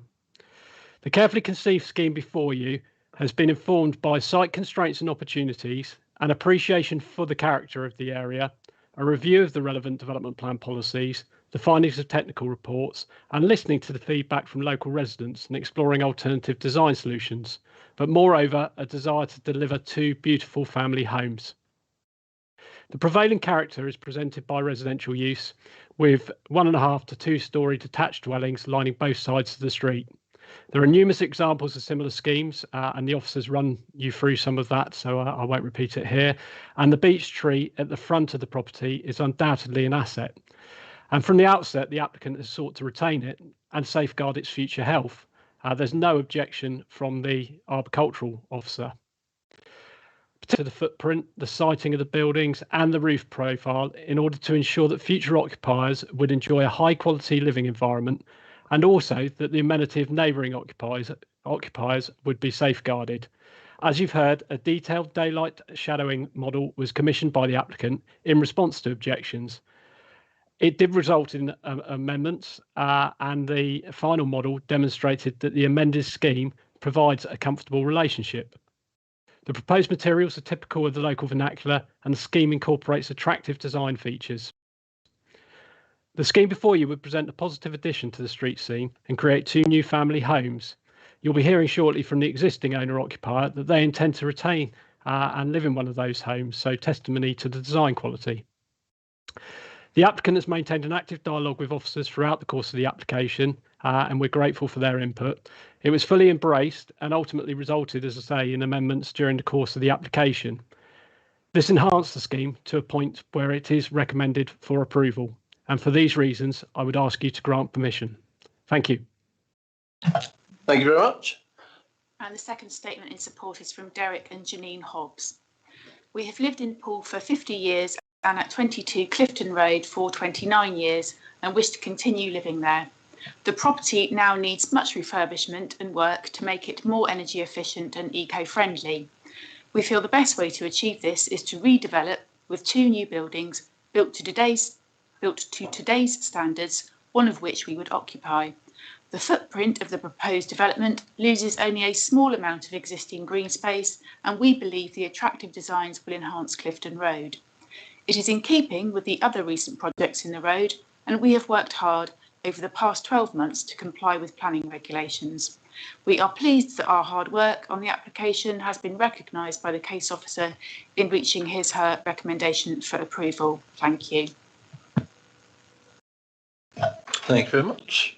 Members, who would like to kick off on this? Councillor O'Neill, this is in your ward. Yes, it is. I'll certainly comment, Chairman. I must admit, having heard the officer's presentation, the majority of my concerns have been answered. And my main concerns from the purpose of this development were the risk to overlooking. But I do note that on one side the glass is now obscured, on the other windows now removed. I was also concerned about loss of sunlight, but those tests have been done and there are indications that there are no significant harm. In terms of the development itself, it is a large plot. Unfortunately or unfortunately, it will carry 2 houses. And on Clifton Road, as one goes along it, there are a number of developments of that type, which is what we have to decide. I can't see any reason, unfortunately, why this should be refused. Thank you, Chairman. Thank you, Councillor O'Neill. Councillor Trent. Yes, thank you, Chair. I looked at it and I remember looking at it years ago with related to one of the early developments of this type. And unfortunately, the proposal is completely in keeping with everything that's happened along the road. It's replicated over and over again on both sides of the road, right up to the end. The only thing that, looking at it for a road, you can't actually get, and I can't get it from the plans either, is the narrowing of the plot. It doesn't seem to narrow very much to me to be of any significance. So it's one of those things that I think that, it's the way that the road has gone, and I can't really see any reason to refuse it based on what we've been told today. Thank you, Councillor Trent. Councillor Stribley. Thank you, Chairman. When I looked at it, I thought this plot is too narrow to take 2 houses, but looking at the plans, that is a perception maybe when you're standing in front of it, and clearly there is just about sufficient width, although the plots will be narrower than most in the road. I'd made a note of a request to remove permitted development because it's a single story at the back, but that's already recommended by the planning officer. And my other query was, is this development, and are all our developments, and we should be looking at this, up to the very modern standards of perhaps heat pumps, air pumps, rather than gas boilers or solar panels, etc. Because we should, I think, through planning as well, be looking at every way we can to reduce emissions for the future. So, but again, I can't see any planning reasons to refuse it. Thank you, Councillor Stribley. Councillor Johnson. Thank you, Chair. Yes, no, I must admit, when I first read this, I was very concerned about how thin it looked, and on the plans it does look quite. When you actually have a look at it, there is more than enough space. In terms of the distances, certainly to number 20, the distance between number 20 and I would assume number 18 on the far side is identical, if not smaller than what this would be, as per the plans. I certainly couldn't have supported it had they been at their original height, because those would have been overbearing. But I can't see any overbearing complaints, certainly not for number 20, because they're smaller. Quite frankly, they don't reach the same height. My biggest concern, though, was the overlooking over into the courtyard of number 24. I believe I've got that right. Thank you. But having seen some of the CGIs and the preparations, I don't think it will have enough of an impact to refuse. This, certainly not with the obscure glazing. It'll certainly be a different aspect, but not one that I would consider to ruin the amenity of that very nice little courtyard there. So, given that I seem to be echoing the thoughts of most of the people who've gone before me, I would propose to grant as set out, but I will wait for other speakers to come after me if they are wishing to. Thank you, Chair. Thank you very much, Councillor. Councillor Barron, and then Councillor Hilliard, please. Thank you, Chairman. The original was definitely too tall and too bulky, and I don't have any major concerns over the street scene. However, I'm going to be very surprised to hear it's exactly something like this, which is why I think that we should have a tree officer available, because this is a technical thing that's been overlooked, in my opinion, and it needs to be addressed. So in the ARB report, the contractor that was obviously, the ARB consultant who's paid for by the, the applicant, he or she, well, it's he, actually is Andy Luddington, who used to work here actually, he described the copper beech at the front as a category B tree. And on their chart, a category B tree, they're saying has a life expectancy of only 20 years, which is just absolute nonsense for that tree. A category A is one of 40, so in my opinion, it certainly should be a category A tree. And I'm very surprised it wasn't put down as a category A tree. And then it comes to the soil levels. So is there any way we could get the plan up? So if you look at the existing bungalow building line to the east and follow that line down to the pavement, there's a height difference at that point from the pavement up to the surface roots of the tree in the garden of around somewhere. It's around 40 centimetres at that point, and then near the trunk, it's around 75 centimetres from pavement height. I noticed surface tree roots coming up through the pavement and the neighbour's drive, and there's no doubt that they are going to be in the garden. So this is a different scenario to the last application where there's an existing level through. So it's okay them quoting section, BS 3998 for tree work, but to do that they'd have to dig down so far to get in the cellular root protection. What will actually happen is that there'll be a big hump, so you'll have to come off the pavement and there'll be a big hump into the property. And then there's another thing that's sort of pushing the entrance to the right hand side proposed house over to the right, and that's I'm not sure if it's that plan, but I can't tell from here, but you can see that the boundary's been dog-legged, so the boundary isn't straight. It goes to the front of the two proposed houses, and then it goes off at a dog leg towards the tree. So if that line was straight, and the applicants probably won't like this much, but if the first part of the drive was shared, it would mean that the entrance would be more in the middle of the two proposed houses, and it would keep the driveway further away from the trees, from the tree roots, because I've got real concerns with the excavation. In the plan, in the method statement, they talk about hand dig and all this sort of thing, but it's a big tree. There's going to be big roots there, So unless that's addressed, I won't be supporting this application, because it is a very, very prominent tree. It's the best tree in the street scene I could see down there, and I think we have a duty to protect it if we can. Thank you. Thanks, Councillor Barron. Claire, could you come back on that if you can, please?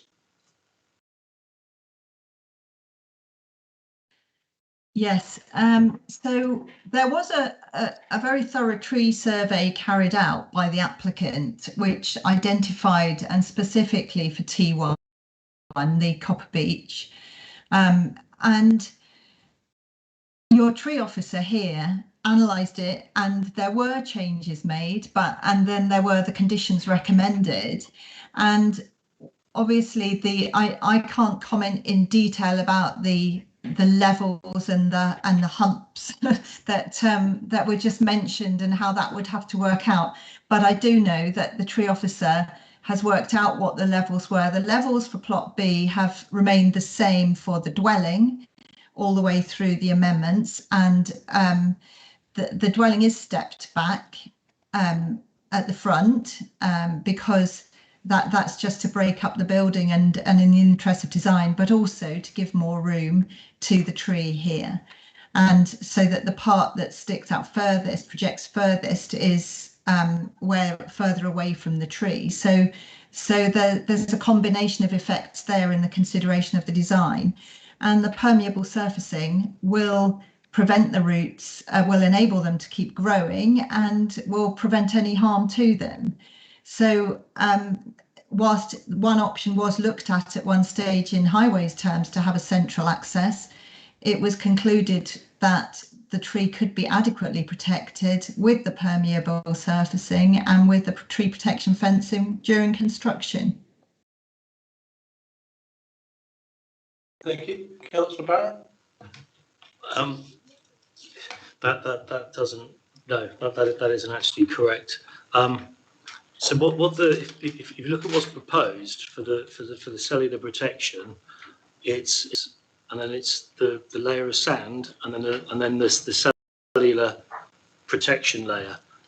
As it stands, the soil level is 40 centimetres higher than the pavement level now. So install that type of paving and that kind of root protection, you'd have to be higher than 40 centimetres. So I can't physically see how they can do that in that way.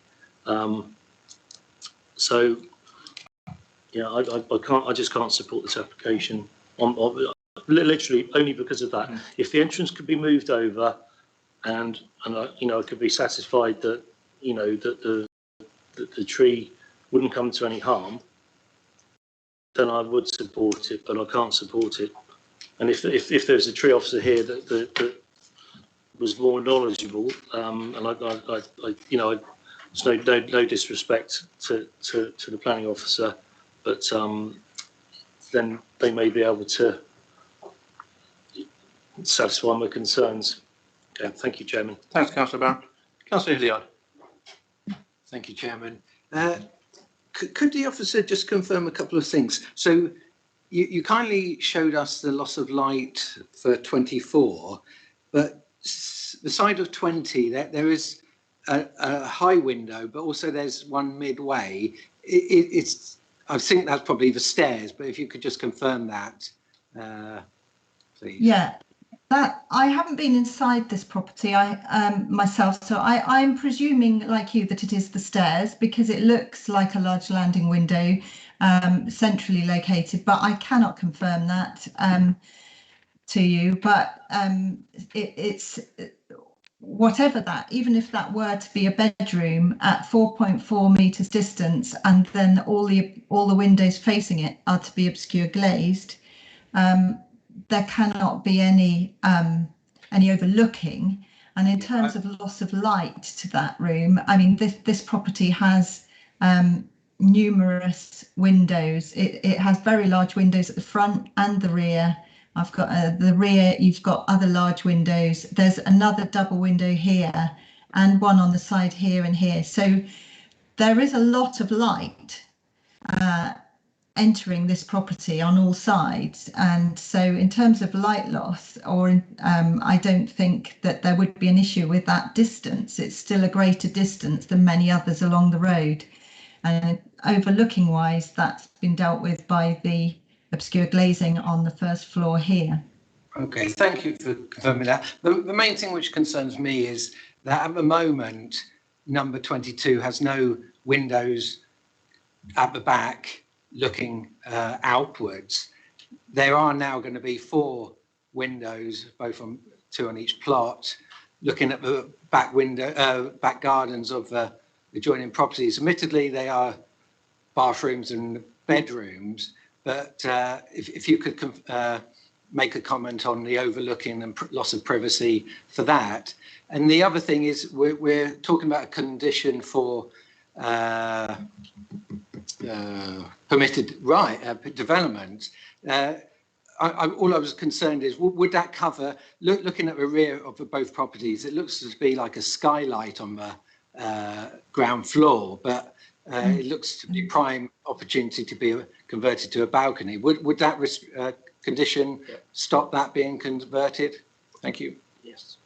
Yeah, I did ask for that specifically on planning agenda the other day, but Claire, if you could just confirm that, please. Yes, so this is a lantern window to add light into the single-storey living room here. That would not, if we look at the side, you can see it here. So that, whilst you look at it from the rear like that, you might be thinking that there could be a balcony coming out onto a terrace here. But if you look at it here, we've got the lantern window there, and there is no balcony windows. There are no balcony windows proposed. The condition that I have proposed be added also includes no further windows or extensions. So hopefully that will address any potential harm in that respect. And then the rear windows on both properties are bedroom windows. So they're secondary windows. They are, as you know, like that's 4.4 metres away from number 20. So coming in another couple of metres or metre and a half here, we're now over 5 metres away from a boundary, which is a very, better than is normal for the street scene generally, and the same the other side with the neighbour, less distance, but these windows, bedroom windows, will overlook at an oblique angle, but it's not anything other than is normal residential amenities and neighbouring amenities. So there'll be 2 bedroom windows on plot B and 2 bedroom windows on plot A. Okay, thank you. Thank you, Councillor Bartlett. Thank you, Chair. Did somebody move earlier on? They did indeed. Councillor Johnson moved, but there was no second. For a second, yes, please. I would just like to comment on the tree there, and it clearly is one that needs to be protected. At the moment, the aim is to protect that tree, and obviously the tree officer believes that whatever work's going to be carried out, it will be protected. But there has been doubts raised, so I think it's only fair that maybe we condition a further review of the protection measures for the tree, and to ensure that the tree is fully protected during the construction. Yep. Would you be happy with that? It's more about the excavation of the soil down to an adequate level, not so much during the construction. Well, yeah, it's obviously during the construction. I understand the aim is though that the tree is protected in whatever it stays there basically, and whatever they do, it needs to be protected. So I think just because you've raised the questions, I think it's reasonable to condition some or note or something. I'll think of something. Yeah. Okay. Thank you. Councillor Johnson. Thank you, Chair. No, I would certainly wish that to be added to the move, but also there has been something else that's been pointed out to me, that there was a comment made in one of the deputations earlier that there was an issue over the ownership of the land, and I wanted, I've been advised to put in that condition just to ensure that if we were minded to approve this, that it would be subject to the head of planning being satisfied that the correct certificate was provided. So I just wanted to put that out there publicly. That is in my move. Yep. Thank you, Chair. Okay. We all happy? Yep. Okay, Claire, you've heard the recommendation from Councillor Bartlett with regards to having some extra information from the arboricultural team with regards to that tree. Could you stretch your conditions to include that, please? And we'd like to be approved and agreed on before planning permission is actually given, to ensure that that tree is protected at all times, not just during construction time. Yeah, that can be done. Condition 11, I believe it is on your report, is the one which already talks about there should be no alteration of the levels of the ground. But yes, I can make sure that that is incorporated into the wording of that tree condition. I'll just ask Councillor Barron to come in, and then maybe you could hear what he's saying and then do the wording appropriately. Yeah, Councillor Barron. On the method statement, it does actually talk about digging. And if you were to get the photo up, looking at the house from which includes the photo of the pavement, you'll see a cast concrete curb just off the, not that one. There's another one that I saw. This one? Yeah. So if you look at so you've got the pavement there, and it's lifting a bit with the tree roots, which is sort of understandable, and that's a cast concrete curb it's been cast in place, and then behind that is a higher soil level that goes up onto a pond. So to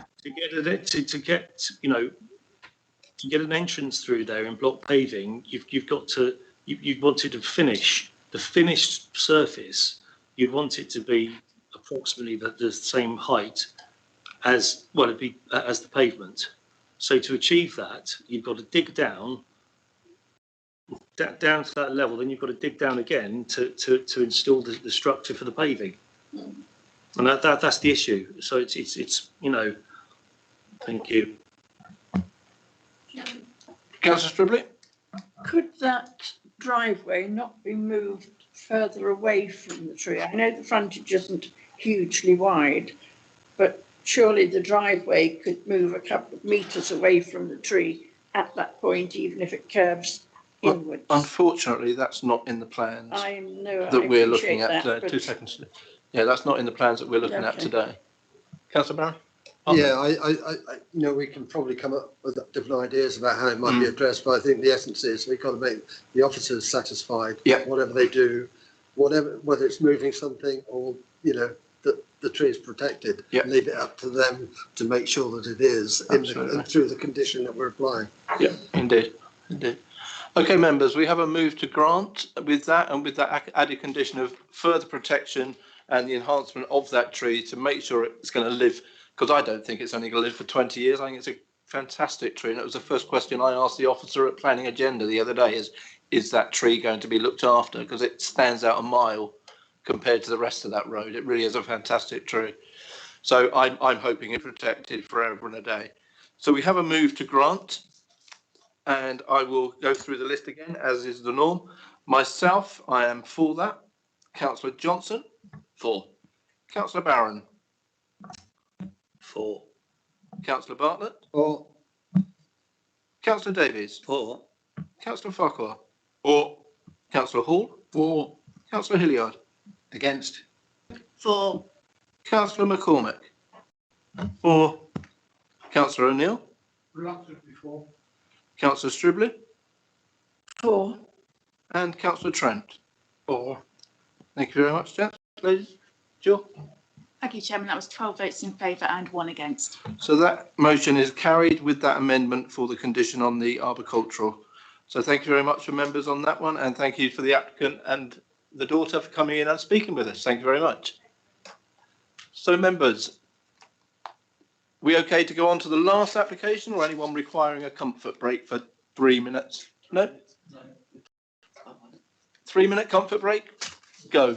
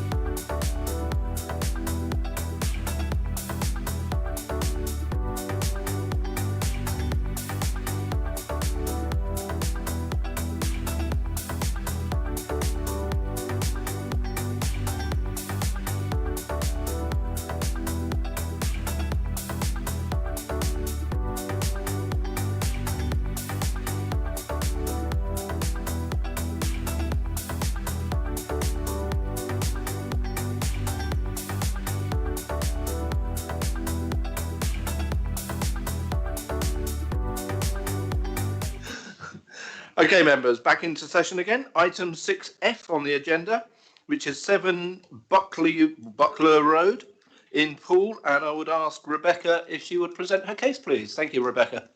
Thank you, Chairman. I'll be presenting 7 Buckley Road, and this is for a single-storey rear extension, creation of bedroom accommodation within roof space, extend ridge line, new entrance gates, alteration to the fenestration, and this application was called in by the ward member. The application site is found on the southeast of Poole in Comfort Cliffs. And it's in a residential area where there are larger plots with detached dwellings.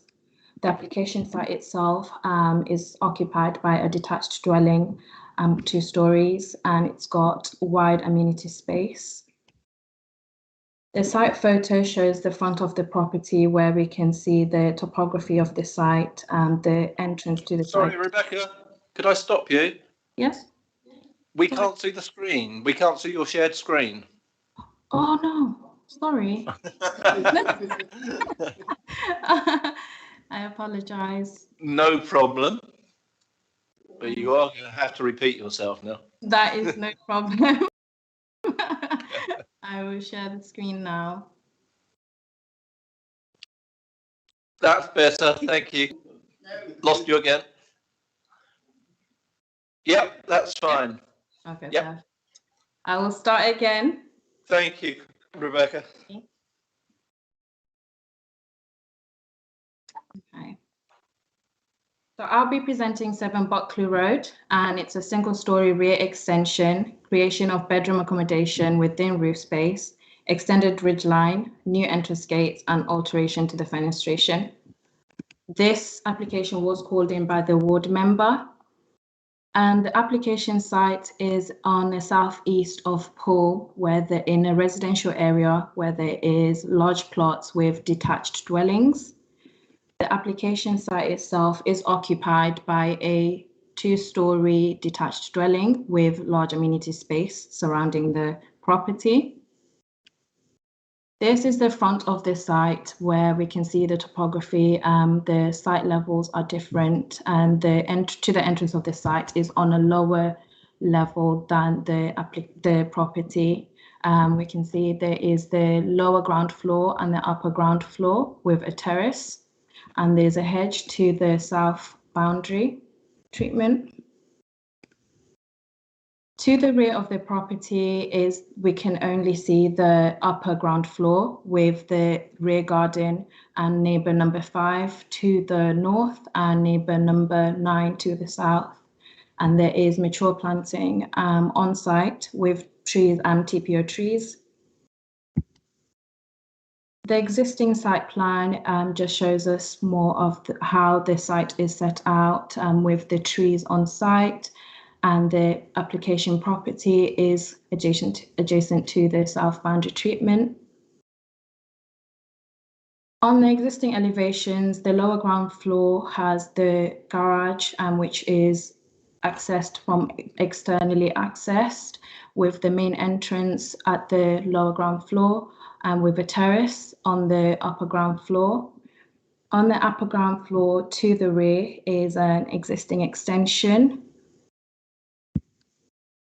The existing elevations show us that to the north is facing number 5. There is 1 window, and to the south elevation facing number 9 is 2 existing windows. The existing floor plans show us the primary bedroom on the lower ground floor with the garage and the main entrance. And on the upper ground floor is the kitchen and dining space with living amenities. The sun terrace was conditioned in 1987 to not be used as a balcony or raised patio to prevent overlooking or loss of privacy to the neighbouring property.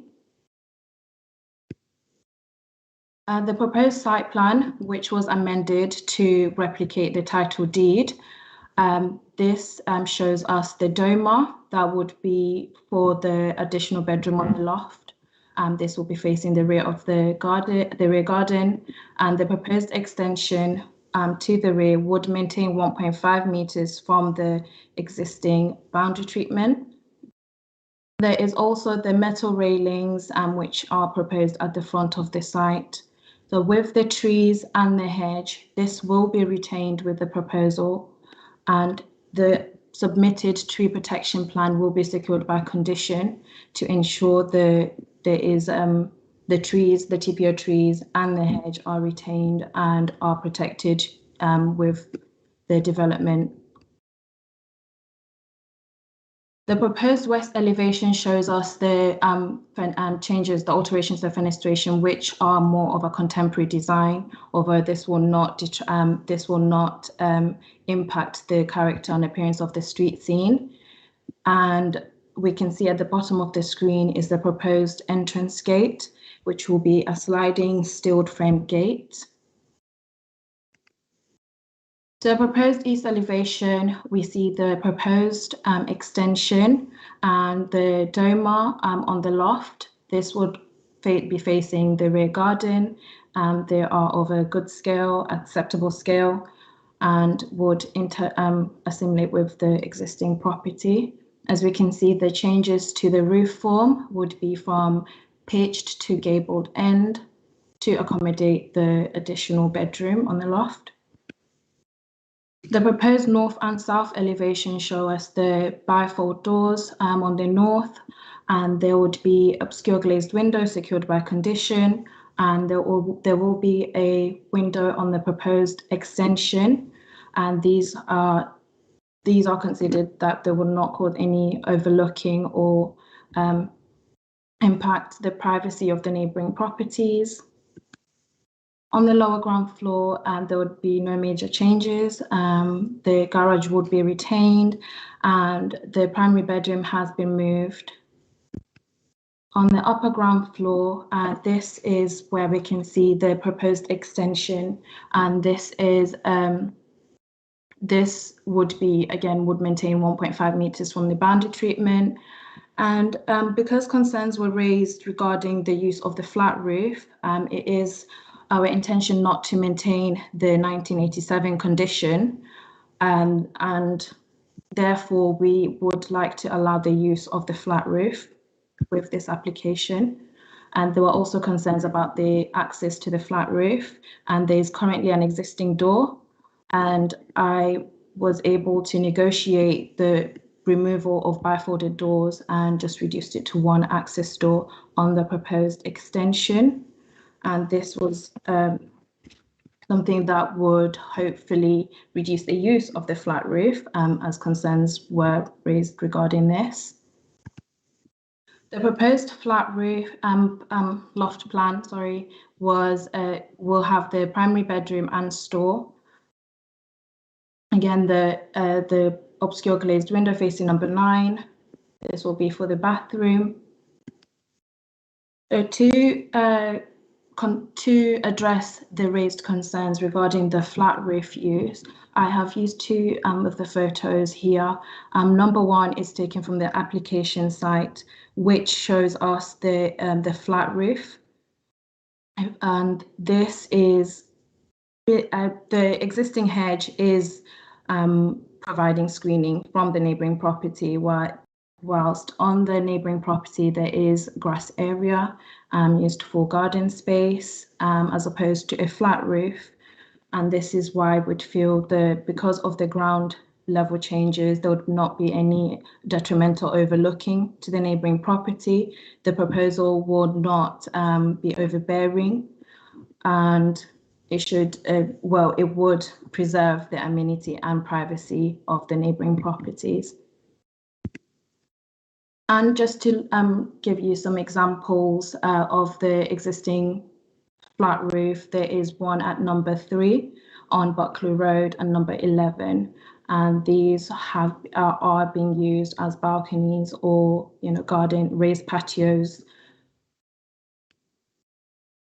It is the overall, we feel that the proposal would respect the character and appearance of the area and it will also preserve the trees and the hedge and retain the hedge, and therefore including the flat roof, the neighbouring amenity and privacy would be respected, and therefore the recommendation is for approval.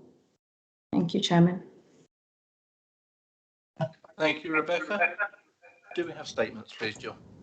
Thank you. We have two speakers objecting to the application. They're both on Teams. The first is Alison Nolden, to be followed by Joe Tasker of Ken Park Planning Consultants. Whenever you're ready. Hello, I'm Alison Nolden. It's number 9 Buccleuch Road. We've lived here for 10 years. My bedroom window looks over our sloping garden onto a hedge, which screens number 7, a 1960s bungalow, and number 7's garage. The hedge was planted on our land when planning permission was granted for the garage in 1987. That permission stated the roof shouldn't be used as a balcony or patio to prevent overlooking and loss of privacy. This was respected by the previous owners, who built a large terrace on the other side of the house. The reasons for the 1987 restriction remain and should please be continued. The hedge is part of the Green Lungs of Poole and recognised as a special feature of our area. It is the only feature that separates the development from our property. The density of the hedge varies. It does not eliminate noise. Previously, as I've said, the garage roof was not used. Now it's designed and called a sun terrace, and we clearly hear conversations from there. The hedge is 30 years old. It's already thinning. I can see number 7's new security lights through it, and now I don't open the curtains in my bedroom when people are likely to be on the roof. The use of the extended roof for social events, outdoor dining, in the evenings with artificial lights and noise will substantially reduce our privacy and amenity and substantially increase the noise. And that garage roof is to be extended. The new extension is described at the rear. It's in fact at the side of the property, very close to the boundary, with the window overlooking our garden. The hedge has been described as additional screening. It's not additional screening, it's the only restriction to clear views of our garden and my bedroom window. The applicant has a half-acre plot. None of the plans show the other terrace on the other side of the house. This application will result in unacceptable massing of new amenity space. Have a restricted condition in the same way that number 7 has at the moment. Secondly, the development, if permitted, will result in harm to the character of the local area that is characterised by large dwellings in substantial landscape plots with good boundary separation. This is important because the site is outside, but it does abut the Avenue Conservation Area, and so it is part of the setting of this conservation area. The proposed development does not take proper account of the boundary hedge and the need to retain this, or space for other landscaping should the hedge decline. There has been no proper assessment of the hedge. A tree report has been prepared, but this did not take account of the hedge, and it doesn't have measures within the report to protect the hedge.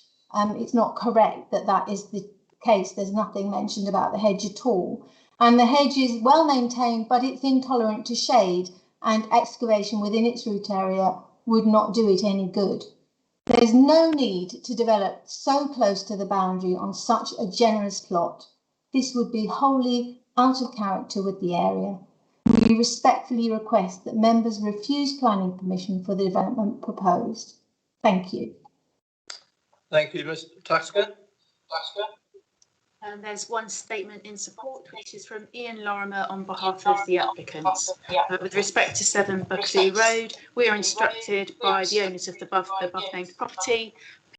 Please accept this letter as support of our client's application. We wish to point out that the planning application you are processing southern elevation and the boundary to 9 Buccleuch Road. The councillor Tony O'Neill visited the property yesterday, 17th of January, and confirmed to our client that he could not see the reason for any objection to the application. The planning permission will in no way disadvantage the neighbouring owners. It will not encroach on any boundary nor overlook the adjoining properties. Regarding the constructed boundary on the southern boundary relating to a former planning permission granted under number 587-11485-1T, we confirm that the balcony had been used for quiet purposes of sitting with chairs at table for over 30 years. The balcony is only 0.5 metre higher than the adjoining ground elevation on our client's property. The balcony side boundary of this property adjoining 9 Buckley Road is fully screened by the hedge on their side. The attached letters from the former owner confirms their use of the balcony, and as such the planning records should be updated to remove any restrictions. Our client will always adhere to quiet enjoyment of the balcony and in no way will cause a neighbouring owner concern. Thank you.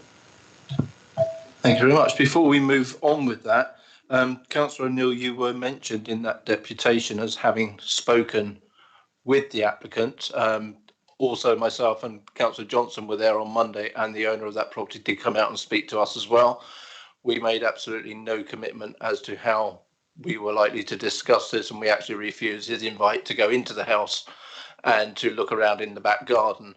Can I be assured by yourself that you are not predetermined in your views on this application, please, Councillor O'Neill? Not at all. Thank you very much, Councillor. In that case, I am happy to proceed as long as all other members are as well with that. Yep, Councillor Bartlett. Sorry, yeah. Oh, sorry. I was just going to say, I thought you were commenting on that. Sorry. Councillor Inger. It's okay, you can stay seated. We're quite informal here. As long as you use your microphone.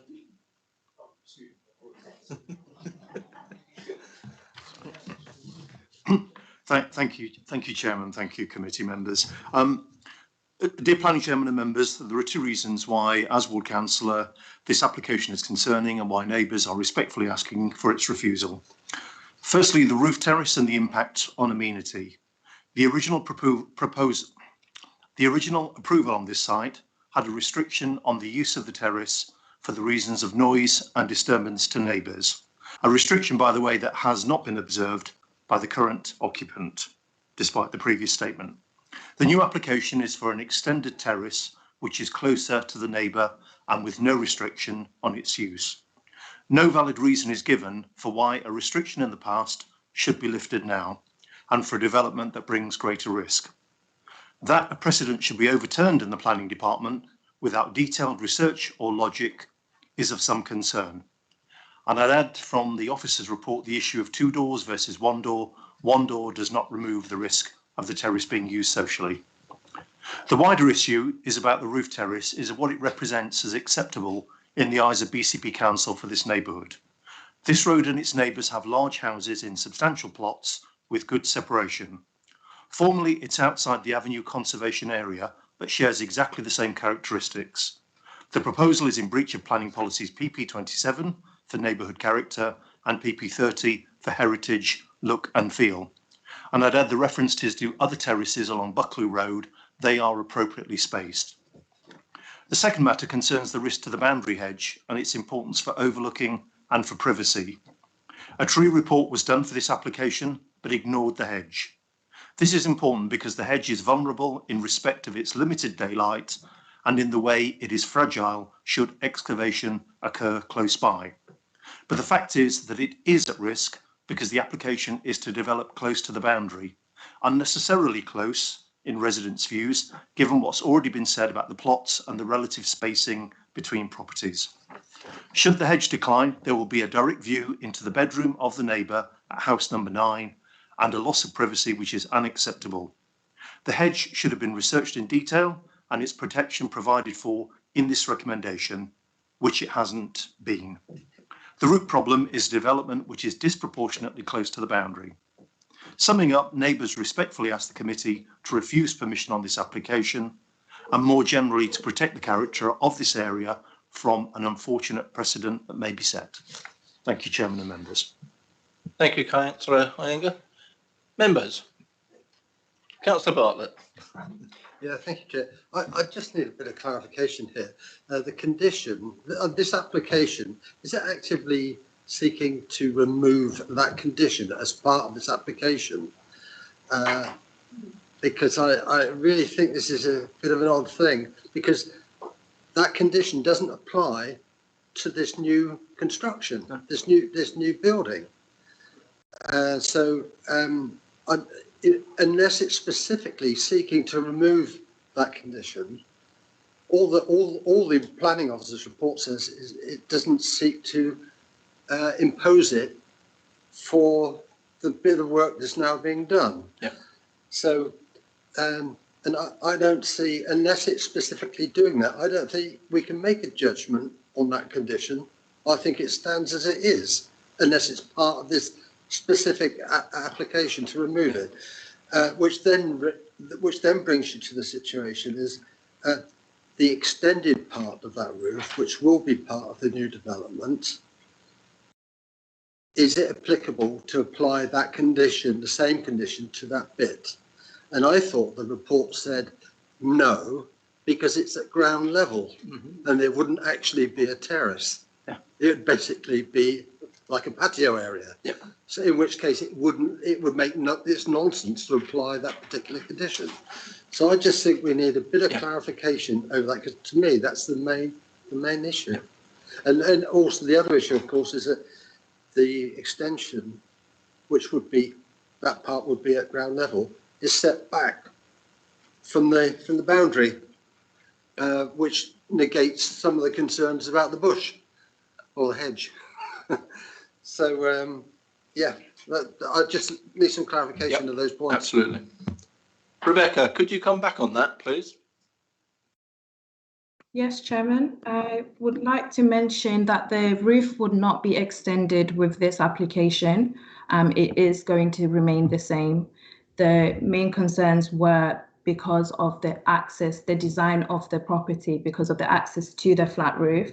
It was now raised that the use of it has been ongoing and would affect the neighbouring properties. So with this application, we do propose that it would be removed, and the reason being the levels of the site levels of number 7 Buckley Road and number 9 Buckley Road are quite similar, and that's why there would not be any overlooking or harm to privacy. Additionally, with the hedge, the extension would maintain 1.5 meters from the boundary, and the tree officer was consulted, and he did say that the hedge has little importance to the wider landscape to enforce its retention, and therefore there would not be any condition to retain this hedge, the existing hedge. And with further assessment, the proposed extension would be accepted under PD, and that is why I felt that refusing this application when it's acceptable under PD would not be appropriate, and it does fall acceptable under PP 27. Thank you, Chairman. I'd be right in saying that the applicant in this case would have no say over that hedge because it doesn't actually belong to him anyway. So if the applicants in number 7 decided they wanted to take that hedge out, they'd be quite within their rights to do so without planning permission. Yes, that is correct. But as we can see from the proposed site plan, the hedge is on the other site, number 9. They own the hedge between just where the flat roof is. The hedge is on their property. But does it belong to them? Although it has grown onto their property, I think it was actually planted within the boundaries of number 7. Yeah. So it belongs to, so the front of the property, the hedge belongs to number 7 and to the rear, and the middle of the hedge belongs to number 9. Oh dear. Yeah. Yeah, please come back, Councillor Butler. So I think what it's saying is because the changes to the building result in a new doorway that accesses the roof, that then by allowing that doorway, you're actually saying that you can now use the roof. I don't think you can say that, because that condition, you're not altering the garage that's there already. That condition applies to that garage. You're not officially removing that condition. And besides that, I thought it said on the plan that the access, that particular access, was going to be used for maintenance purposes only. Rebecca? And that was the argument that was going on with the concerns raised. There were, because of the access, neighbouring properties were worried that this would be used as a balcony. But because it's the reason being, you know, having one door or for maintenance only, it still raised concerns. And that's the reason why this was called in. Okay, I'll come back to you. Councillor Johnson. Thank you, Chair. I think to try and leave it some confusion, the condition is being suggested to be removed because it says in the original condition it cannot be removed unless by having planning permission. So it is seeking to do that. But I think, honestly, it doesn't really matter because as we've heard, the new occupants, whether they were aware of it or not, and we can't speculate as to this, it has been in quiet use, effectively as a little balcony. When we went out there, we could clearly see there was some a swinging seat or some such thing, about 2 meters in height, that still came well below the level of the hedge. And I certainly could not see any possibility of overlooking. And in the objective statement, we heard that they can hear conversations, but then on any property, you can hear conversations from next door, and it's not something that we can seek to eliminate. We can't, force people into silence by way of a planning committee decision. And the way this has been set out, I certainly cannot see any reasons to refuse it. I don't understand the arguments about character of the area because this is almost invisible from the street scene, barring a couple of windows just set further back from the edge of the garage. The gates at the front, I think they have no harm whatsoever to the area. I think they'll look quite smart. And the fact that the extension to the rear is set back from the boundary alleviates any concerns I have there. And I can't see any planning reasons to refuse this. Thank you, Chairman. Thank you, Councillor Johnson. Come back to Councillor Bartlett. Thanks, yeah. I mean, this issue of the use of the roof, I mean, it was fairly fundamental to the original approval of the extension where the garage was provided. Now, what's changed? Because the you could have a party on this roof, and let's not forget that the terrace goes right the way around the front of the house. Yeah, I think you'll see there's a rail all the way along the front. You can't walk around. You can't walk No, around. you can't walk around. You can only walk. You can only walk on top of the actual garage. Okay. That's the only bit you can actually go on. I misread the plan when I saw it. Yeah, no, that's something we did have a close look at. Okay. I think one of the problems where you asked Councillor Bartlett is what has changed, and I did hear a muttering from down the back there, and I agree with that muttering because that muttering said the hedge has grown, and it has. That hedge is almost 2 meters thick in places. I've never seen such a big thick hedge like that. It's absolutely massive, and I think that is probably what has happened over the years. That has grown, and that is probably helping with the quietness of that area now. Councillor O'Neill, followed by Councillor Farquhar, followed by Councillor Stribley, please. Yeah, thank you. I was relieved to see, I noted in an earlier statement that the terrace has been extended, which wasn't my understanding. There are restrictions on the terrace. The terrace currently is tiled, and if it's wet, it's like an ice rink. So it's certainly not used during the course of wet weather.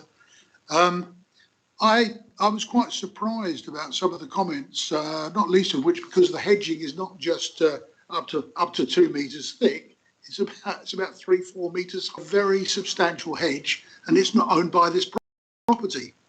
And indeed, the extension itself is not significant. It is an extension to a dining kitchen area, and it doesn't encroach that much into the garden. I was also not bothered about the comment about noise, because noise is a feature of any garden, and actually the terrace is right in the garden. So are we going to complain if somebody uses their garden? That would be illogical, and it's not a reason for refusal of planning either. I really do not see any reason why we should not approve this development. I cannot see a planning reason. some of the arguments, I think, are emotional rather than factual. And I would actually vote to approve. Thank you. Thank you, Councillor O'Neill. Councillor Farquhar, please. Thank you, Chair. It's if you'd help me with my learning curve. The Vice Chair referred to the use, and I may have misheard down this end, like if you used it, then it became a use. But you also mentioned that on your site visit, you saw a swinging chair. Is it possible that it could be pointed out with a cursor on the map there where that swinging chair is? It's on the patio above the garage. Right, so that picture there is picture 1. Okay, so picture 1 is that where the 1 is, that's what we're looking at just now. Yeah. And that's visible from the road. If you stand up on their front garden wall and have a look at it, which is what I did, which incurred the wrath of the owner coming out to ask me what I was doing. Okay, I'm having difficulty understanding. So that area which is in use in this 1987 condition is not supposed to be in use, is that right? Correct. But it has been being used. Okay. But no one has complained. There have been no complaints about it. That was my follow-on question. No action taken or Has there anything in been any respect of that. complaints No. at all? No, I'm sure if there had been, there would have been enforcement notices on the file to say so, and action would have been taken. Okie dokie, Psycho. Thank you very much. Yes, Chairman, thank you. Looking at this application, apart from improving the accommodation, it strikes me that it's an application to modernise a very dated 1980s property, a very nice property in a very nice area. With regard to hearing noise or conversation right across the conurbation, if you have a fence or a hedge between you and your neighbour, from time to time, you can hear the neighbour's lawnmower going or the conversation or whatever. But you have to be close to it for it to be a problem, or even join in, as I occasionally do with my neighbours, through the fence rather than over it because it's too high for that. I personally can't see a planning reason to refuse this application. I don't recall us putting condition on anybody's property that you can't use the side of your house or your garden for any particular purpose in case the neighbour might hear you. I suspect if noise is low and modest, then you'd have to be listening very hard for it to be intrusive. And I personally don't see the planning reasons for refusing at this stage, Chairman. Thank you very much. Councillor Hilliard, please. Thank you, Chair. I think from what I've heard is that, I don't know how long the new owners have been there, but they seem to be using the balcony a lot more in recent time than previously. So I'm surprised there hasn't been any mention of enforcement, but I just can't go with it to a condition, although it might be many years ago, it was imposed. The land hasn't changed, the hedge might have grown, but at the end of the day, this work could kill the hedge off. So I cannot go with this recommendation. Sorry, could you repeat that last bit? You can or cannot? I cannot. You cannot. Okay, thank you for that, Councillor Hilliard. Any further comments? If not, I'm going to bring in either Mr. Hodges or Mr. Firth just to get some points on clarification with regard to this condition that was set 34 years ago. Chairman, I'm happy to chip in initially, though I'm afraid I'm not going to be able to offer awful lot of clarification because I don't really know this application well enough. But all I would say is, based on the description of the application, as far as I can see from the committee report, there's no suggestion it seeks to remove an existing condition. What it is suggesting is not going to impose a new condition so far as it relates to this application and to whatever area this relates to. Now, what the consequences of that are, I'm just not sure, because I don't fully understand quite what's going on. But I think there's a difference between it seeking to remove a condition and just saying it's not going to impose the condition so far as these extensions are concerned. I think that's maybe what's being suggested, but I said perhaps it may be useful to get clarity on that. Yep. I wonder if either Rebecca or Mr. Hodges could clarify that point, please. It does seem to be quite a substantial point. Yes, thank you, Chairman. Just to clarify the point, the application is a householder development and doesn't formally seek removal of the condition. What we're advising members today is that having looked at it on its merits today, we're unable to identify any planning harm from the use of the area around the circled red one on that plan for residential purposes, for the reasons already expressed, that we should expect a sort of typical ordinary residential use of the area.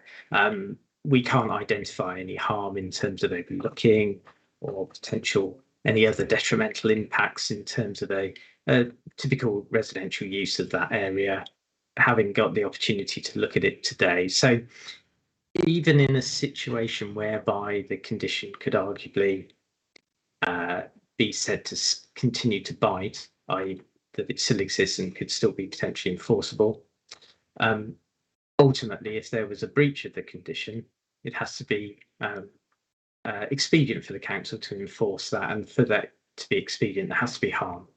And so what we're advising you today is that we're unable to identify an overriding harm that requires either a reimposition of that condition. I hope that's helpful, Chair. No, not at all. I think my concern here is that in the application, they have not applied to remove that condition. Now, although that condition was added 34 years ago, it would still remain even if we grant this extension. Is that correct so far? Chairman, technically, yes. Right, okay.